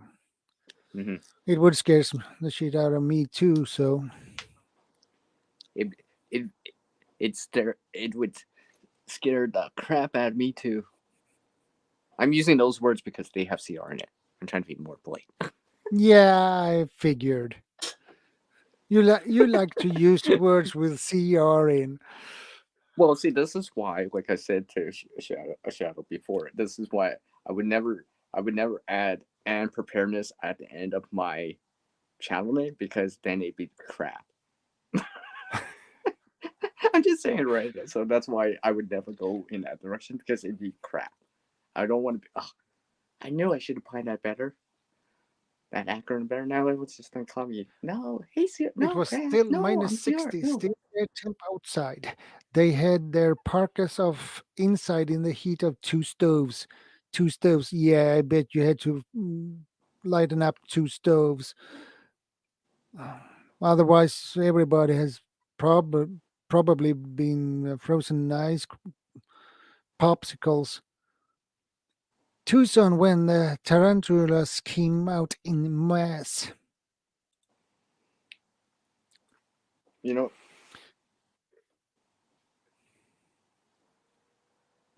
Yeah, I want to bring up something. I hear you loud and clear. Went from Australia to southern EU in the 90s and experienced the change from plus 35 to minus 20. Then in 2003, went from Iraq to EU and did that again. Yeah, I can understand why Jack is pretty tired of snow. You know, it's And one of those things, Shadow, is that it's actually the hardest to do is to. I know people will say climatize or whatever, but certain things, it's like if anyone that's ever gone vacation from like a hot climate to a really cold climate, you'd notice that right away. You know, because even here in Canada, we have extreme. We can have heat in the 40s. Like it can get to minus 40 here in Canada too, right? But that's over a year. But you're trying to adapt on like a plane in a short period of time, like 13 hours or whatever, right? You know, you came from the Arctic that's like minus 20, and you're going to a desert area that's plus 40. You don't notice that. You know, be like, or Those vice were the versa. You'd be like, oh, 10 it's so and hot, 10s. it's so cold. But as burners went out, everyone had to begin huddling dressed in fewer tents. Yeah, I bet you. I got retired medically back to Desert Shield, Desert Storm. That was in the 90s. Desert Storm were 1991, I believe.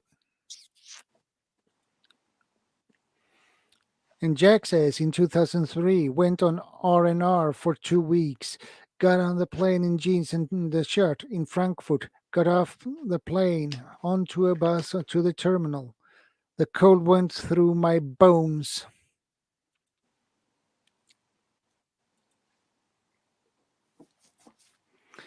And Kilsbergen says, cold is one thing, there is a cure, heat. It might be hard to get it sometimes, like in Vanessa's story, but when it's like plus 45 Celsius and no AC, I would simply die.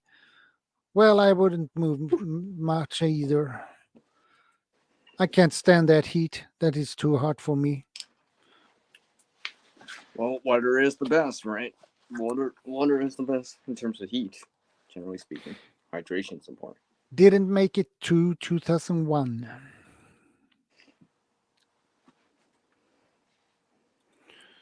Oof.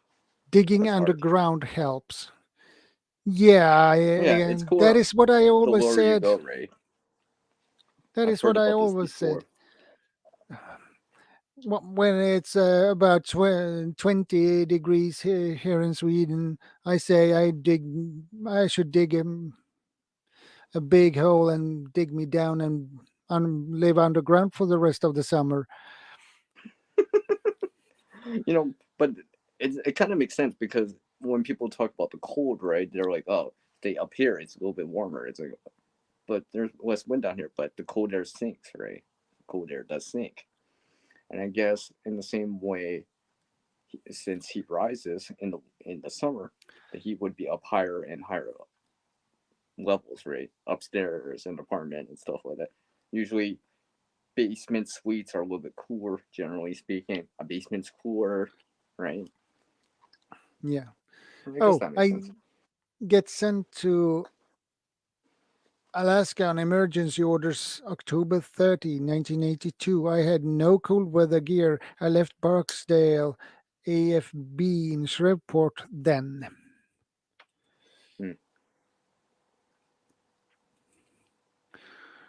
Plus 45 equals shade. The temp difference is amazing. Not for me. I can't bear stand the heat. I feel sick And Vanessa Kitty, constantly. you gotta write a book, Vanessa Kitty, or an autobiography or something. You can say every time it's just like she always has more stories I've never even heard of yet. Yeah. She has a lot of stories to tell. I mean, like we'll be streaming like 10 years from now, and Vanessa Kitty will bring up another story. I'll be like, "What? Would you mention this? You never mentioned this in like 10 years to us. Since when did you go there? What? Oh, I didn't say that to you guys. Oh, sorry." They had snowstorms already ongoing at 4 feet overnight each night. Delayed 24 hours at SeaTac Airport in Washington State. I need to take a trip to Australia and get some training, I think. Yeah, probably.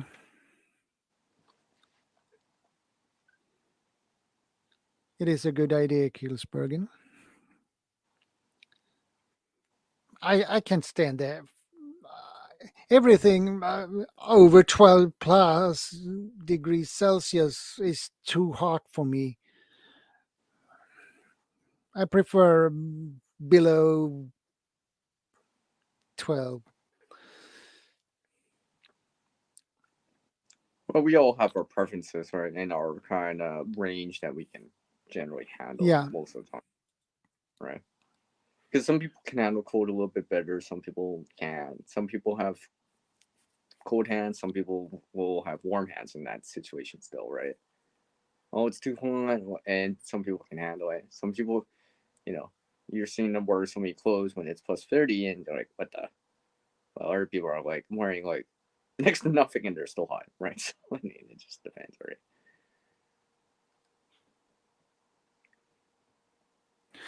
USO found me in a SeaTac terminal by my gear and duffel in my uniform. Did not know of USO until then. They brought me to the USO lounge, fed me, showered, etc. For that 24 hours. Nice other troopers to chat with. Yeah, I bet that was a fun thing. That was probably an encouraging thing in all the mess. I want to visit Australia. Military space available flights.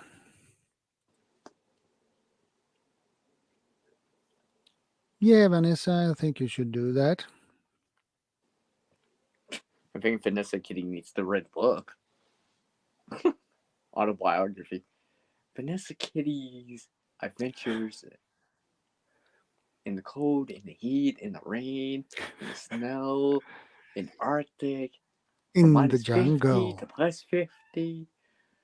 You know, and then there'll be like a secondary book that says, here's me at home just cooking, making all the stuff, reading and stuff. You gotta do that, Vanessa Kitty. I don't know why I said all that, but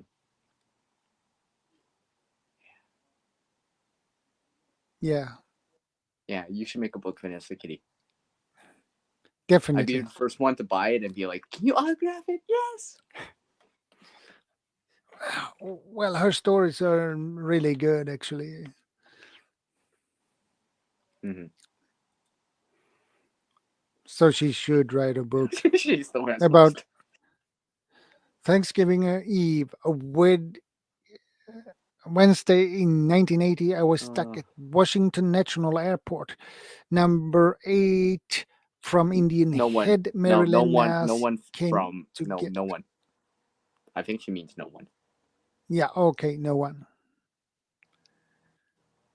No one from India Head, mainland NAS came to get me. Okay. I'm getting better at reading stuff. That sucks. That must suck. Yeah. No,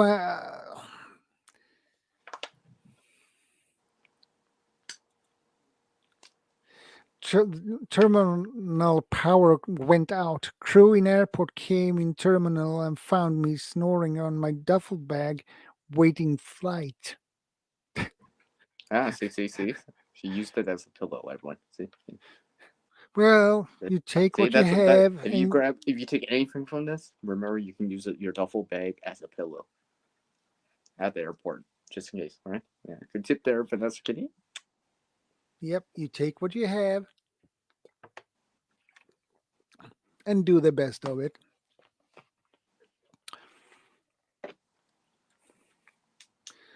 Indian Head, Maryland Naval Depot, actually along Potomac River.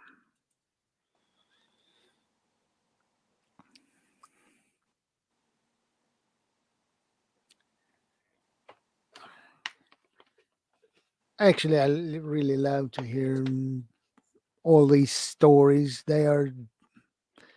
You can really learn from those stories. I know, right? You know, I think Vanessa Kitty wrote more in the last 20 minutes than everyone else in the last 5 hours. Yeah. She did. I know she did. She wrote more. It's like every second sentence is just like Vanessa Kitty, Vanessa Kitty, Vanessa Kitty, Vanessa Kitty, Vanessa Kitty, Vanessa Kitty. I mean, sorry. Sorry, everyone else, but Vanessa Kitty's just right. So fast, so many stories. So I flew home Thursday, stayed through to Sunday, and flew back Sunday. Chief Master Sergeant was pissed when they saw me check in at base. Yeah, I bet he was.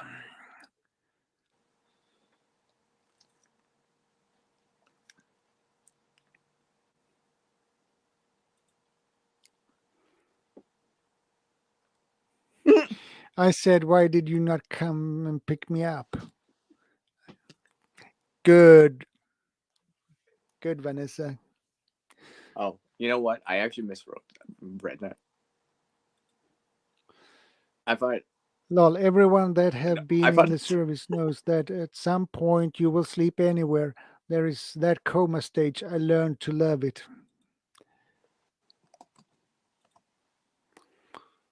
Vanessa has some really great stories. I would rather read her than write.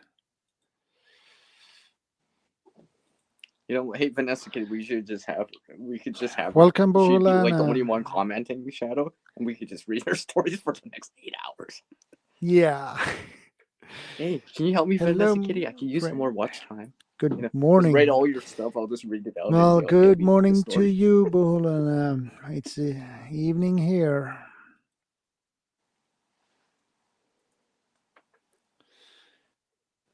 Do you know what a cab from airport to 39 miles south of DC costs? I was pissed. No problem. If that price made you pissed off, well, it cost you probably $500. That is a price that would make me pissed off. This reminds me when I got double charged on a cab before. Ugh. I was PO'd by that too. Yeah. That was annoying. It was over $400. I was really close. And SAF, well, probably Air Force, because 9F, my career field, then from basic, they were not yet paying me properly. Oh boy. Okay. That is really bad when they don't pay you properly.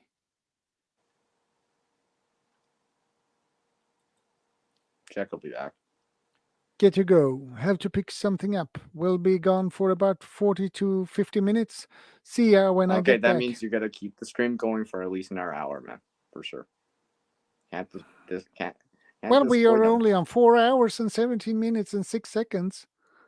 Yeah, you've done twice as much already. At least.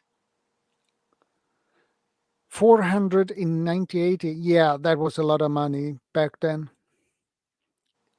U.S. Air Let's Force. factor Yeah. in inflation and all that stuff. That'd probably be like your grand. It'd be like your grand now, probably. Hey, Shadow. Yeah. Why am I still wearing this bag?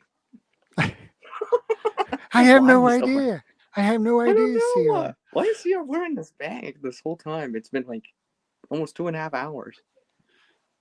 I'd be like, The last time, how long did you wear that? I wore the whole backpack? time I was in. I Yeah. wore the whole time, and I didn't Was even that take 5, it off. 6 hours? 5, and that wasn't even that bad. All right, so at least I know for sure with this bag, for what I have in there. All right, like for me, this is like a overnight or maybe 24 hours at best. Right, I can extend it if I really had to, but the food supply wouldn't last that long, right? But what I'm saying is, well, and I do have some water in here, but not a lot, right? But what I'm saying is, at least now I know I've done these kind of things, right? It's not like, oh, have you tried out the bag? Have you even worn the bag? How long have you worn the bag for, right? And stuff like that. Alabama actually, like- Redstone Arsenal was paying me $20 a week because my pay records were not at base yet. Oh boy. That was me. It must have been a hellhole. Yeah, probably. I became an That was E3 annoying. airman first class day after basic.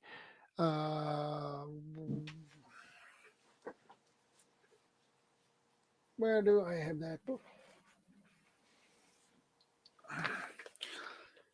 E3 airman. I'll be right back, everyone. Yeah. Well, that's a E3 airman.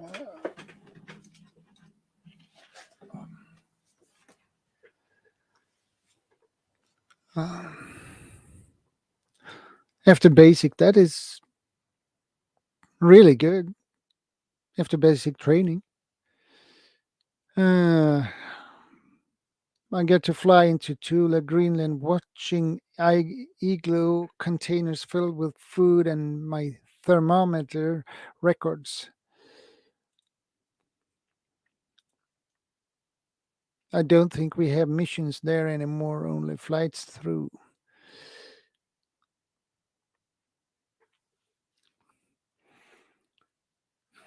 Yeah, Vanessa, I'm probably right.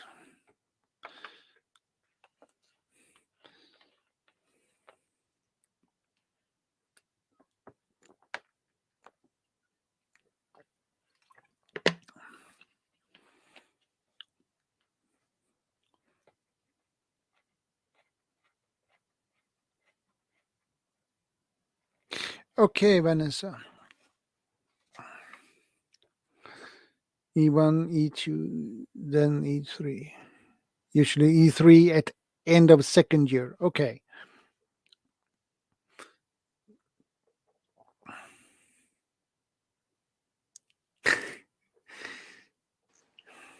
Sorry, I had to use the washroom. And Yeah. yes, I didn't even take off the bag. Just saying. Just in case, right? I was just like, well, I might have to go and have the bag on me. So I figured I practiced that. They closed most all remote sites in Alaska while I was there. Yeah, I bet they did.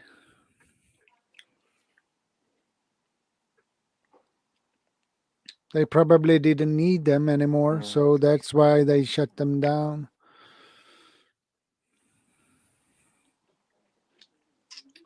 You know, I was expecting to come back and see Vanessa Kitty write like another paragraph or 5. I mean, oh. Must be school day. Yeah. Yeah, Vanessa, I saw some.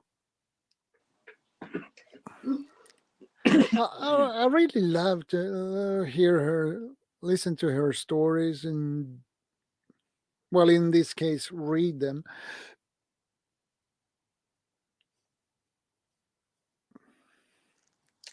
Mumble to self, don't choke on my coffee. Jeez. No, that would be a sad thing Yeah, if it you would choke feel. on. Yeah, I have one of these. I want to get the airtime. I go like this. Yeah. No, excuse me. Yeah, I want to get those airtime. I got that just to have. Because those other ones have more power. You Yeah. can get more torque in them. I went You don't from have to go like basics this, you go like stuck at this, Lakeland so. for a month.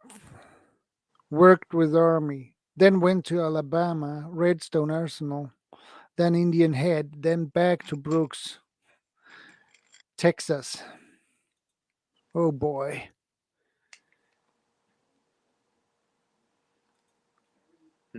A chunk of first year. Yeah. You have been through a lot of things through your life, Vanessa. And I believe I also have every one of one of these us. too. You know one of these? Yeah. I got this for like $1 or $2. Yeah. This is useful too. I haven't used it that much, but for $2, I was just like, oh yeah. I've used it a handful of times already. Yeah. For hole punching something. Especially if it's something like, well, I wouldn't say metal, but leather or canvas or plastic, right? I can be like, whoosh. Vanessa, it seems that it is a lot of back and forth between different places.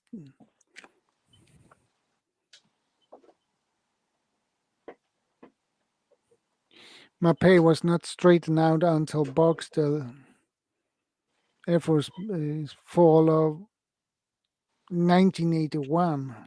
Okay. There's more stuff.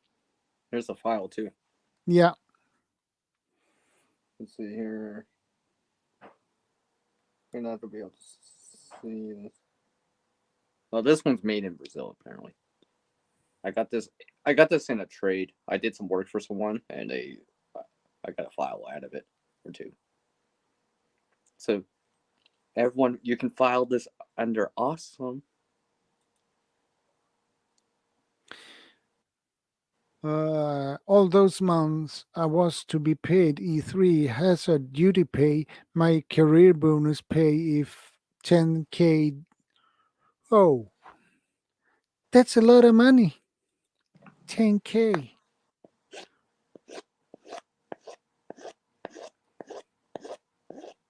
Oh, sorry.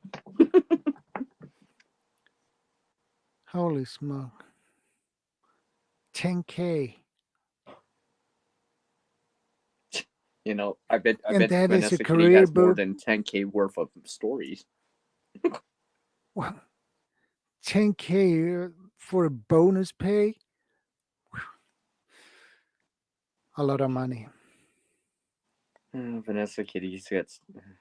I finally got all these travel pays, minus my full pay back to October 1980, etc.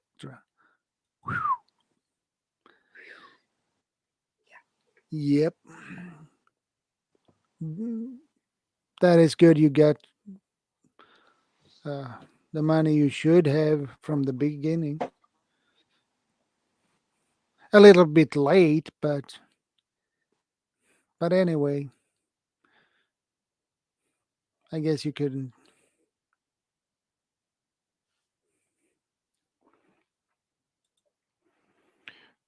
I can tell you, December of 1981, I partied incredibly.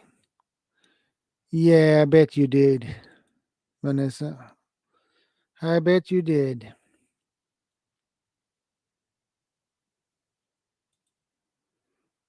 Everything with government corrects eventually. Yeah, they usually do. Tammy says, Just takes Vanessa time, Kitty. right? Just takes time. Yeah. Vanessa Kitty, thank God they got you reimbursed for all that. Yeah. They have to pay.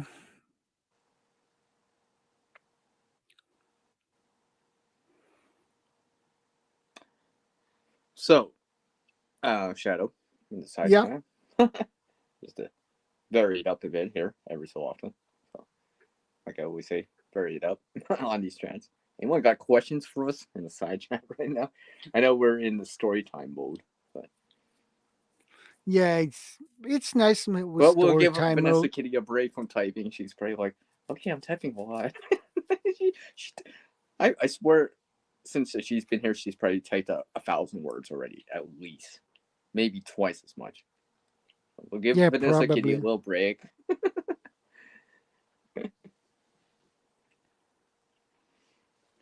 You know, But it's we'll give fun. her, yeah.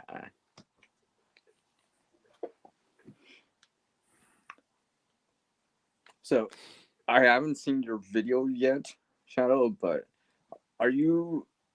I know you already. Yeah, see, she's still typing. I know you're done the shelf now, but are you planning to like put stuff? Well, I know you're planning to put stuff on the shelf, but are you trying to? Are you gonna organize it in a certain way or something like that? Why organize or build an organizer for it? Well, I had planned on the right shelf. I had planned to use that shelf for water. Okay. Yeah.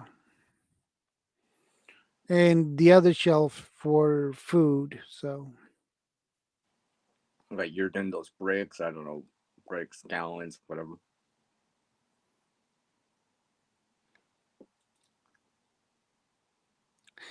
indeed, buying uniforms to wear and get all suited up by first day after basic is difficult with no cash. People went on leave off posts. I stayed sewing in on strips or stripes, etc. Strips. Yeah. Well, regardless, yeah. Corcoran still makes my jump boots. I plan on buying a new pair.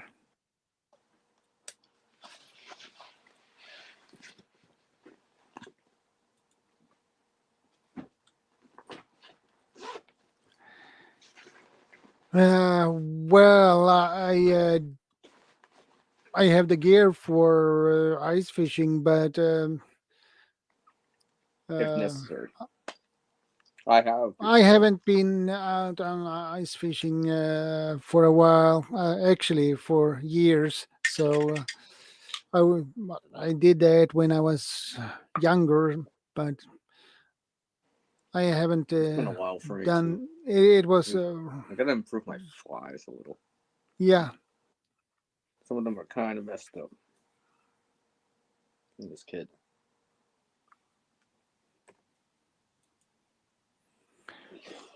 Stripes. My E3 rank was 2 stripes. That is corporal, I believe. Well, Tammy, one of my first fish that I caught was ice fishing when I was very young. I mentioned that story before. I think I was 12. That was exciting. That's cool. I love ice Very fishing. small. Made my own rod this year. Yeah. You made your own rod? I didn't say that. That's cool. Remember how I like to bring stage props? Yeah, I wonder Yeah. what this is. Yeah, Probably I wouldn't wonder. use it too much, but it's not that heavy, so. My career field was authorized camo pattern before anyone in hospital squadron. I was also authorized the side zipper core and jump boots too.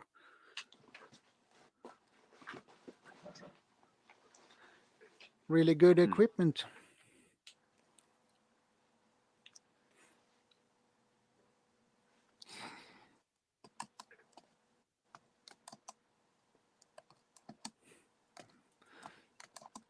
I ice fishing past.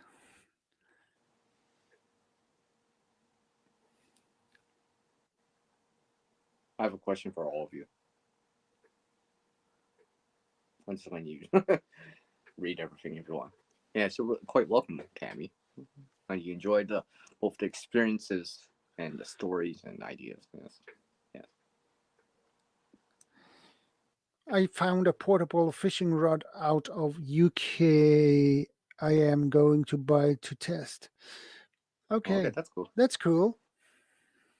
Because then this kid even reminded me of earlier when I was hearing it about sewing, right? Do you guys know how to sew? Do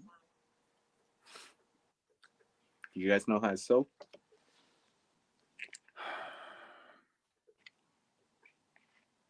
Even if it's basic mending, right?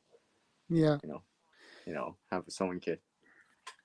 Yeah, I'm not good at sewing or stitch up things. I really suck on that. I should really getting better on that, but well, it is what it is. Well, I need to go to the bathroom, a short bathroom break. I will be back. I'll read the comments.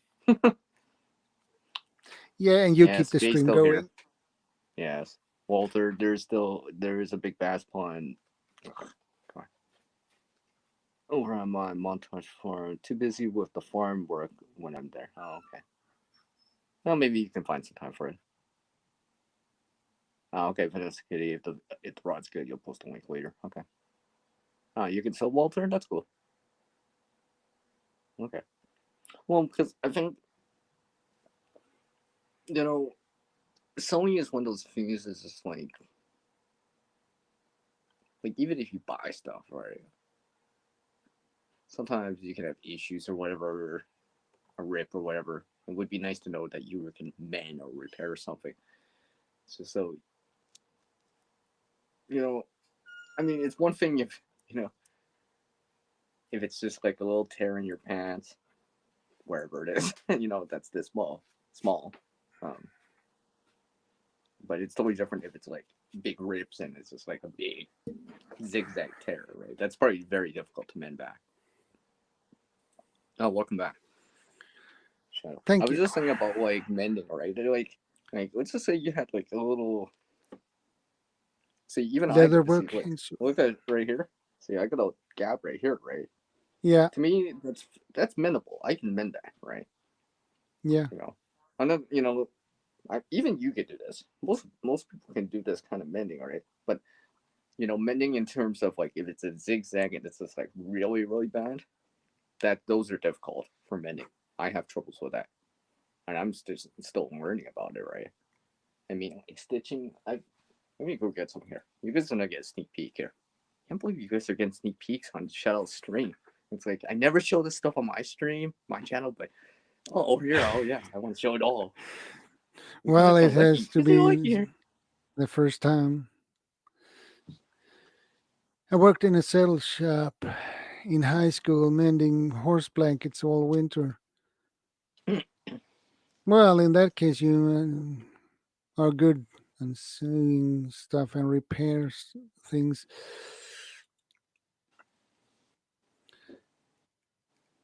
I did help That's fellow awesome. airmen to sew patches in their uniforms. That's awesome, Alton. It is a skill I didn't want that I have used ever since.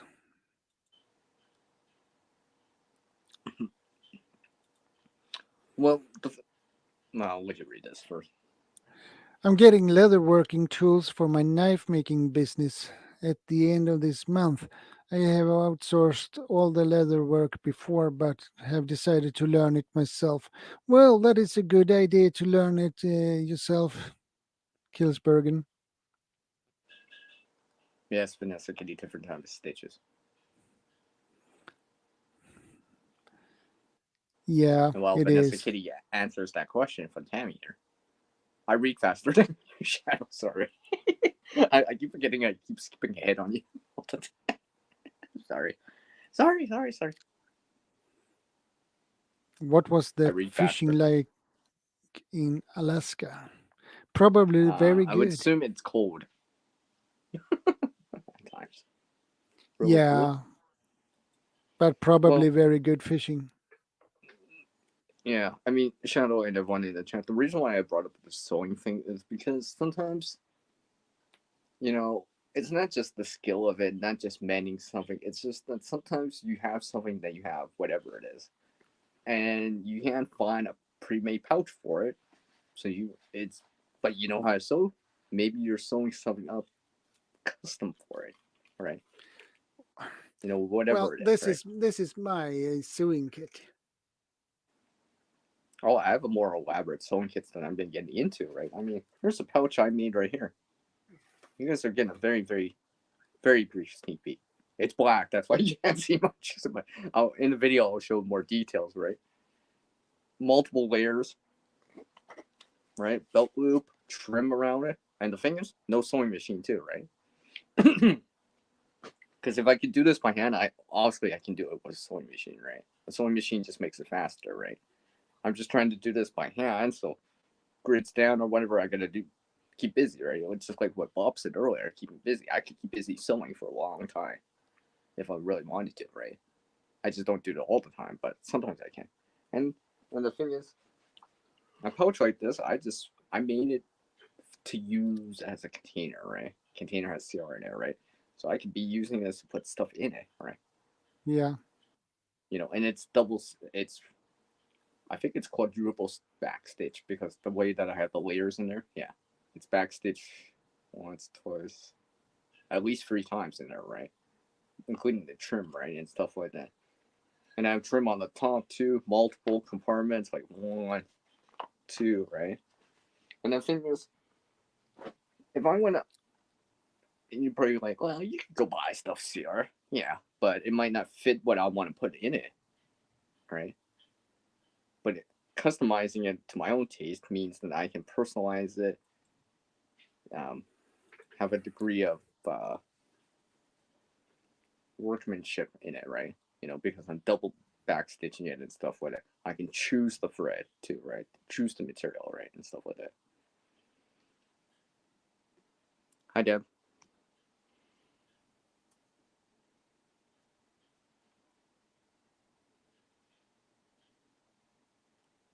So yeah, I've been trying to get better at sewing, Shadow. Trying, just doing it, right? And not just mending. Mending is like a challenge to me because mending is always different. But sewing the pouches is kind of fun because it allows you to do like how Shadow, how Bob said about fabrication, right? Yeah. About being able to fabricate weld, you can do a lot of things. Well, sewing is Yeah. like that too for me because I can pull materials together, connect them, and make something useful out of it, right? Especially leather, nylon, cotton, blah blah blah, and to a certain extent it'd be like knitting and stuff like that because it allows you to make stuff. That's why to me I would enjoy sewing as much as welding or as much as grinding or as much as fabricating because it's all creating for me. I enjoy the process because it allows you to make something from like pretty much nothing, right? That kind of core thing deep inside of me has always been there, because we're meant to be making stuff, right? We're meant to be making tools and stuff like that generally, right? Because we don't have natural claws and all this stuff, right? But we get brains to make tools, right? Anyways, I digress.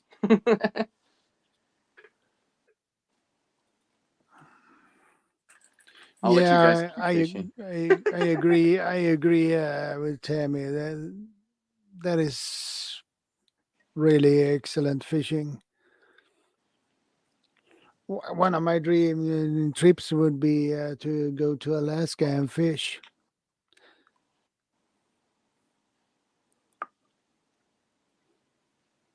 That would be that is one of my dreams.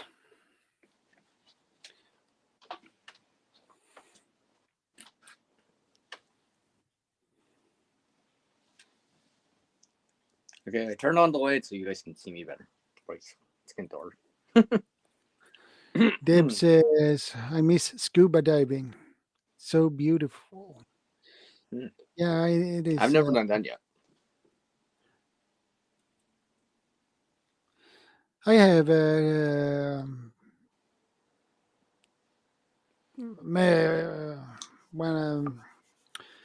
when I was in high school,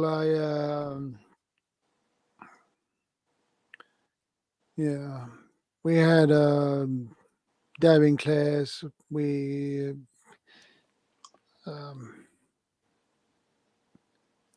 could take, so that was really good. But I failed. I didn't get any certificate on that, but there were some things I failed on, so I don't remember exactly what, but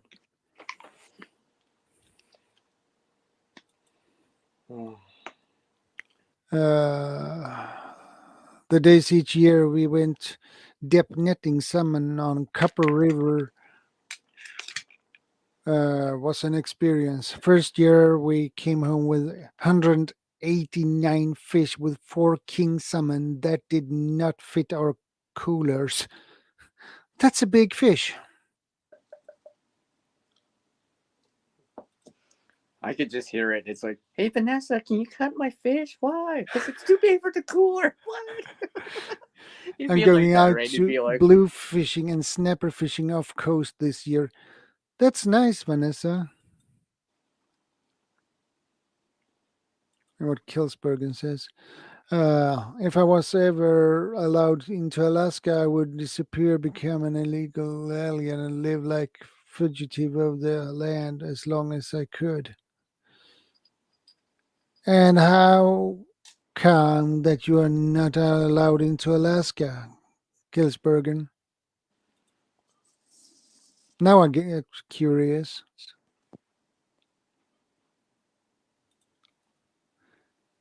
Walter Davis. Vanessa, I got the boat. Tell me when.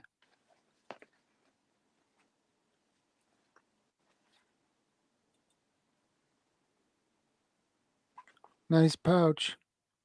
I know, right? A vessel out of if Groton, Connecticut, 8 have used since childhood. Each if those coho salmon were greater than my arm spread, I am 6'3" tall. Can we stop talking about food? You guys make me hungry. Jeez. You guys keep talking You're about always fish. getting hungry. The king salmon were 6 foot each. That's because everyone's always talking about food. Now you guys, I tried to change the subject to something else. It's just like, nah. Now they're talking about fish. Now they're just keep swimming with that. Never win. They run north in New Jersey before Connecticut. I'm gonna get all the big ones first.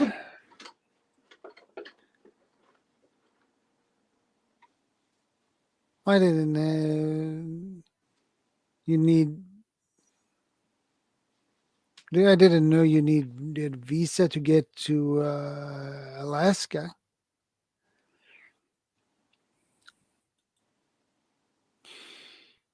Tammy says, I love salmon. Those snappers are real fighters. Oh, yes. I like to fish for trout, and they are pretty good fighters as well. Be right back.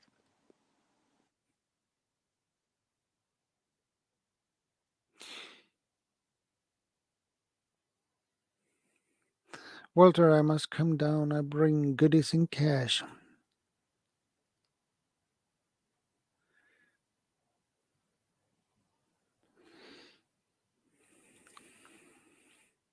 Had no idea someone could be that big. Maybe because jab status. My friend can't go back to Alaska without it.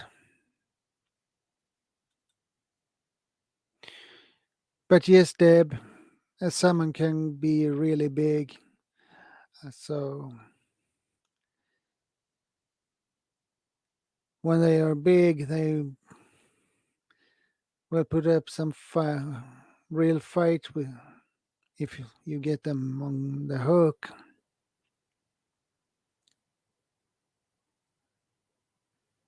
Hey, Shadow. Sorry to Yeah. interrupt people. I need to slip out for a moment. I will come back in like 10 minutes. I need to slip out. I gotta check on something. That's why I actually have to exit. I'll be back though. Okay. Okay, Deb. It's still hard to travel because some must pass through Canada to get there. Okay. That makes everything more difficult. Oops, ocean striped bass I meant above.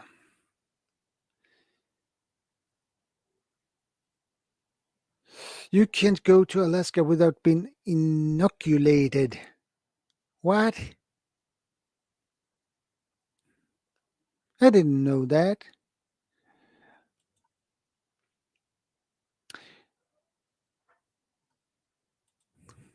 And Killsbergen says, well, however, most likely Charlie Victor permitting go to Siberia this year. I have a friend living on the Yenisei River that had promised some Alaska class fishing. That sounds good. That's okay, Sierra. You will be back.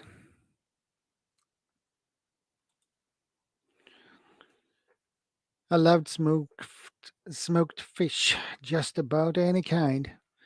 Yeah, smoked fish is really yummy. I like that. I like smoked salmon. That is really good.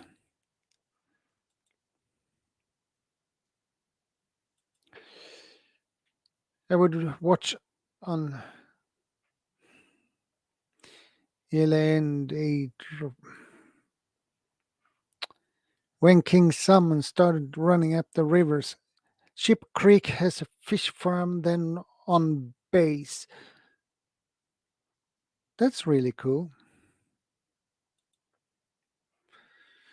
King salmon would be huge fish, 3 or 4 or 6 feet long, swimming up that river.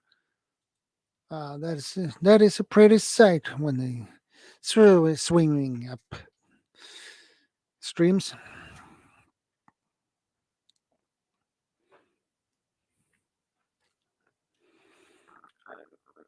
Yeah, it is a lot of big fishes in the Arctic waters.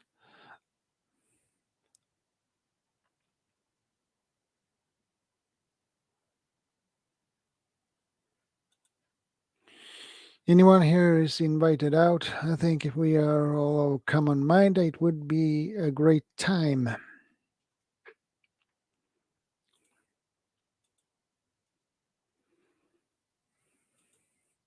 Yeah, that would be a great time. I guess you are right about that one.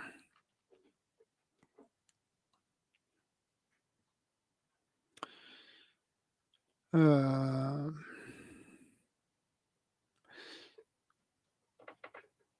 I brought a fishing pole to basic training during USF for basic.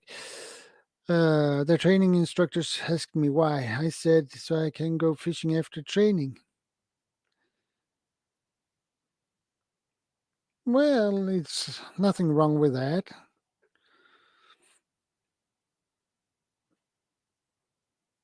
Uh,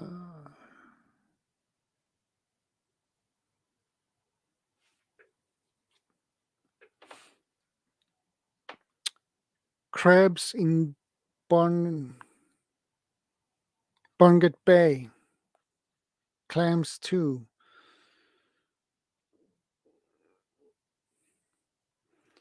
Yeah, I agree with Tammy. Thank you for your service.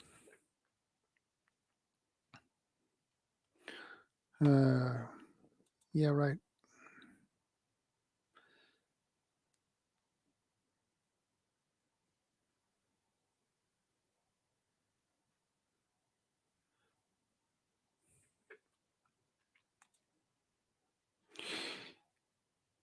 Vanessa, that's awesome. My parents were Depression era, 1927 to 1930. What they taught me, I use at 59 years old. Well, you can learn a lot from your parents, a lot of good things, but you can learn some bad things too.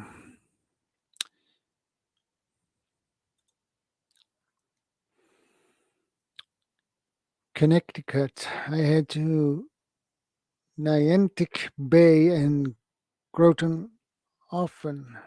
I also fished the state of City Marine headquarters on the City River mouth in East Lyme often.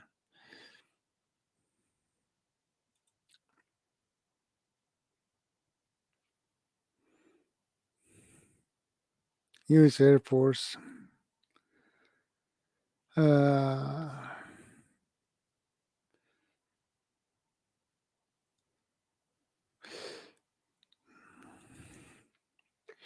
I know Vanessa.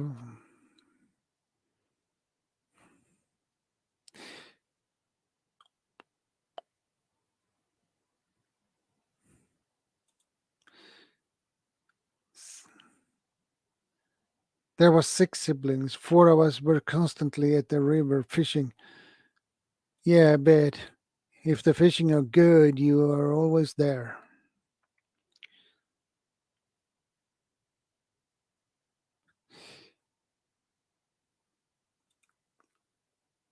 I met my first water snake in Lake Erie in Canada.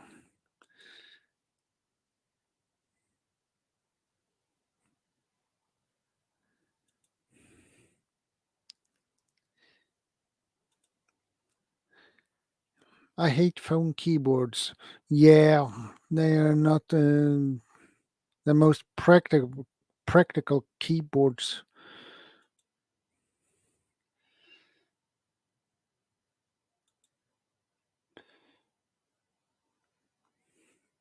Yeah, Vanessa is a professional.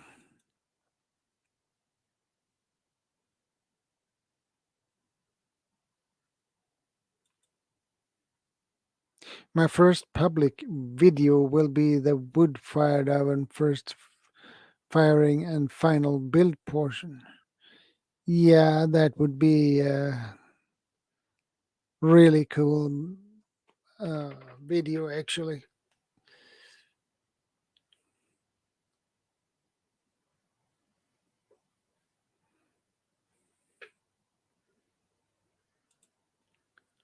Been hunting since 1982 in Alaska. Do you hunt too, Vanessa?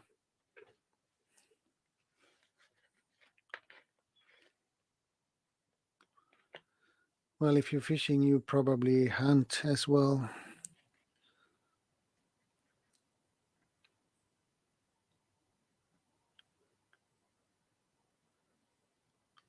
Shot my first black bear and moose in Galena, Alaska, of Yukon River in 1984. Not bad, Vanessa.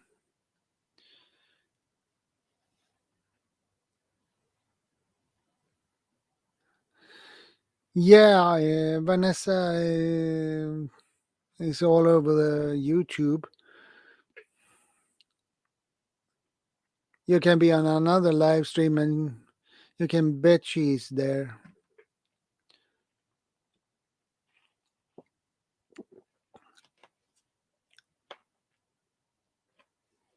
That's cool, Vanessa.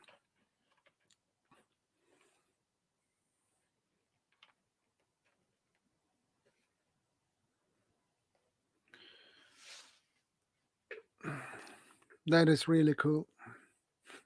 Yeah, I agree, Tammy. That is so awesome. Great stories.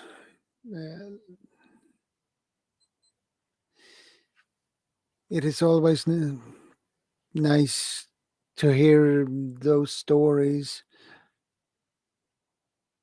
because you can learn from those stories.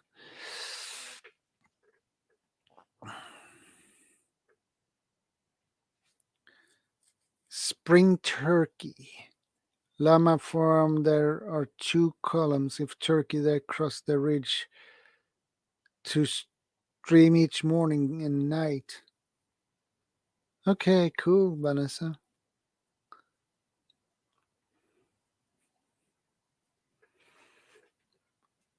Oh, so you grow up on a farm, Walter?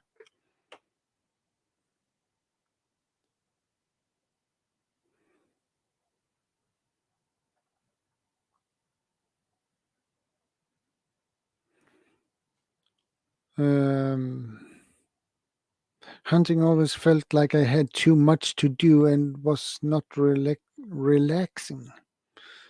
Well, I have hunters in my family, so they say, after what they have told me, that it's really relaxing.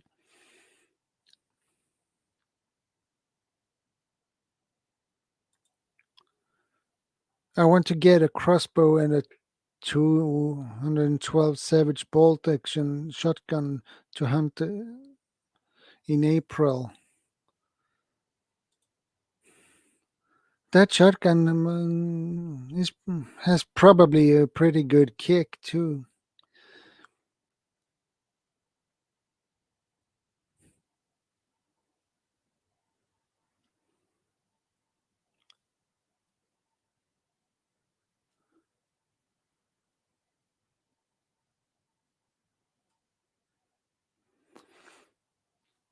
Uh,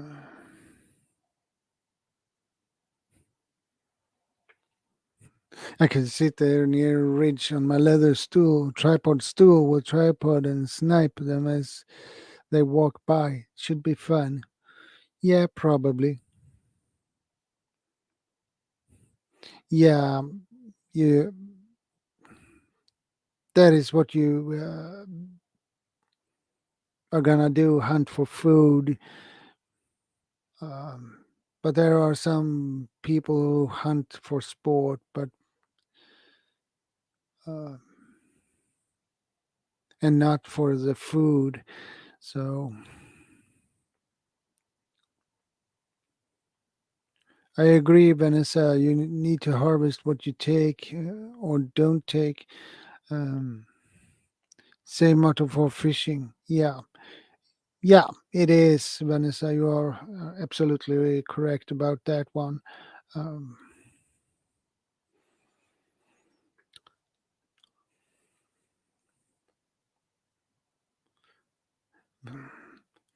Find an old Kessler bolt shotgun. They group tight out to 70 to 100 yards, depending on load. Cheap and awesome guns. I never heard of that gun before.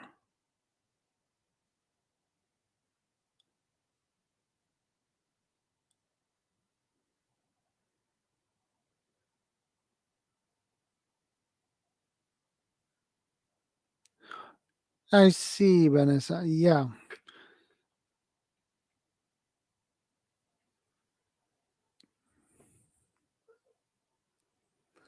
yeah. That sounds like a good idea.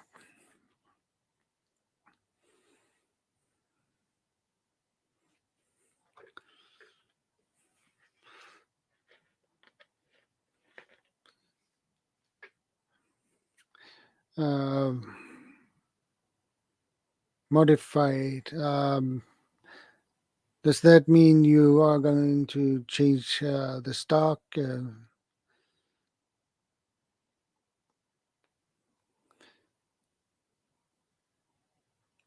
My right forearm and elbow are titanium inside.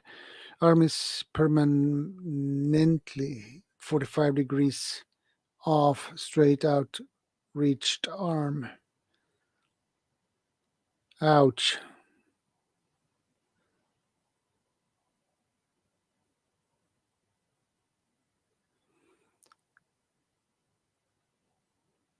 Hand dice not work at certain positions. Yeah, I bet I bet it does. Um, and that is probably because your hand don't get enough uh, blood to your hand. So MDT chassis for rifles and shotgun. Um, I can get linger to help arm. Yeah, that sounds like a good idea, Vanessa. And Deb, I just have a 22. My 38 was too heavy with the arthritis. It's a Taurus, a Beretta knockoff. Yeah, I know. I'm familiar with the Taurus. And yes, you are right. It is a Beretta knockoff. Same but not brand name. Yeah, that's true. Uh, and Kilsbergen says, I was planning on getting on hunting license and a permit for gun as a New Year resolution in 2020, but then the plague came and all the courses was closed. So time permitting, will do it this year. Yeah, good luck, Kilsbergen. With let's hope there will be no more restrictions. Um, and you're right, Kilsbergen. Our gun laws here are very different from North America. Uh, and yes, you are right about that too. There are many hoops one has to jump through. So Yeah, I heard that the Taurus is an awesome gun. Yeah.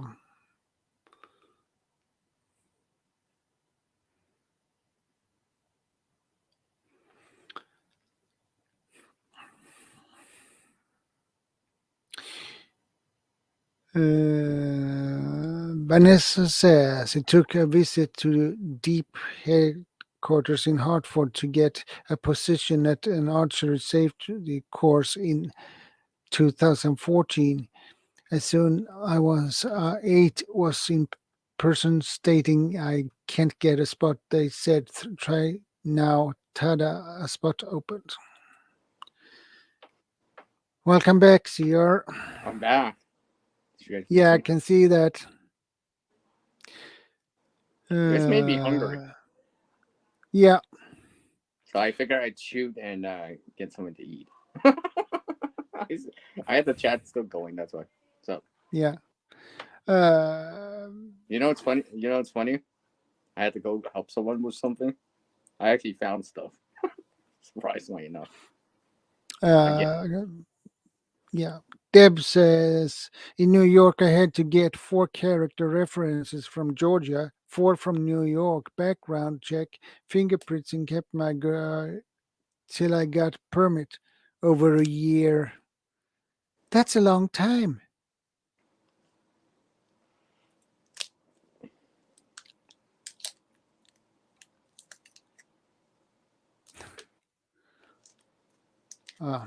Yeah, yeah, Deb.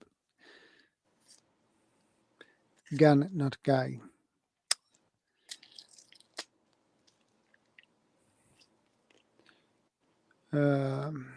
Vanessa says to jump through hoops, it helps if you squeak like a purpose. Oh, Where are we at?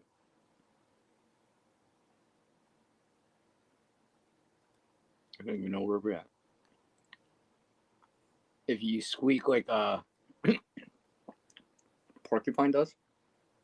yeah, yeah, porcupine. Yeah.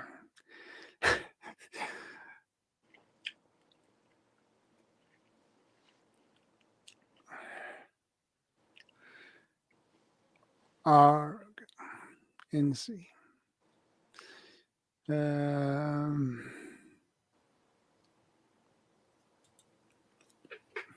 A friend represented Taurus. Every military trial they went to, they were the trial and the contract.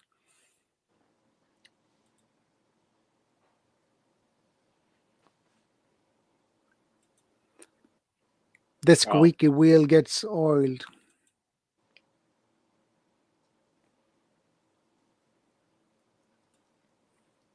So I see Vanessa Kitty still has stories.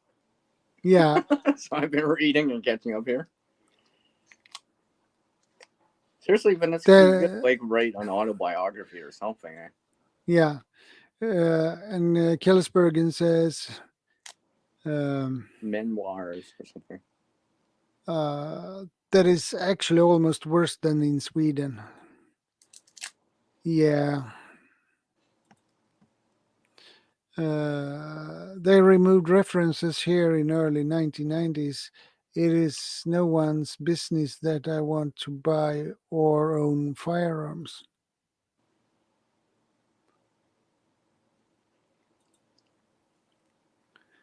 In North Carolina, I took $5 and had permit in 2 days because I went through all that in my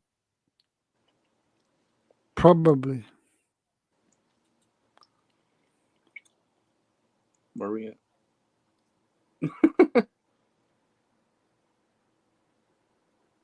Yeah, typo queen. I'm getting better at reading Vanessa Kitty's comments. When she writes an X, it's usually a C, and you know, it's a code, right? I'm like, I'm decoding Vanessa Kitty's comments here. Yeah, it's pretty hard to decoding her writing sometimes. In 80s on active duty, I could not get permit to carry in Connecticut because they wanted 5 references. Okay, 5 references. Oh, Vanessa Kitty. And in that case, you need to find those 5 references. Oslander's not back yet? Not back, is he? I thought he would have been in here already.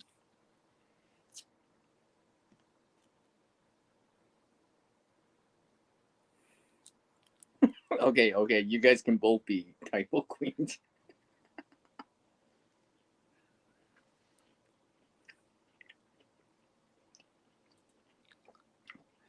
In Pennsylvania, it is $20 and a background check that takes 5 minutes, and you walk out with a concealed carry permit.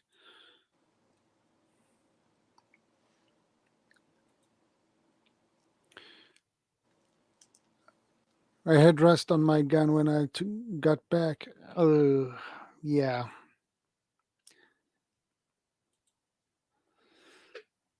That is not good to have rust on your gun.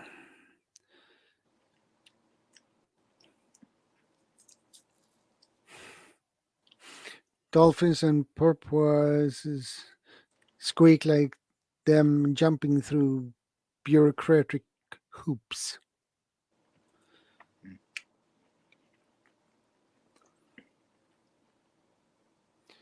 My phone is about to die and we are sitting on down for dinner. Take care, all.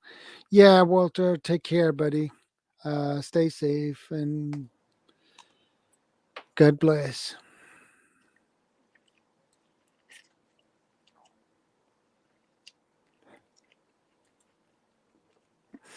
Vanessa says, lol, my typo is strong today. You're kind of behind on the chat, Shadow. Just a Hmm? tad. You're behind on the chat. Yeah, I'm far behind.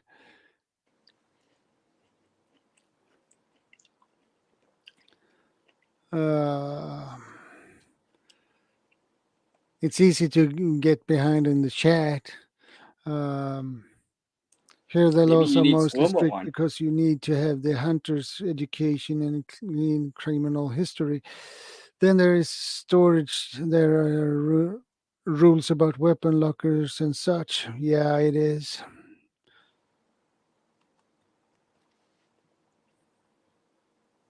APD.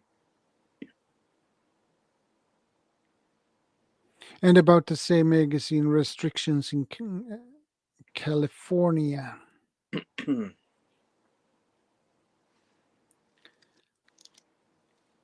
I'm trying not to jump ahead on you because I keep forgetting you're not even there yet.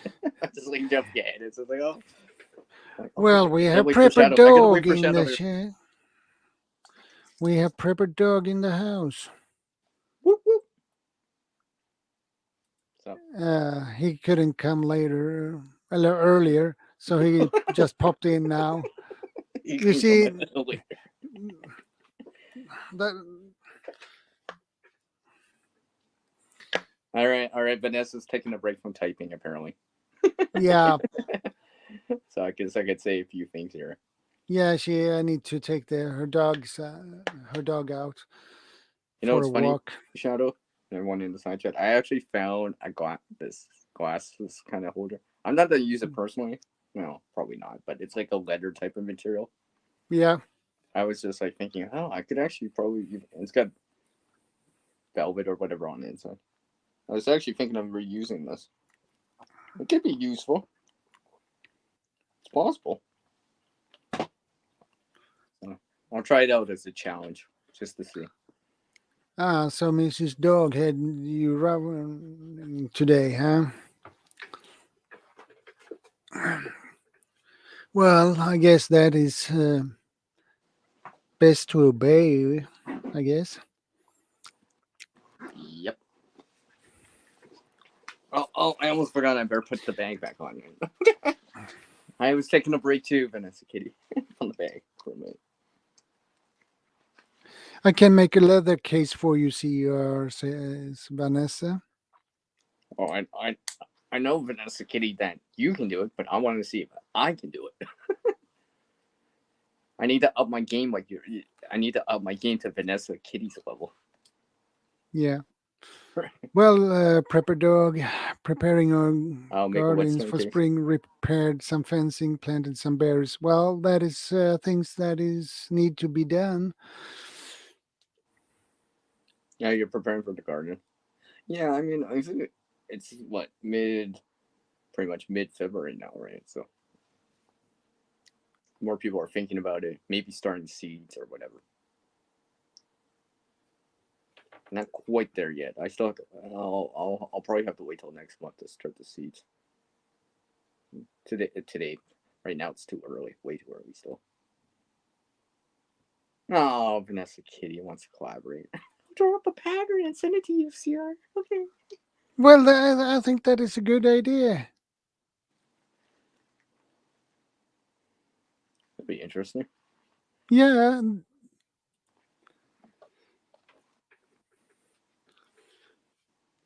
Actually, I'm thinking of what I can actually, well, not what I can make out of it, but what do I need to make out of it?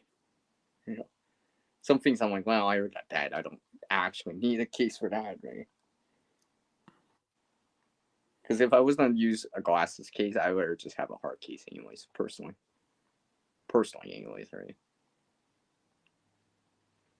But I was just thinking, I just saw it on the side. I was just like, you know, that's a challenge too, right? And besides, anyone that's aware, and I know Shadow here is aware, and Vanessa Kitty definitely knows it, is definitely aware that I like to reuse stuff, so I do it as a challenge. All right, as a challenge to see, you know, to see that it's not waste, or useless. It can be useful. It just has to be changed to something useful again. Yeah. You know, because we were talking about this yesterday about the scavenging. I mean, like, because fabrication skills and sewing skills and stuff like that, woodworking skills, you'd be able to change materials. Well, then the sky's the limit. What you can make then, pretty much. The only limitation is, well, what you can think of, but the material itself, how much you have of it, right? You know what they say with duct tape. What can't you make out of it, right? As if you have enough duct tape, you can, or tape, cargo tape, you can make a lot of things. There's plenty of things that people have made with duct tape. For example, right? You know, they made bridges, right? So there's lots you could do. I'm just kind of thinking about this, right? I mean, just looking at it, I'm just like, it's got a little. I'll try not to show any logos, but it's got a little buckle right here and stuff like that. And I was just like thinking to myself, this could be useful. You know, be interesting. I'm not sure exactly what I would make out of it. I might have to undo the stitching first, so lay it out and kind of just take a look. I mean, I could remake. I mean, it's not that bad actually. There's a little finger right here, but besides that, there's no holes or anything like that or rips. So, you know, I could easily remake this as a, I don't know, like a case for something, right? Like a later or something like that. I don't have a whetstone that could fit this. I mean, even wow, I guess. Well, if I had a whetstone that could fit this, I would just put it inside and not even remake it, right? For example, so.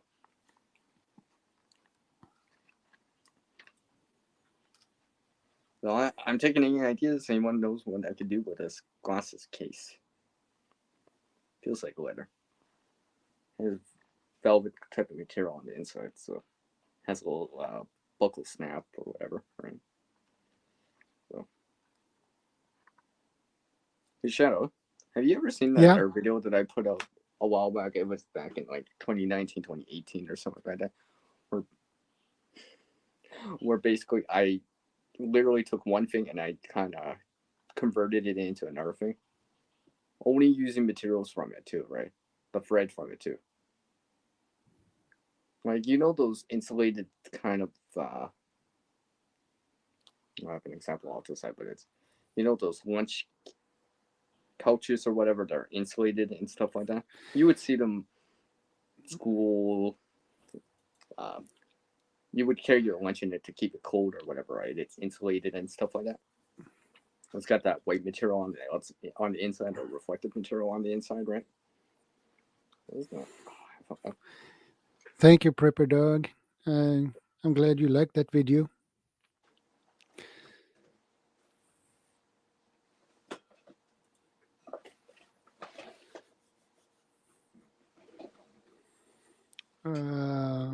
But yeah, I took one of those and I actually remade it into a little pouch.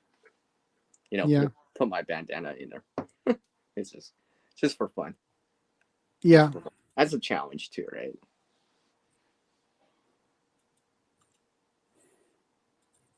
Well, I would assume that you had to ask. Your hobby's bushcraft. I mean, I'm not a bushcrafter, but I like to craft, and I've been in the bush.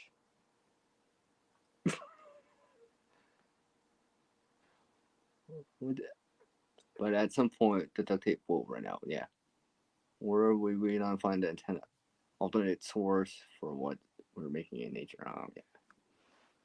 I mean, I've been trying to make stuff from natural materials too, just as another challenge, right?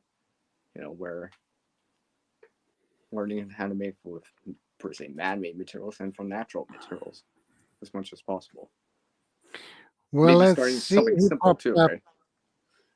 Uncle Al. Boom! Uncle Al's finally with us. Uncle Al, I've been talking about you all day. I mentioned the furnace. I mentioned the furnace to everyone, right? The furnace, right? Well, We you were talking about usually furnaces pop for a up while. earlier in the stream. Sorry, been busy today. I gotta get ready before the Ides of March. I did warn everybody. I've been nice about it. Yeah. You said between March and June, right? Yeah. I think that's what I've been warning people, and people are like, Uncle Alan's crazy. You know, we won't go to war. The red dragon won't kill us. China is not that bad. Oh yeah, right. Well, Everybody's been.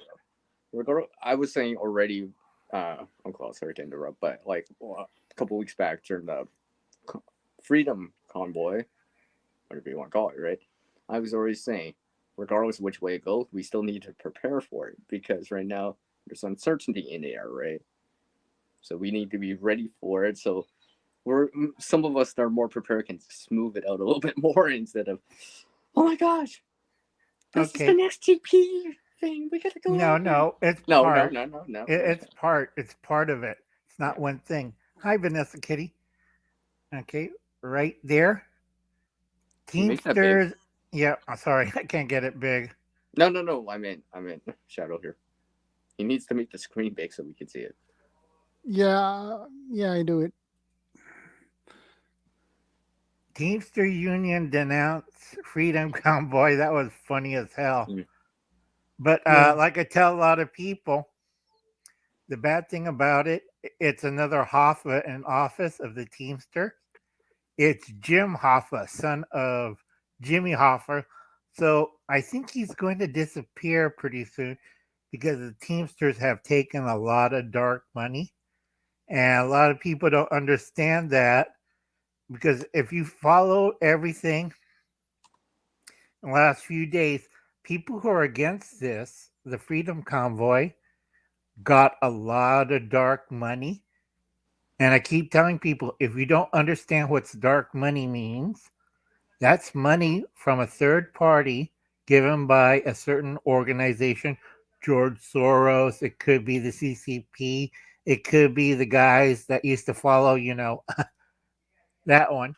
And then a lot of people don't realize it's a lot of dark money has been spreading around. And I'm just sitting here quietly, dressed nicely, and kicking back and stockpiling. Or I drop a box of canned food. Those kids, they got their house burned down. Their home. They live in an apartment, and it got burned down. And this week, I've been busy helping them out with the forums and getting relocated. And they were happy. That's why Uncle Al is awesome, straight up.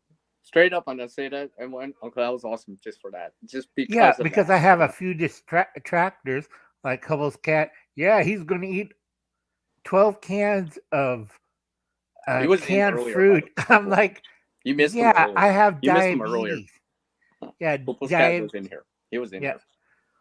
And Hoople's like, you posted something, Hoople's, that yelling people to arrest Canadians and stuff. I'm like, I don't think people would enjoy your channel if you keep doing that. And YouTubers and truckers, I'm like, you know what you posted, and nobody voted for these mandates. It was all by, the parliament and the whatchamacallit, their Congress, and whatchamacallit, Justin, not the other Justin, but the whatchamacallit, that Justin, which cracks me up. I just sit back and smile and wait till it happens. And remember, Ides of March is in what, less than 2 weeks? Let's see let's see. I had some good stuff saved up for you. You always have, Uncle Al. It's always funny too, because I'm always right. Yeah, that too. And it's like I tell people, only one who's doing something crazy isn't Putin. He's a poker player, dressed up in a silk shirt, nice vest, smoking a cigar, and then you see we can't say it because Captain Crazy in a wife beater shirt, looking disheveled, and I'm like, I have 4 8s. I'll think I'll win. Yes, they did. Pepper Dog, the police and special forces got them. And a lot of people said, oh no, they didn't use special forces. Yeah, and then I'm in the next lotto winner. Let me see if I still got it. Well, you know what, Uncle? I was saying this earlier about squaring things away and stuff like that, and I'm all for freedom and all that stuff, but I mean, you want to make sure your family's good to go too, right? Regardless if this goes south, north, whatever, right? Because I mean, they're not gonna be happy with you if you let them down. Yeah. Oh, here we go. Freedom's important, but hey, what about us, Dad? What about us, Mom? Oh, it's all right. Bye. Remember what happened to the Nazis with their family program? Premier Doug Ford declared a state of emergency in Ontario, and Freedom Convoy by Canadian Sergeant Major Stephen. He's against the police action and using of special forces by the Premier. Let's see if I get it up. Anytime, Vanessa. Take care. Stay safe. Yep. Enjoy your stories. God bless. Now we got Uncle Al to tell our stories. Yeah. And you see, speech by Canadian Army Major. He's still serving, and he's mad as hell. Yeah. And a lot of people don't understand that this is serious, folks. I mean, yeah, really. I knew this was going to be one way or another. It was going to turn into this. Oh yeah, and then because when someone pushes, there's always an opposition or pushing back, right? And now there's going to be a counter movement or something like that, right? Okay. Let's see. And there's Premier Doug Ford declared a state of emergency. See all these Nazis and terrorists? And here's Premier Doug Ford. When did he become a premier of Ottawa? I still can't figure on that. I thought he was like like some kind of supervisor over Ontario. But when did he become a premier? Did your politics change, CR? I've been laying low the last couple weeks now off of it, because I realized regardless of what happens, I still need to be proactive and prepare for it, right? Right. Square things away, all right? That's what I've been telling people, because regardless if you're for, against, or whatever, you still need to prepare for it, because there's going to be something's going to happen because of it. Regardless. Oh yeah, like I said, you have to follow the dark money. It's not bad in where Jordan lives. in Sweden because they don't take money from your crazy neighbors, down either in Europe or over in where the Putin lives, because they're all crazy and you have to be careful. The dark money circling around, like, here, take the money, and then find out, what do you mean Prince Andrew got arrested for sex crimes? Or what do you mean that guy had a secret base hidden someplace in Australia? It's too funny because every time I tell certain things, 2 weeks later it pops up in the news like, gee, Uncle Alan was right. I didn't know they had a secret base out in the desert. Durr. It's way too funny, folks. Yeah, and they See, should this is listen to why I Uncle listen to Al. you, Uncle Al. Yeah, I do listen to you. Yeah, but CR, you live on the west side of Canada, right? Mm-hmm. Okay, you don't have to worry. It's everybody in central Canada and the east coast of Canada. They should be sweating bullets. Well, I worry for the people that I do know, though. Yeah, tell them get out of there. Go over to the west side. It's a lot safer. At least you're not near Vancouver. No, I still tell people, square things away, right? I mean, yeah, Vancouver is not a good place, or British Columbia is not a good area to be in right now. The geopolitics has gone crazy right now. Well, you have Captain Crazy in charge, and Captain Crazy just this week backstabbed South Korea, Japan, and the Pacific Northwest. It's like, I'm standing there like, why is he still in office? And that's like totally, deep end. It's like, I'm worried if he finds the black box and like, oh, my lunch box, I'll press the lunch button. Well, what did I say, Uncle Al? We're going to be facing multiple fronts this year. If it wasn't already apparent to everyone, right? Yeah. But like I said, follow the dark money. It's all over the place because... finances, probably there'll be something natural happening, and then there'll be something else, right? And yeah. Right. Yeah, because I was trying to show the post that Hubble's cat put up, and he's calling everybody on live streams and stuff. You'll be investigated. It's like, nah. I'm just laying low. Yeah, same here. I'm just taking it easy. I'm just on lay low and prepare a little bit more proactive. Right? Yeah. Oh, I seen Jordan's video. It was a great video on his shelves. Good job, Jordan. You got more space to put stuff up. Yeah, he has more backspace. I mean. Oh. Sorry, folks. I would follow the chat and type in stuff, but I have to charge my phones. No, I've been arguing with the insurance company on the family that lost most of their possession in the fire. Yeah. And it's hard to believe that I tell a lot of people what you want to do is store Jello or gelatin because for Jordan and you, it's an easy source of protein. And since you're in colder climates, all you have to do, boil water, pour in the gelatin or Jello, and then put it outside. It's a cheap source of protein. It tastes delicious. You can put vegetables and stuff because my mom used to make those julienne carrots and raisins inside green Jello, and I'm like, oh yeah. You see that you can commercially buy stuff like that has like fruit inside and stuff. Yeah, I didn't like it. I didn't like Espic because whatever. No, that was like the clear Jello, and it had like vegetables. Like there's cauliflower and broccoli and onions and carrots. What the hell is this? It's good for you. Eat it. I'm like, this is the beef flavored tasting Jello. I'm like, no, it's a spick.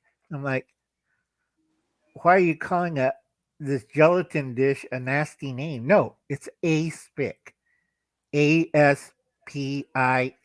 It's a gelatin dish. And she showed me in the cookbook. I still can't believe people ate that. you're a kid or adult or anything, and you got this wedge of Jello with vegetables in it, and it's beef flavored. Well, I guess gelatin stores pretty good because it's a powder. Well, I mean, it doesn't take up that much room. Yeah, but for dinner, I don't like it. How long shelf life has gelatin? There's no fat in it, and mostly it's dry too, right? So right, dry. So it's about 2 years, 2 to 3 years before it goes rancid. Well, that's pretty good. And yeah, but who wants to eat beef flavored Jello at the end of the world? After a hard day of work, you got vegetables and a wedge of beef flavored Jello. Enjoy. I survived World War III, and I'm eating beef flavored Jello. Bleh. We have a Toy Fish raid here, guys. Hi, Toy Man. Hey, Toy Man. Hey, Go Fish. Hey, Go Fish. Hey, everybody. Like I said, hey, right? Look who swims by, right? Yeah. But like I said, folks. Hey, J-Mick. Make sure you get your food supplies, your water supplies, gasoline away, top. Right? Yeah. Top your tank off. Save that 5 gallon of gas or liter of gas tucked away. Because you don't have to worry. You don't have a car, right, Jordan? Yeah. Yeah. You have a bicycle, right? Yeah, I have a bicycle. Good. Make sure it's up to date and you got spare tires. That's going to be the big thing. Bicycles and spare tires and tubes, yeah, right, all that stuff. Because spares is going to be hey, really. Toy Man. Yeah. Good to see you. Well, learning, J-Mac, just to add, Uncle, learning how to make things from like basic or from scratch, right? I know Goldfish knows how to. Goldfish has shown many things made from scratch, right? Hey, Jay. She makes things from scratch, putting. You want to join us right? up here? So, I mean, just click the link. So, yep, come up. Yeah, and I've been learning some things. I had to make things from scratch too, right? And it's just like, oh, that wasn't that difficult. For basic stuff, right? Flour, sugar, etc. Right? Staples that if you have enough of it, you can make stuff. Bread, whatever, yeast. Did you ever make a window stove oven? What? I must be hungry. I threw you on that one. It's 2 barrels, stovepipe, and particle board or plywood that you fit into the window, and then the stovepipe goes out, and you burn wood where that is. But make sure you use fire brick on the floor, folks, because I've seen people catch their house on fire because they don't put fire brick underneath the wood stove. It's a really easy setup. They have it on sale. It's a small 30-gallon drum on the bottom. That's your stove. You put wood in it and starts fire. Then you have a chimney. It goes into a second drum, and that's your heat extender. It goes through another pipe and then goes out to the window. Easy setup. You can't go wrong. You burn wood, you keep warm. I've seen people in Russia do this. I've seen people in Sweden do this. It just takes 30 minutes. You open the window, you put in the plywood, you put in the weather stripping, you have the metal insert on the plywood, because if you don't, the pipe will catch on fire. Go ahead, Jordan. You had a question or? Not really. No, he's just letting us talk. He does that all the time. Oh, okay. He lets us talk. But you have the metal fitting there, so the pipe will fit through, and it goes outside the window, away from the building, and you can burn wood, and you can stay nice and warm. Or you be like everybody else, Oh yeah, because it's like a chimney, right? It'll push that smoke to the outside, right? And you have insulation from the ground, so it doesn't actually burn the ground because obviously the metal's not get hot. Right, that's why they had fire, because it started to heat up the wood or stuff on the floor. Right, that's why you have fire brick below. Hey Jay. Hey Jay. Good to see you again. Yeah, it's good. How's everyone doing? No, not the same. We're doing just good here. Doing I've good been here for work. the last 5 hours. Good, good discussion. I'm just 5.5 hours. Yeah, I'm just We getting have back. Uncle I took a Al. half an hour break. Anything over 5 is long. Yeah. Oh, I have to tell everybody, if you're doing live stream, keep it under 5 hours because they're starting to purge again, and they're going after live streams for the stupidest reasons because they had too many live streams where the cat is sitting at the ground. The cat is now sitting at the table. And YouTube and I think Facebook, like, okay, that's enough. So they're purging channel, and the bird is sitting on the perch. And here's the bird pooping in its cage. And So here, go ahead. we There's gotta a fish find out. going by. We gotta find out what they're doing and why. Yeah, because they got fed up because you cannot believe what they're planning to purge on next month. Sorry. Well, on my channel, I'm live with Darren Dobson in about an hour and 15 minutes. And he's on live with me every other day. And we talk about helping people to grow their channel.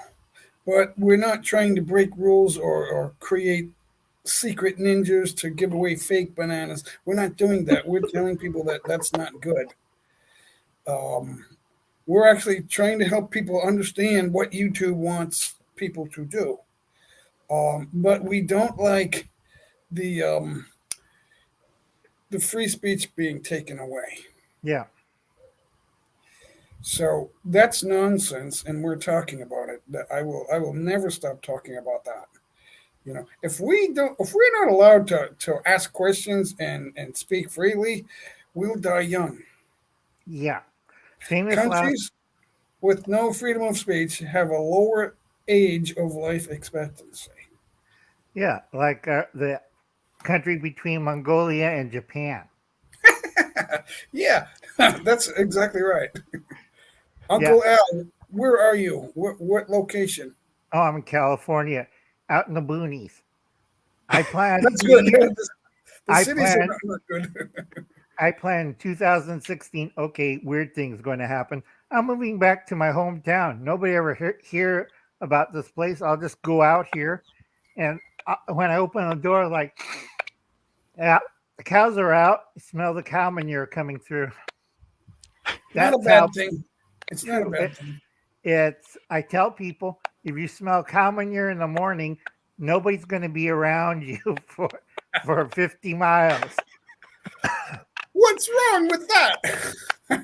I'd be like, holy cow, Uncle Al, that smell. Al, you know what we smell here? We smell burning trash. Yeah. Everyone burns their trash here.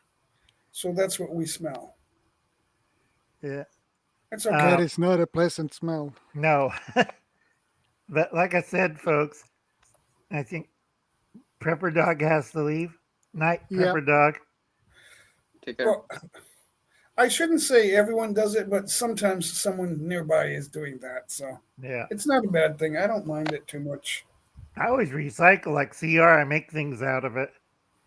Well, it's actually a good thing because if things are getting more expensive, you don't have to like make things with what you do have, right? And reuse a lot more, right?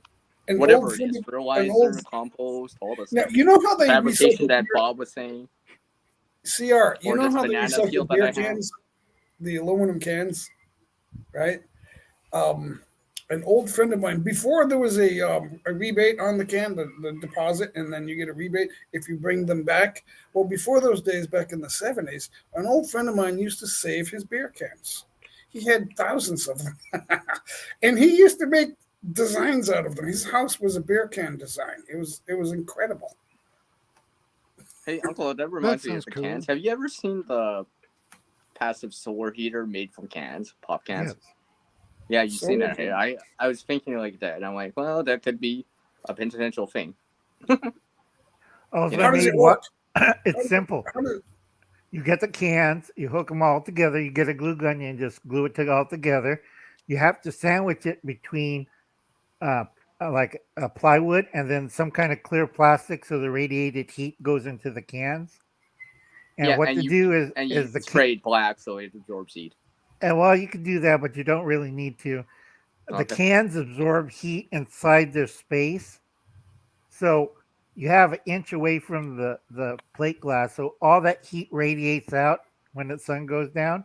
And then you pump it into your house by a long tube or a flexible tube with a little fan.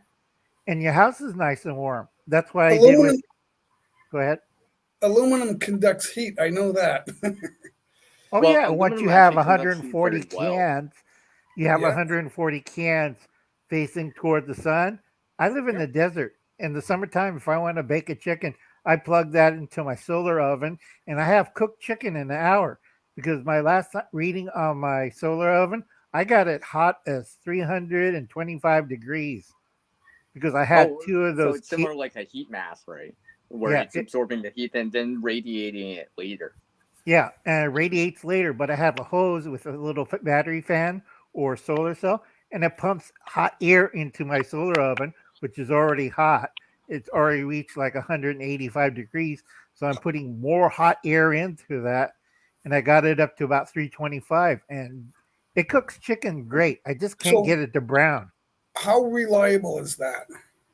You need sun. It doesn't work if you're in Canada under 4 feet of snow. Oh, come on, Uncle. So you can't. You can't like charge your batteries. You can just make instant heat. Okay, yeah. You just only heat, and it takes about 3 hours to do it. Yeah. And no electricity. It's just heat. Electricity is a whole different matter. I have different setups for that. I was monkeying around with a Stirling engine, but that got too complicated. It's a lot better than solar cells because it's 100% efficient. But I cannot move a 200-pound device all the time to follow the sun. I'm old. I'm 60. You got to put it on a rotisserie. It is on a rotisserie. It's still hard to move. It's 200 pounds.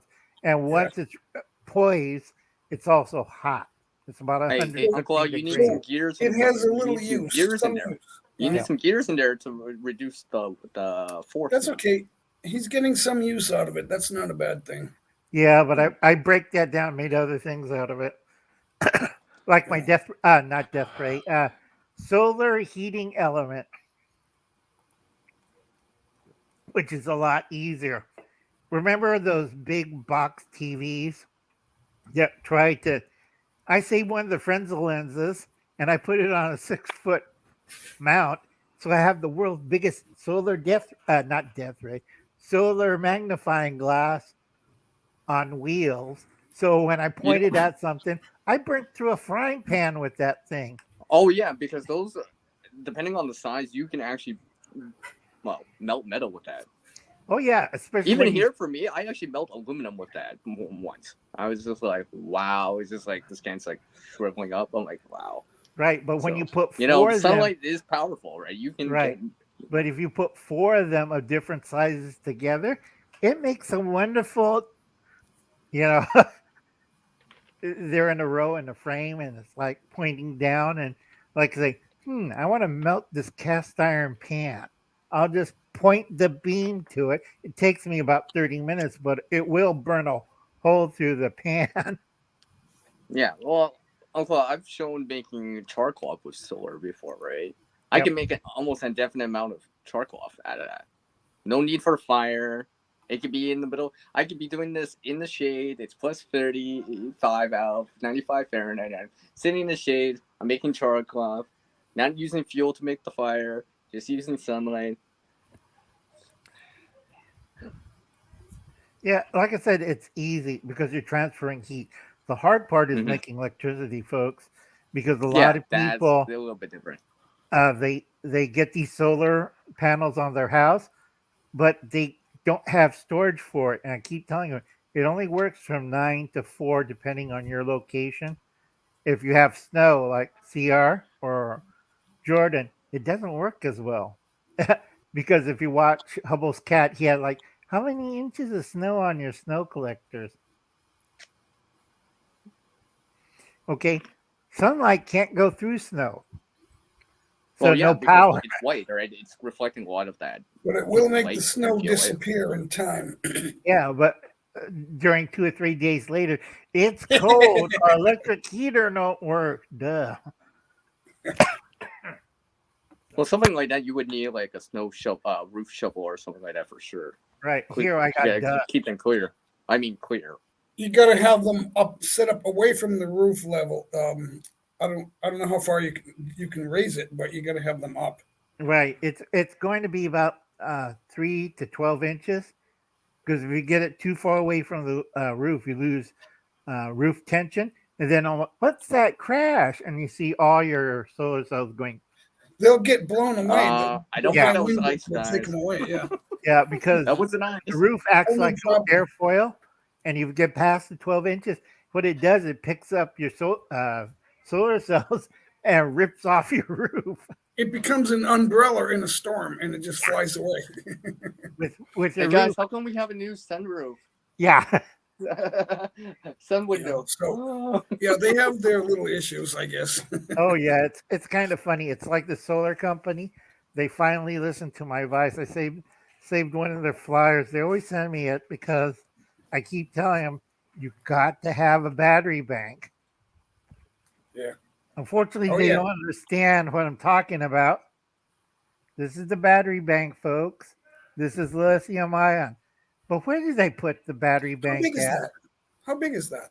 The lithium battery? The battery, the thing that you recharge with the solar power. I can't see it. Oh, sorry. It's about the size of a water heater. Oh, yeah. I see. Yeah, but they put it in the garage. It's not a water heater, folks. It's a massive batteries that drives your, I can't say the word because they're mad at me, the guy who's flying spaceships into outer space. Yep. And, yeah. Mr. M. Yeah, Mr. M. Those kind of batteries. But the only problem is this is one battery, so it's 5 watts. That water heater battery, it's only 5 watts. Your house usually takes 18 watts. So you need 2 or 3 of them. And you can't have it in the garage. I live in the desert. It's 116 outside.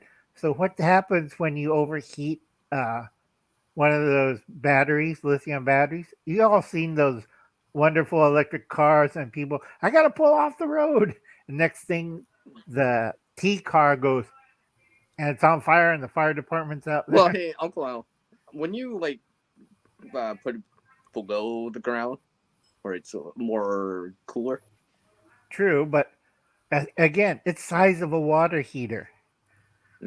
I don't think a lot of people, get a hernia.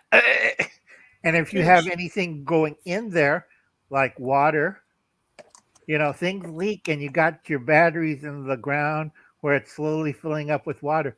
Electricity and water don't mix. You'll have the Simpsons all over again. Yeah. Yeah, don't be shocked what happens. Right. But like I tell people, from 9 a.m. to 4 p.m., your house will generate enough electricity for your use. But the trouble is the electric company's getting a freebie off of it because you can't process on site. So all that wonderful electricity are going to the pockets of the power company and people who invested it, and they know that it's not a followable system. It will fail in 10 years if there's no upkeep. What really kills these things right here, in the summertime I make a job and I get food because pigeons love to put their nests underneath these things. And in my freezer, I still got 12 squab. And they'll live underneath there until it becomes a fire hazard. And then why is this house burning? Also, I get my squab. So the truth comes out. And about the daylight, right? I mean, on the winter solstice, the shortest day of the year, you're only getting, and it depends on your latitude too, right? The closer you are, if you're closer to the equator, that's one thing. But if you're up here where I am, we're closer to the Arctic, right? So we're getting maybe 8 hours of daylight, 7 hours of daylight on the winter solstice. Right. So and that's low too, right? Right. That's low on the and it's also too, the right? UV radiation is low too. So you're only getting about 6 hours of power. And you have to put it like this at your longitude. it's like this. It's almost standing up straight. It's not at an angle like summertime. It has to be straight because Are they adjustable? Yes. They are? Yeah, Praxis Prep or Hubble's Cat has a system. The only problem, folks, if it starts to snow, you have to put it vertically. Do not keep it at the angle. Another Canadian I won't mention because he's still mad at me. It's not Hubble's. Hubble's a friend. He had it angled, and he had 3 feet of snow, and it's 12 by 15. How much snow does that weigh on 12 by 15 meters? Too much. Yeah. And what happened to the little support underneath it? It'll collapse. Now, how fragile are the panels? They must would break apart under that weight too. Yes, that's what another problem is the fragility of it. Depending how cold it gets, because a lot of people don't understand. Colder it gets, more fragile your solar cells get. Yeah. So if you're like, this is my 5th year out in the wilderness, what's that cracking sound? And then you see like a 3-foot crack down the solar cell. It's like a lake that freezes over and you go ice skating, and then it's springtime's coming, and then you hear this, and everyone's on the ice with ice skates, right? And they get we have a question on the side chat here. Oh, yeah. I'll read it up for everyone. What is the opinion on heat exchange technology as a backup for like charging phones and such? If you have like the little bio lights, it works fine. BioLite had pots, used to be, that you put over fire and they plugged into your cell phone. Small devices, fine. But if you're trying to rent a house, forget it. Because I tell people it's a waste of time. You could do like I did with that lamp back there. I put an LDE light bulb. You can buy it at any store for whatever. Screw that in there, 40 watts, and then hook up a car battery to it. And I run that off. It's the biggest battery run object in my background. I don't have to worry about it. I just take it out, recharge the car battery, plug it back in. And hey, Al, how old is dirt? What? I'm looking at your name. It says old as dirt. How old is dirt? About 52 years old. I dye my hair. You're what? Yeah, you always dye your hair so they can't really see how old you are. I do too, but I didn't hear your age. 2. He's 2. Yeah. Doesn't matter. I always tell people I'm under 100. I'm almost 100, but I'm a little over 50. Yeah, but like I said, you always have fun. You just got to be careful because I keep telling people after 2015, the offices of YouTube transferred. It's no longer in America. They have an America branch in the Bay Area. The YouTube office is in Shanghai. That explains a lot. Yeah. Because I did a background check. I followed the IPO. I wonder where this leads. What country? Maybe Canada or Mexico. Nah, it went to Shanghai, China. Why did you get me started? Those of us who don't really spend more than like a second a day looking at the live network news, we seem to be just as informed as people who are addicted to CNN. Right. Isn't that funny? It is, but CNN's like, I wouldn't trust CNN because it's also their offices in Shanghai. People, this explains even more. People that I have been acquainted with on Facebook, right before Biden was elected, right around the campaign season, started telling me, my old schoolmates and things like that, people I grew up with, so, Jay, you don't watch enough news. That's why you don't know what you're talking about. I said, excuse me? I don't watch the news to get my education. If you don't already know what they're talking about, you're screwed. Yeah, that's the sad part. Jay, this is a book you want to get. Yeah, I've heard of it. I forgot the author, though. Oh, right there. Kerry Gershonik? Kerry Gershonik. Kerry K. Gershonik. Yep. Yeah. Because I've heard of it. I don't remember the person though. But that was Fox News talked about that not long ago. When was the book published? I think it was recently, like last year. This is 2022. Yeah, 2020. Sorry. Yeah. They mentioned it, but I didn't read the book. All right, and let's see. I'm trying to find it. Oh, chapter 2, terms of definition. If you want to corrupt the nation, you take over their media and news. Yeah, I've heard that before. I've heard that over and over, actually. I've heard it a lot. I know. It cracks me up because I keep telling people they own Hollywood, they own the Oscars, they own the Super Bowl. What did the Germans do? What did the Germans do in the 30s? Oh, they copied Henry Ford. Dearborn Press. Even Hitler named it. Yeah, all propaganda, but they copied whatchamacallit, Henry Ford, because Henry Ford put out his own newspaper and own radio show, and he used to do some really anti-Semitic, anti-American stuff on that radio and also on his newspaper, but not to extent like Germany did in the 1930s, around 1933 to 1939. And it caused a heck of a lot of trouble and brainwashed a lot of people. What they do is they control the media first. The big lie. Right. If you could shout out the lie long enough and loud enough, and if you control everything on what they read and write, this is why I tell people to read this book. This guy knows what he's talking about, guys. If you say the same thing over and over to enough people for a long enough time, they will all go to their grave thinking that it's the truth. It is.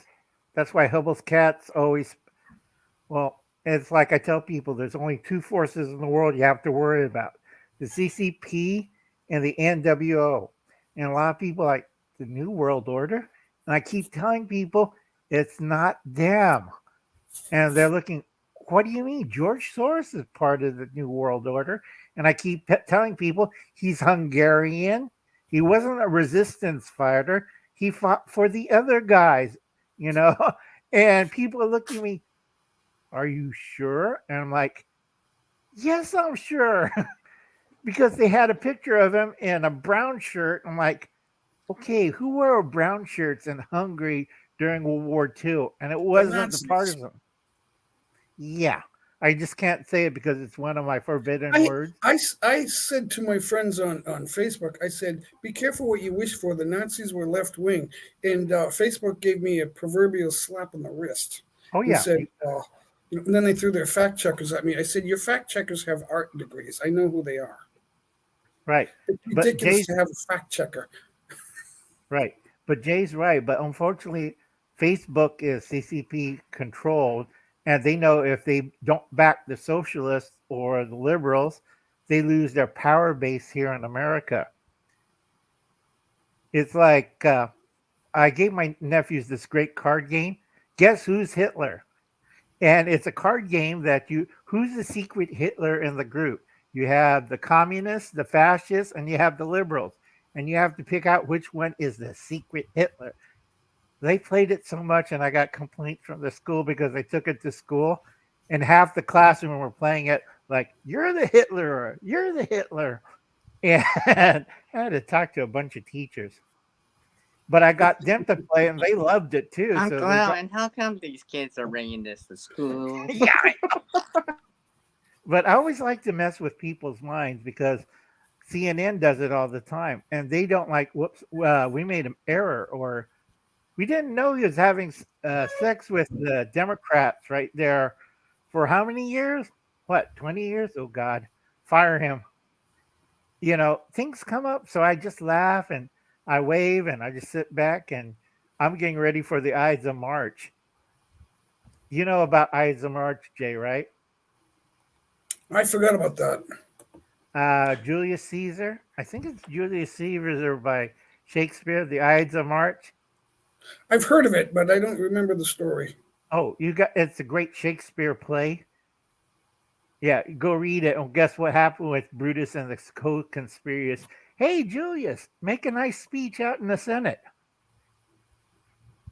That's where the Ides of March. I keep telling people.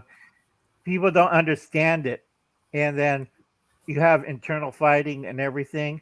And it goes down to Mark Antony and say, here's the body of Caesar. See what his friends did to him. And then I actually read the book as required reading in school, and I don't remember it.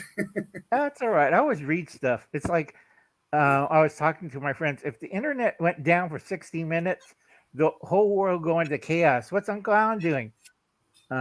Sitting down and reading a book quietly, listening to CDs that's not affected by the internet, because everything else in the world is affected by the internet except for Uncle Alan. I'm just listening to my CDs and reading my book, and hours almost out. And then go around looking at people pulling their hair, taking off their clothes, screaming, running around. Now, Al, I know what your answer is going to be, but have you noticed how it's unbelievable adoration for the biggest liars, and we hate the person that's trying to tell us the truth? I'm always getting docked. Do you know how many hours they dock me from monetization? I have 8,000 watch hours. How many hours do I have that I could get since last year? $39.99. Nope, I have 3,375 hours for monetization. So I'm missing like 5,000 hours because we don't like. You said this word. Oh, and another thing, Jay, if you want to see forbidden words of Facebook, go on Google or Bing. And I'll show you the list of words by alphabet. It is so funny because they'll go down the row, starting with the A's and B's. And say, I didn't know I could say that in Q or Z. I can't say those words anymore. It's astonishing, actually, how these corporations are filled with thousands and thousands of employees, and they're not all like that. The ones who are doing this are at the top. Yeah. And I have to say again, it's the NWO or the CCP. Yeah. Because the CCP has a real problem because those who benefited in China, communist China, is on the eastern side of this latitude. Everybody else got dirt. The West, mainly because of the Uyghurs, the South, because of the Macau and Hong Kong, and then the central part, and they're getting, we don't get all the high rises and stuff. We live in little houses. And then on the, where the coast is, you see giant houses and stuff and apartment buildings, and everybody's driving car. And this guy out in South China, like, it's really hard to transport 32 tons with a bicycle. Don't the progressives realize that if they get what they wish for, the older communists are going to do them in? Oh, yeah. Don't they realize that? Yeah. Be careful what you wish for, progressive liberals from the West. You had freedom, right? You vote. You're getting us to vote to get rid of it, and you're never going to have it again. Right. That's why I tell everybody America's going to turn fascist in 2030, if I timed this right. Yep. Because Canada's already there, unfortunately. I like Canada. What about Australia? Australia, way past that. They're going to have, Australia and New Zealand, they're going to have a 3-way civil war. And it won't be involving anybody else because half of the Australia is, I can't think of the word, progressive progressive liberals. Yeah. The Progressive Party is the problem. Yeah. Because they see, Ronald Reagan once said, it's not that they're stupid, it's that they know so many things that aren't so. Right. But we can look at Bill Gates and Dr. Fauci. They know a lot of things that aren't so. Right. A lot of people know how to make money. Not everybody, about 10% of us know how to make and keep and invest money that way, and then build wealth. But That doesn't mean they know everything. True, but Bill Gates just zapped. I can't say it, but We're worshiping him. Yeah, I could still say Bill Gates, which is safe. But I can't say the other guy who did Instagram, Dr. Two-Face. You can call him Dr. Two-Face. He Oh, needs no. to wear 2 masks because No, I call him the little grown. Yeah, the little grown the guy. little. Who's the guy on Star Wars? The little Yoda. Yoda, yeah, Yoda. But the other guy from Instagram and Facebook and WeChat and stuff They're like all that. little. Yeah, but he's married to a Chinese wife who has connections with the CCP and his company. Mr. Mark? Yeah. I didn't know he was into girls. No, he's married. He has a kid. He has 2 kids. Oh, I thought he was a maggot. Nah, he has 2 kids, but his wife is Chinese and she wears the pants in the family. Yeah, because she's. He must be Welsh. He's. Joke. Don't fact check my joke. No, I know that one, but she's second generation progressive liberal, and she has connections with the CCP corporate, and she wears the pants in the family. But what they goof up, and the CCP goofed up, is the metaverse. They put in $180 billion of their own money, which you should never do if you're running a company, into that. And they had a stock loss of $63 million in one day. I always love that. Yeah, I'm always laughing. Progressive liberals aren't the best investors. They know how to acquire wealth by doing ungodly things. Right. But they're not on the level. Yeah, because the big thing with Facebook and Instagram, they've been selling a lot of stuff to not I can't say the word. Can I address the chat for a second? Killsbergen Bushcraft. Sweden, I think you're talking about Sweden, right? Just glancing over at that. You have a constitution that protects you. So does the United States of America. And what's happening is the people that are getting power in the USA are undermining the Constitution. It appears they're getting rid of it. But they're not successful yet, but they're getting closer. Yeah, because I already figured out the Swedish Civil War. I think I did it 2 years ago because I was just talking to Jordan about it. About certain areas of Sweden, you can't go in there unless you're with a certain group that I can't say anymore because I can't lose another 1,000 hours. But Jordan knows what I'm talking about. If you're not worried about being monetized, as long as you're on YouTube, you might have a change of mind and do that. Yeah, I don't know how good that would do you though to keep talking. I don't know. No, I don't want to end up like the guy in Fresno. He committed suicide. Yeah. It's a little hard. He committed suicide in the bathroom. He was hog-tied to the toilet, stabbed 16 times with a butcher knife from his house, and shot in the head, and he doesn't have a gun. Would you call that suicide? I don't think so. He shot himself in the back of the head. That's right. Another story we hear. He shot himself in the back of his head. He did this. Right. It's a shotgun. Yeah. A long rifle. That's how they got rid of the guy from Nirvana. We don't like what he's talking about. What happened? He shot himself with a trap gun, but it has a 30-inch barrel. So he put his Is this true? I never looked into that. I don't know. Oh, I have the death certificate. He committed suicide by taking the shotgun and putting it towards his face and pulling the trigger. But the shotgun he used had a 30-inch barrel. Can't reach the trigger. Right. So he must have used his toes to shoot himself in the face. There are easier ways to do it.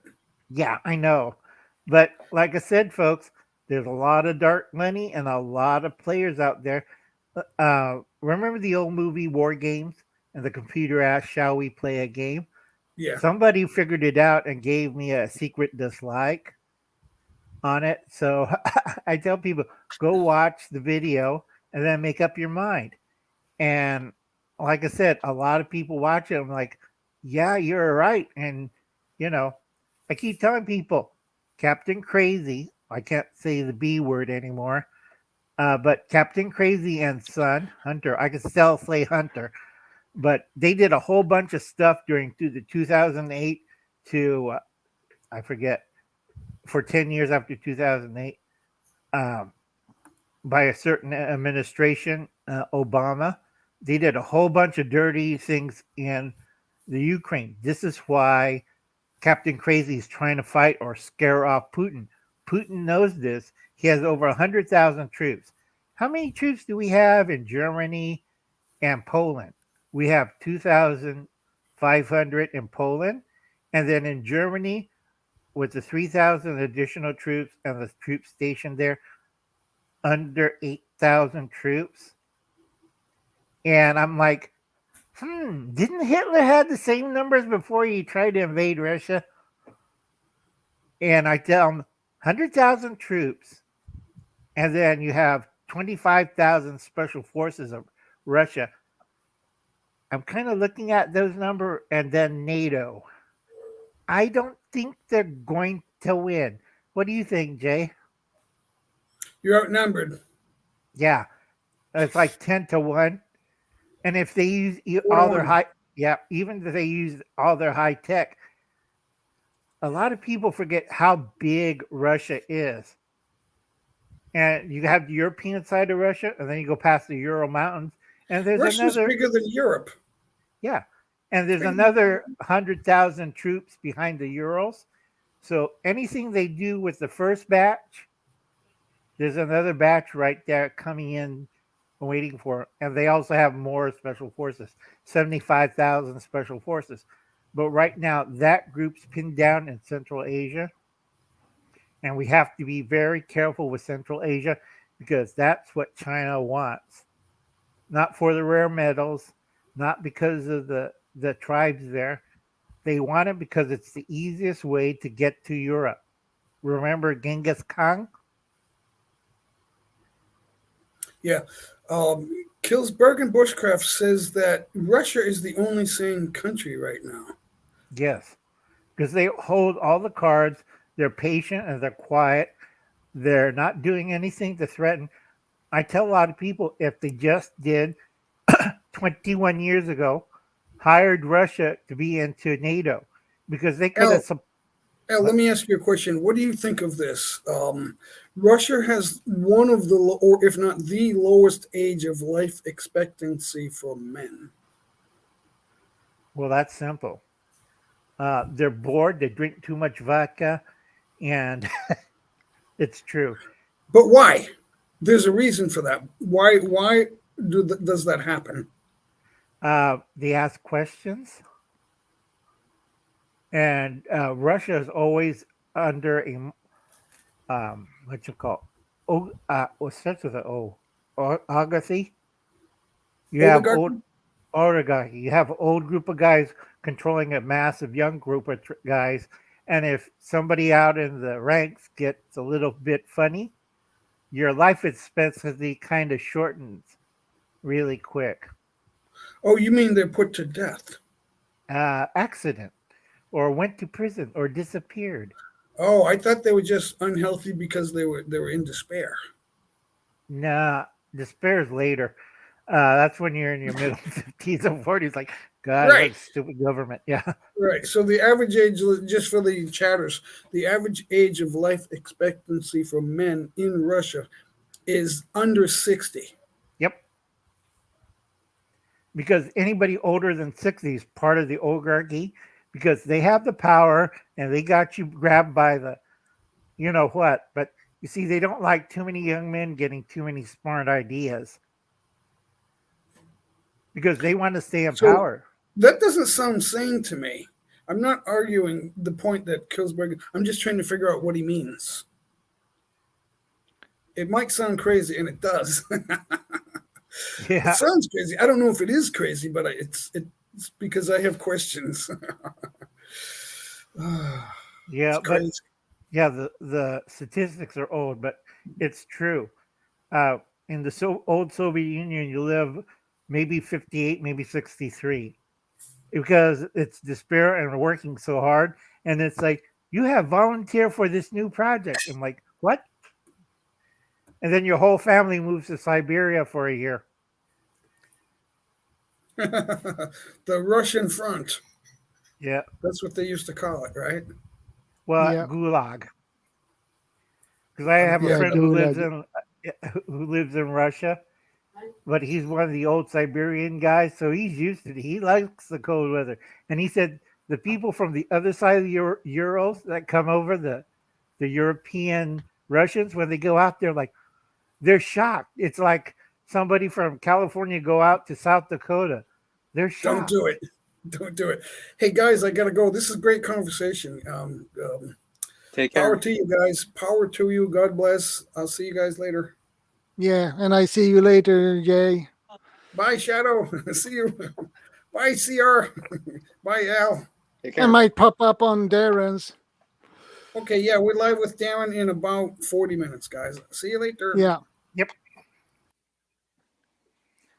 Okay, I gotta get going too because I had to time stuff. Yeah, I got a few more minutes. Any questions, Jordan or CR? Not at the moment. Remember, Ides of March is coming up in 2 weeks.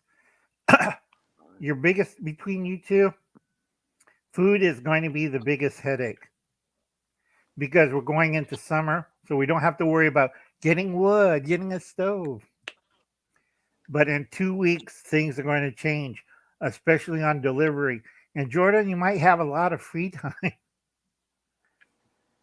Because if they can't, how come Shadow's doing all these streams during the week now? I wonder why.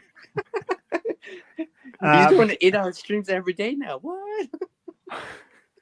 Yeah, but like I said, folks, the big thing is you have to be careful. The next 2 weeks is going to be the Ides of March, and a lot of people always. I talked about this for about a year and a half. Nobody ever remembers 7 Days of May. It was a great old movie with Burt Lancaster. When the military got upset with a crazy old guy in office, let's take over the states. And they almost succeeded too, except somebody said no and put their foot down and stopped it. But you got to understand, all the other countries are having a coup. Why can't America? You know, it could be, it could be a 4-star general like, I'm not getting paid enough by China. I'm going to take over America. You have the manpower. You could do it. You know, who's going to argue? Say, the Congress and the president's gone, blah, blah, blah, blah, blah, and we're taking over, making sure America's still free.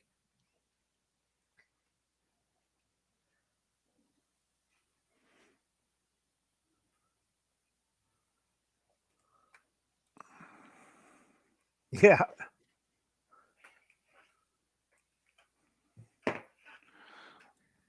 And the problem is the high cost of fertilizer. I heard the price of fertilizer normally cost $100. Now it costs $1,000. Right. The reason why? It makes CO2. It doesn't.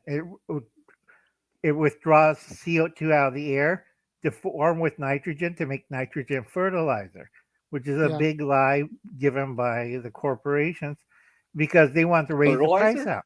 Yeah, fertilizer. Fertilizer. If we were thinking like that, then it's like, well, anything that decomposes then. No, this is from the air. Haber, guy who invented... I know, but I just like... I'm shaking my head. It's all right, CR. Haber was the scientist before World War I developed a system to take carbon dioxide and nitrogen out of the air and make a solid fertilizer cheapest possible for the world. And he did it. Unfortunately, he also invented poison gas and nerve gas. And he was a Jewish person who became later a Nazi, but a reformed Jew, and then he became a Nazi and then he escaped to Sweden and he made more chemical fertilizers over there, which is basically does not take anything from a cow or from the ground. It takes from the air. But unfortunately, a lot of people don't like this. And they said, nope, we ain't going to make air fertilizer anymore. So they did that. And so you're not getting free nitrogen fertilizer cheap. Another failure of the green revolution. Me, I don't have to worry. I have cows, pigs, and stuff. And I always ask my friends who runs dairies, you want that cow manure you have piled up back there? And they say, nah, I'll take it. You know? And you know what I do with it? I put it into my fields and into my orchards. So I haven't been buying any fertilizer for the last 50 years. It's all organic. You know, comes out of a cow in a big pile. You shovel it. Yeah. CCR is holding a bunch of fertilizer dropping from the air. But if the cost of No, fertilizer actually, costs I'm 10 recovering times it, right? what it normally costs, that would Well, affect because I think stuff like this is gonna be every like country globally, you're gonna need even to us. start using it. And that will push up the food prices even here. Right. All yeah, food because prices has everyone already wants to produce gone. more, even more, right? Right. The problem is, Jordan, before World War II, you had enough cows to cover everything in Sweden. How many cows left in Sweden? I haven't count, but You only have 1/3 of your cows in Sweden, and that's only giving you 1/3 of the fertilizer you need. You actually have to go back up to about at least 3/3 to get yeah, your fertilizer for Sweden. People forget this and they don't understand because Uncle Al's been doing soil science and all this other stuff. And I tell people you cannot grow crops for one person on 200 by 200 square feet. Even if you stagger row growing seasons, it won't work. That's called an Irish grave. After the first crop, you bury everybody else in your family, and then you have fresh fertilizer, and you got more things to grow. That's At what they best, did. it probably supplement your food supply, right? It's to supplement it, right? Give you more of a buffer zone so your food supply lasts a little bit longer, stretch it a little bit longer. Right, but it won't. 'Cause I tell people that's a fantasy, that's a fallacy. You need 2 acres if you want to supplement and stretch your food supply. 200 square feet by 200 square feet only works maybe 1 or 2 seasons, then you starve to death and you don't have any supplies, you don't have any vegetables, and you have zero in the root cellar because you ate everything with your whatchamacallit, to keep the caloric content. Unless you want to live less than 1,000 calories a day, that's supermodel diet. Yeah, you're skinny, but you'll be laying around smoking cigarettes and drinking black coffee. That's all you're going to be doing because you don't have the energy to do anything else. yeah. Well, I am skinny and I do drink coffee. Yeah, but reduce your calorie content to 1,000 a day. You be super skinny. Also, your urine will turn dark, and then your kidneys will malfunction, and you poo once a week. Yeah. Well, I don't want to disappear and shrivel to nothing. Basically, that's what happens. But you got to I'll be like a prune, a really skinny prune. I'll be like, what happened to CR? You can barely see him. Yeah, blown away. But you got to understand, folks, I got to check my time. You got to understand, a lot of prepper channels are going nuts right now just to get views and comments and stuff. And I keep warning people, you have to be careful if you're in other countries. Yeah, but the only problem with hydroponics is you need about 1/3 of an acre for hydroponics, and you need over 24,000 gallons of water. Yeah, you better have the water, right? You're gonna definitely need the water for that. Right, because a friend of mine, we were trying to experiment with his old swimming pool, and it did not work out. We had fish, we had hydroponics, we had, the circulation system, and I did the math and I figured it out. And I told him, if things go kaput, this will not supply you with enough food for 4 people. Only one person if you kill the wife and kids and the dog and throw them into the pool. Yeah, in apartments, hydroponics is fine if you do that, but you need for a third of an acre and over 25,000 gallons or 24,000 gallons of water, because it has to recirculate, has to pick up nutrients, and then you also, I keep telling people, hydroponics, you lose half of that in evaporation. So if you measure the water, how much water that goes into the hydroponic garden, you'll find a slight decrease. So you keep doing that every season, and what happens? You don't have any water left. Well, it doesn't. Well, some of the water goes into the plants itself, right? Too, right? Right, and then transpires into the atmosphere. Right, because photosynthesis converts that water and carbon dioxide into food, into carbohydrates, right? Right, So, but also the plants breathe like you breathe, and how much moisture? And all that stuff. There is a loss in the system, right? Because or else, yeah. Even I can understand that. I understand that. It is useful in a non-SHTF, because I do it too, but I find out, because I used to have a veggie pod and I used to do the hydroponic method.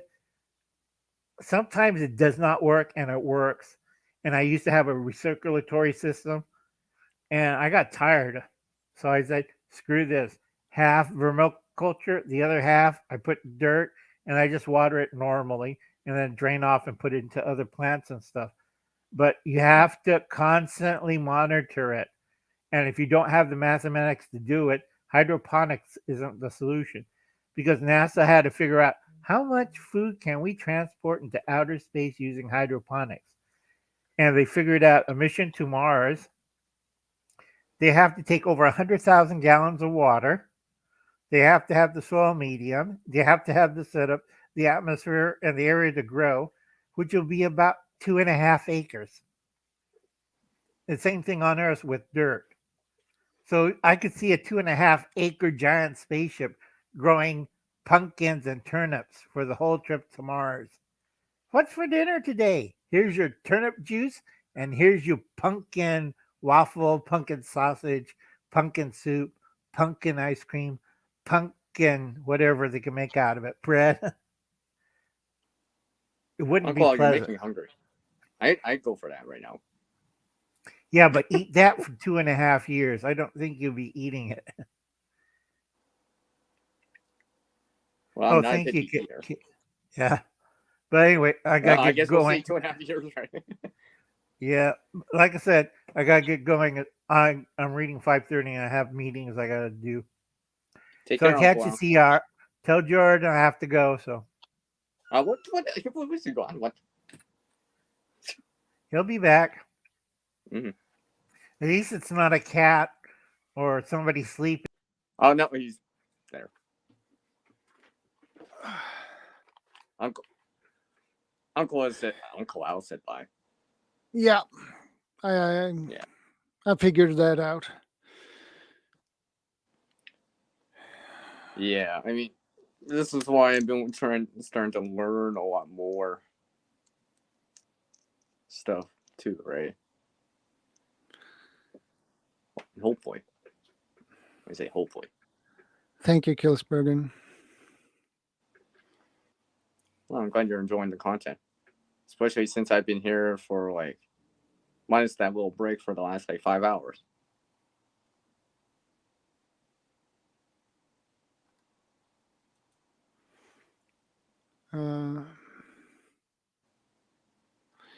Well, that sounds logic. Yeah, because a larger plant need more water. Well, because the larger the plant, I mean, the bigger the leaves are, there's more transpiration. That's why evergreen trees like pine trees have very small, narrow pine needles, right, or leaves in this case, right. It reduces the transpiration loss. Surface area, right. It's just like if I pour water over the floor, it's going to evaporate much faster than compared to if I just put it in 1 cup, for example, right? It's that surface area thing too. because air hits it, sunlight hits it, so it's evaporating and stuff like that. And that water use, like I said, it's photosynthesis, right? It's carbon dioxide plus water. They bind it using the energy of the sunlight and converting it into sugar that the plant can use. So it's put it together. So water, you're not gonna get water loss in there. You don't have to replenish the water.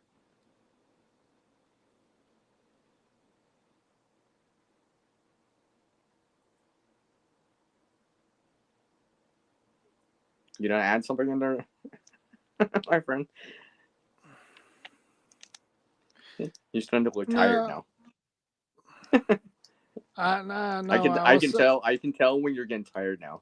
Yeah. I know now. I just know you so well now. Every Saturday now, I'm like, yeah, he's getting tired.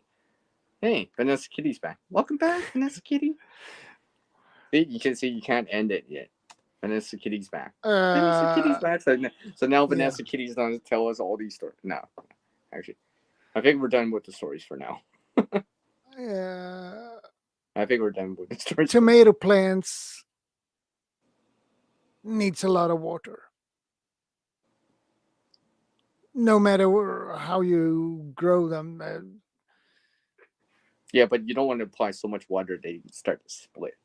Right? I had that issue too last year. Some of the tomato plants would split after the rainstorm. Yeah. Like I put mulch down to isolate and reduce the evaporation from the ground. Because during the heat dome that we had last year in Canada, right? So they handled the heat. But once the rain came, I still had the mulch on the ground, so it would and the skin of the tomato would start splitting.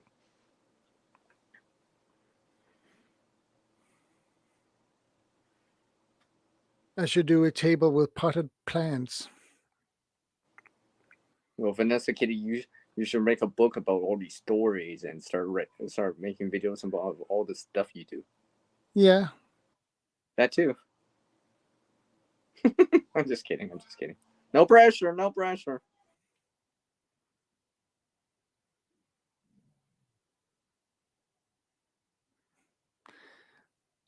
Yeah, drown the plants is not a good idea. It's a bad idea to drown your plants. Yeah, you need that balance. Yeah, it's all about balance. You need that balance, right? I mean, like some plants need more water and other plants need less. So, but tomatoes needs a lot of water. Well, to say that's why I mulch the ground to reduce the evaporation loss in the soil. So when I'm watering or whatever, right, it's held into the ground more. Even in midday when it's 35 Celsius at that time, 95 Fahrenheit, I feel underneath it, it's still moist, right? Which means I can get away with that kind of watering in the evening, maybe morning or whatever, right? Because I saw the videos out there of, let's go water at noon, this area, and the water's just running off, runoff, right? And this is supposed to be during this. We're trying to ration water. There's a drought. Well, that's a lot of water that could have been used for our reasons, right? Plants and stuff like that. Or consumption in terms of like for us to drink. I plan to get some seeds this year. I can't wait to see that with a pun. Yeah, and I will have them on my balcony. So,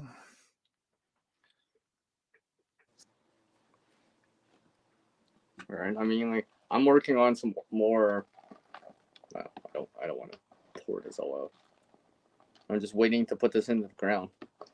It's not seeds; it's actually organic matter to add back into the ground. Yeah. All right.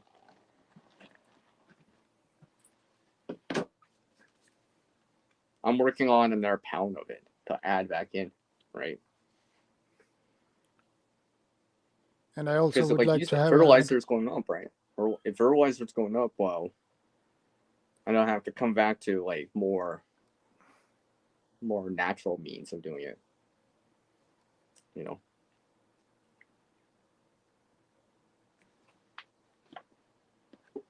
And yes, I do have a lot in here. Oh, you didn't see it. See? I don't want to tip the thing too much.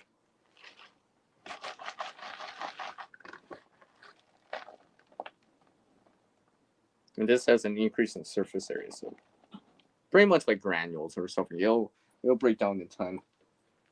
It's more natural source. Oh wait, you didn't see that. See, I have it in this container right now.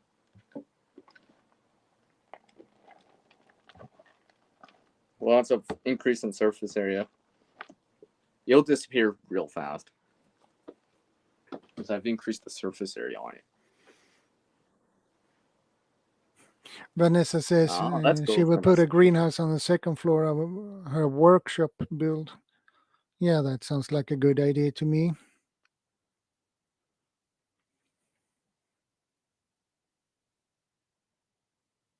Even more of it. I'm working on it. I've been working on this even more and more.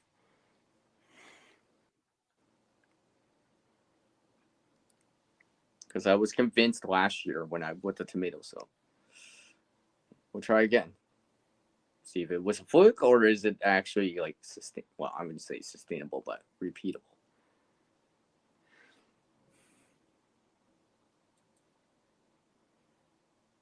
I've seen that before. Oh, what was that? From other channels before. Yeah. Hey, it might come back down to that again. I mean,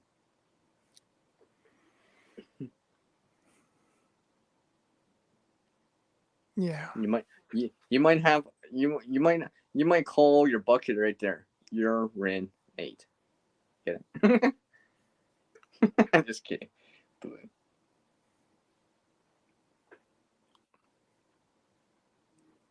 Because it's a net. Well, these things are natural sources, right? So they've existed in nature for a long time, anyways. Yeah. You know, biomass of sorts has existed in nature all the time, right? We just see it as leaves and stuff like that, right? I'm just kind of giving Mother Nature a little head start on it, a little bit more. That's why I'm increasing the surface area on it a lot more. So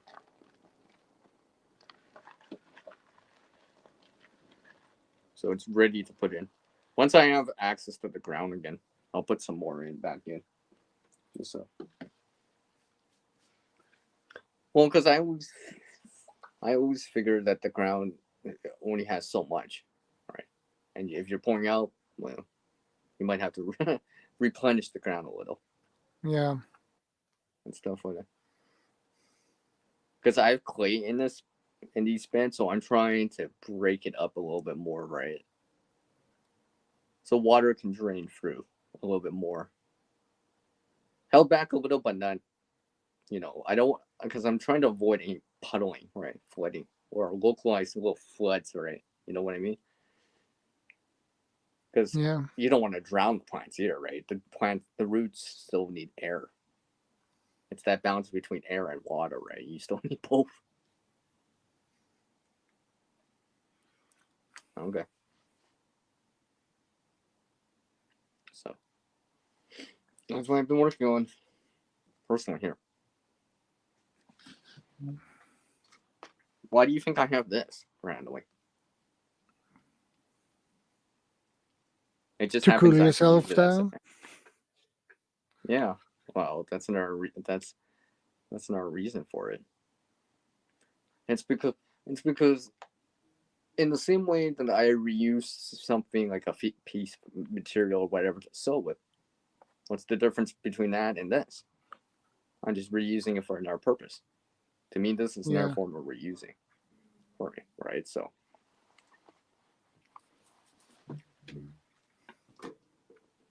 Because if everything's supposedly going up in price, well, I'm going to start reusing a lot more. All right. Yeah. So what available money I do have, whatever it is, I can allocate it to something very, very important. But some things I don't have to allocate the money towards because I'm gonna actually reuse stuff and source it out here for free or potentially for free, for example, right? I mean, like, and besides, it shortens the supply chain because instead of this having to be shipped somewhere else, even to be reused or whatever, it's gonna stay here, like 20 feet away, right? 20 feet away, it's back in the ground, right? And it disappears, and hopefully adding to feed the soil, to feed the plants, right? Kind of deal. Yeah. That's what I'm doing. That's what I'm doing. All right. That's why I've been doing it this way for the last few years now, because I've been encouraged by the results. So I want to see it again. You know, repeatable results. That's what I want to see. Yeah. Well, I think I'm gonna end this stream, and I'm gonna pop into Darren Dobson's. But that's I thought that was at the top of the hour. Now, his streams begins at 3 a.m. my time. Yeah, top of the hour. Yeah, top of the hour. I just wanted to share something with you before we. Well, I mean, after. Yeah. So I'll let you do your outro kind of thing. Yeah. Okay, guys, I'll wrap things up. And I will see you next time, next week, same place, same time, same day. So take care, everyone. Stay safe. God bless. And ShadowScoutSwede out. Take care, everyone.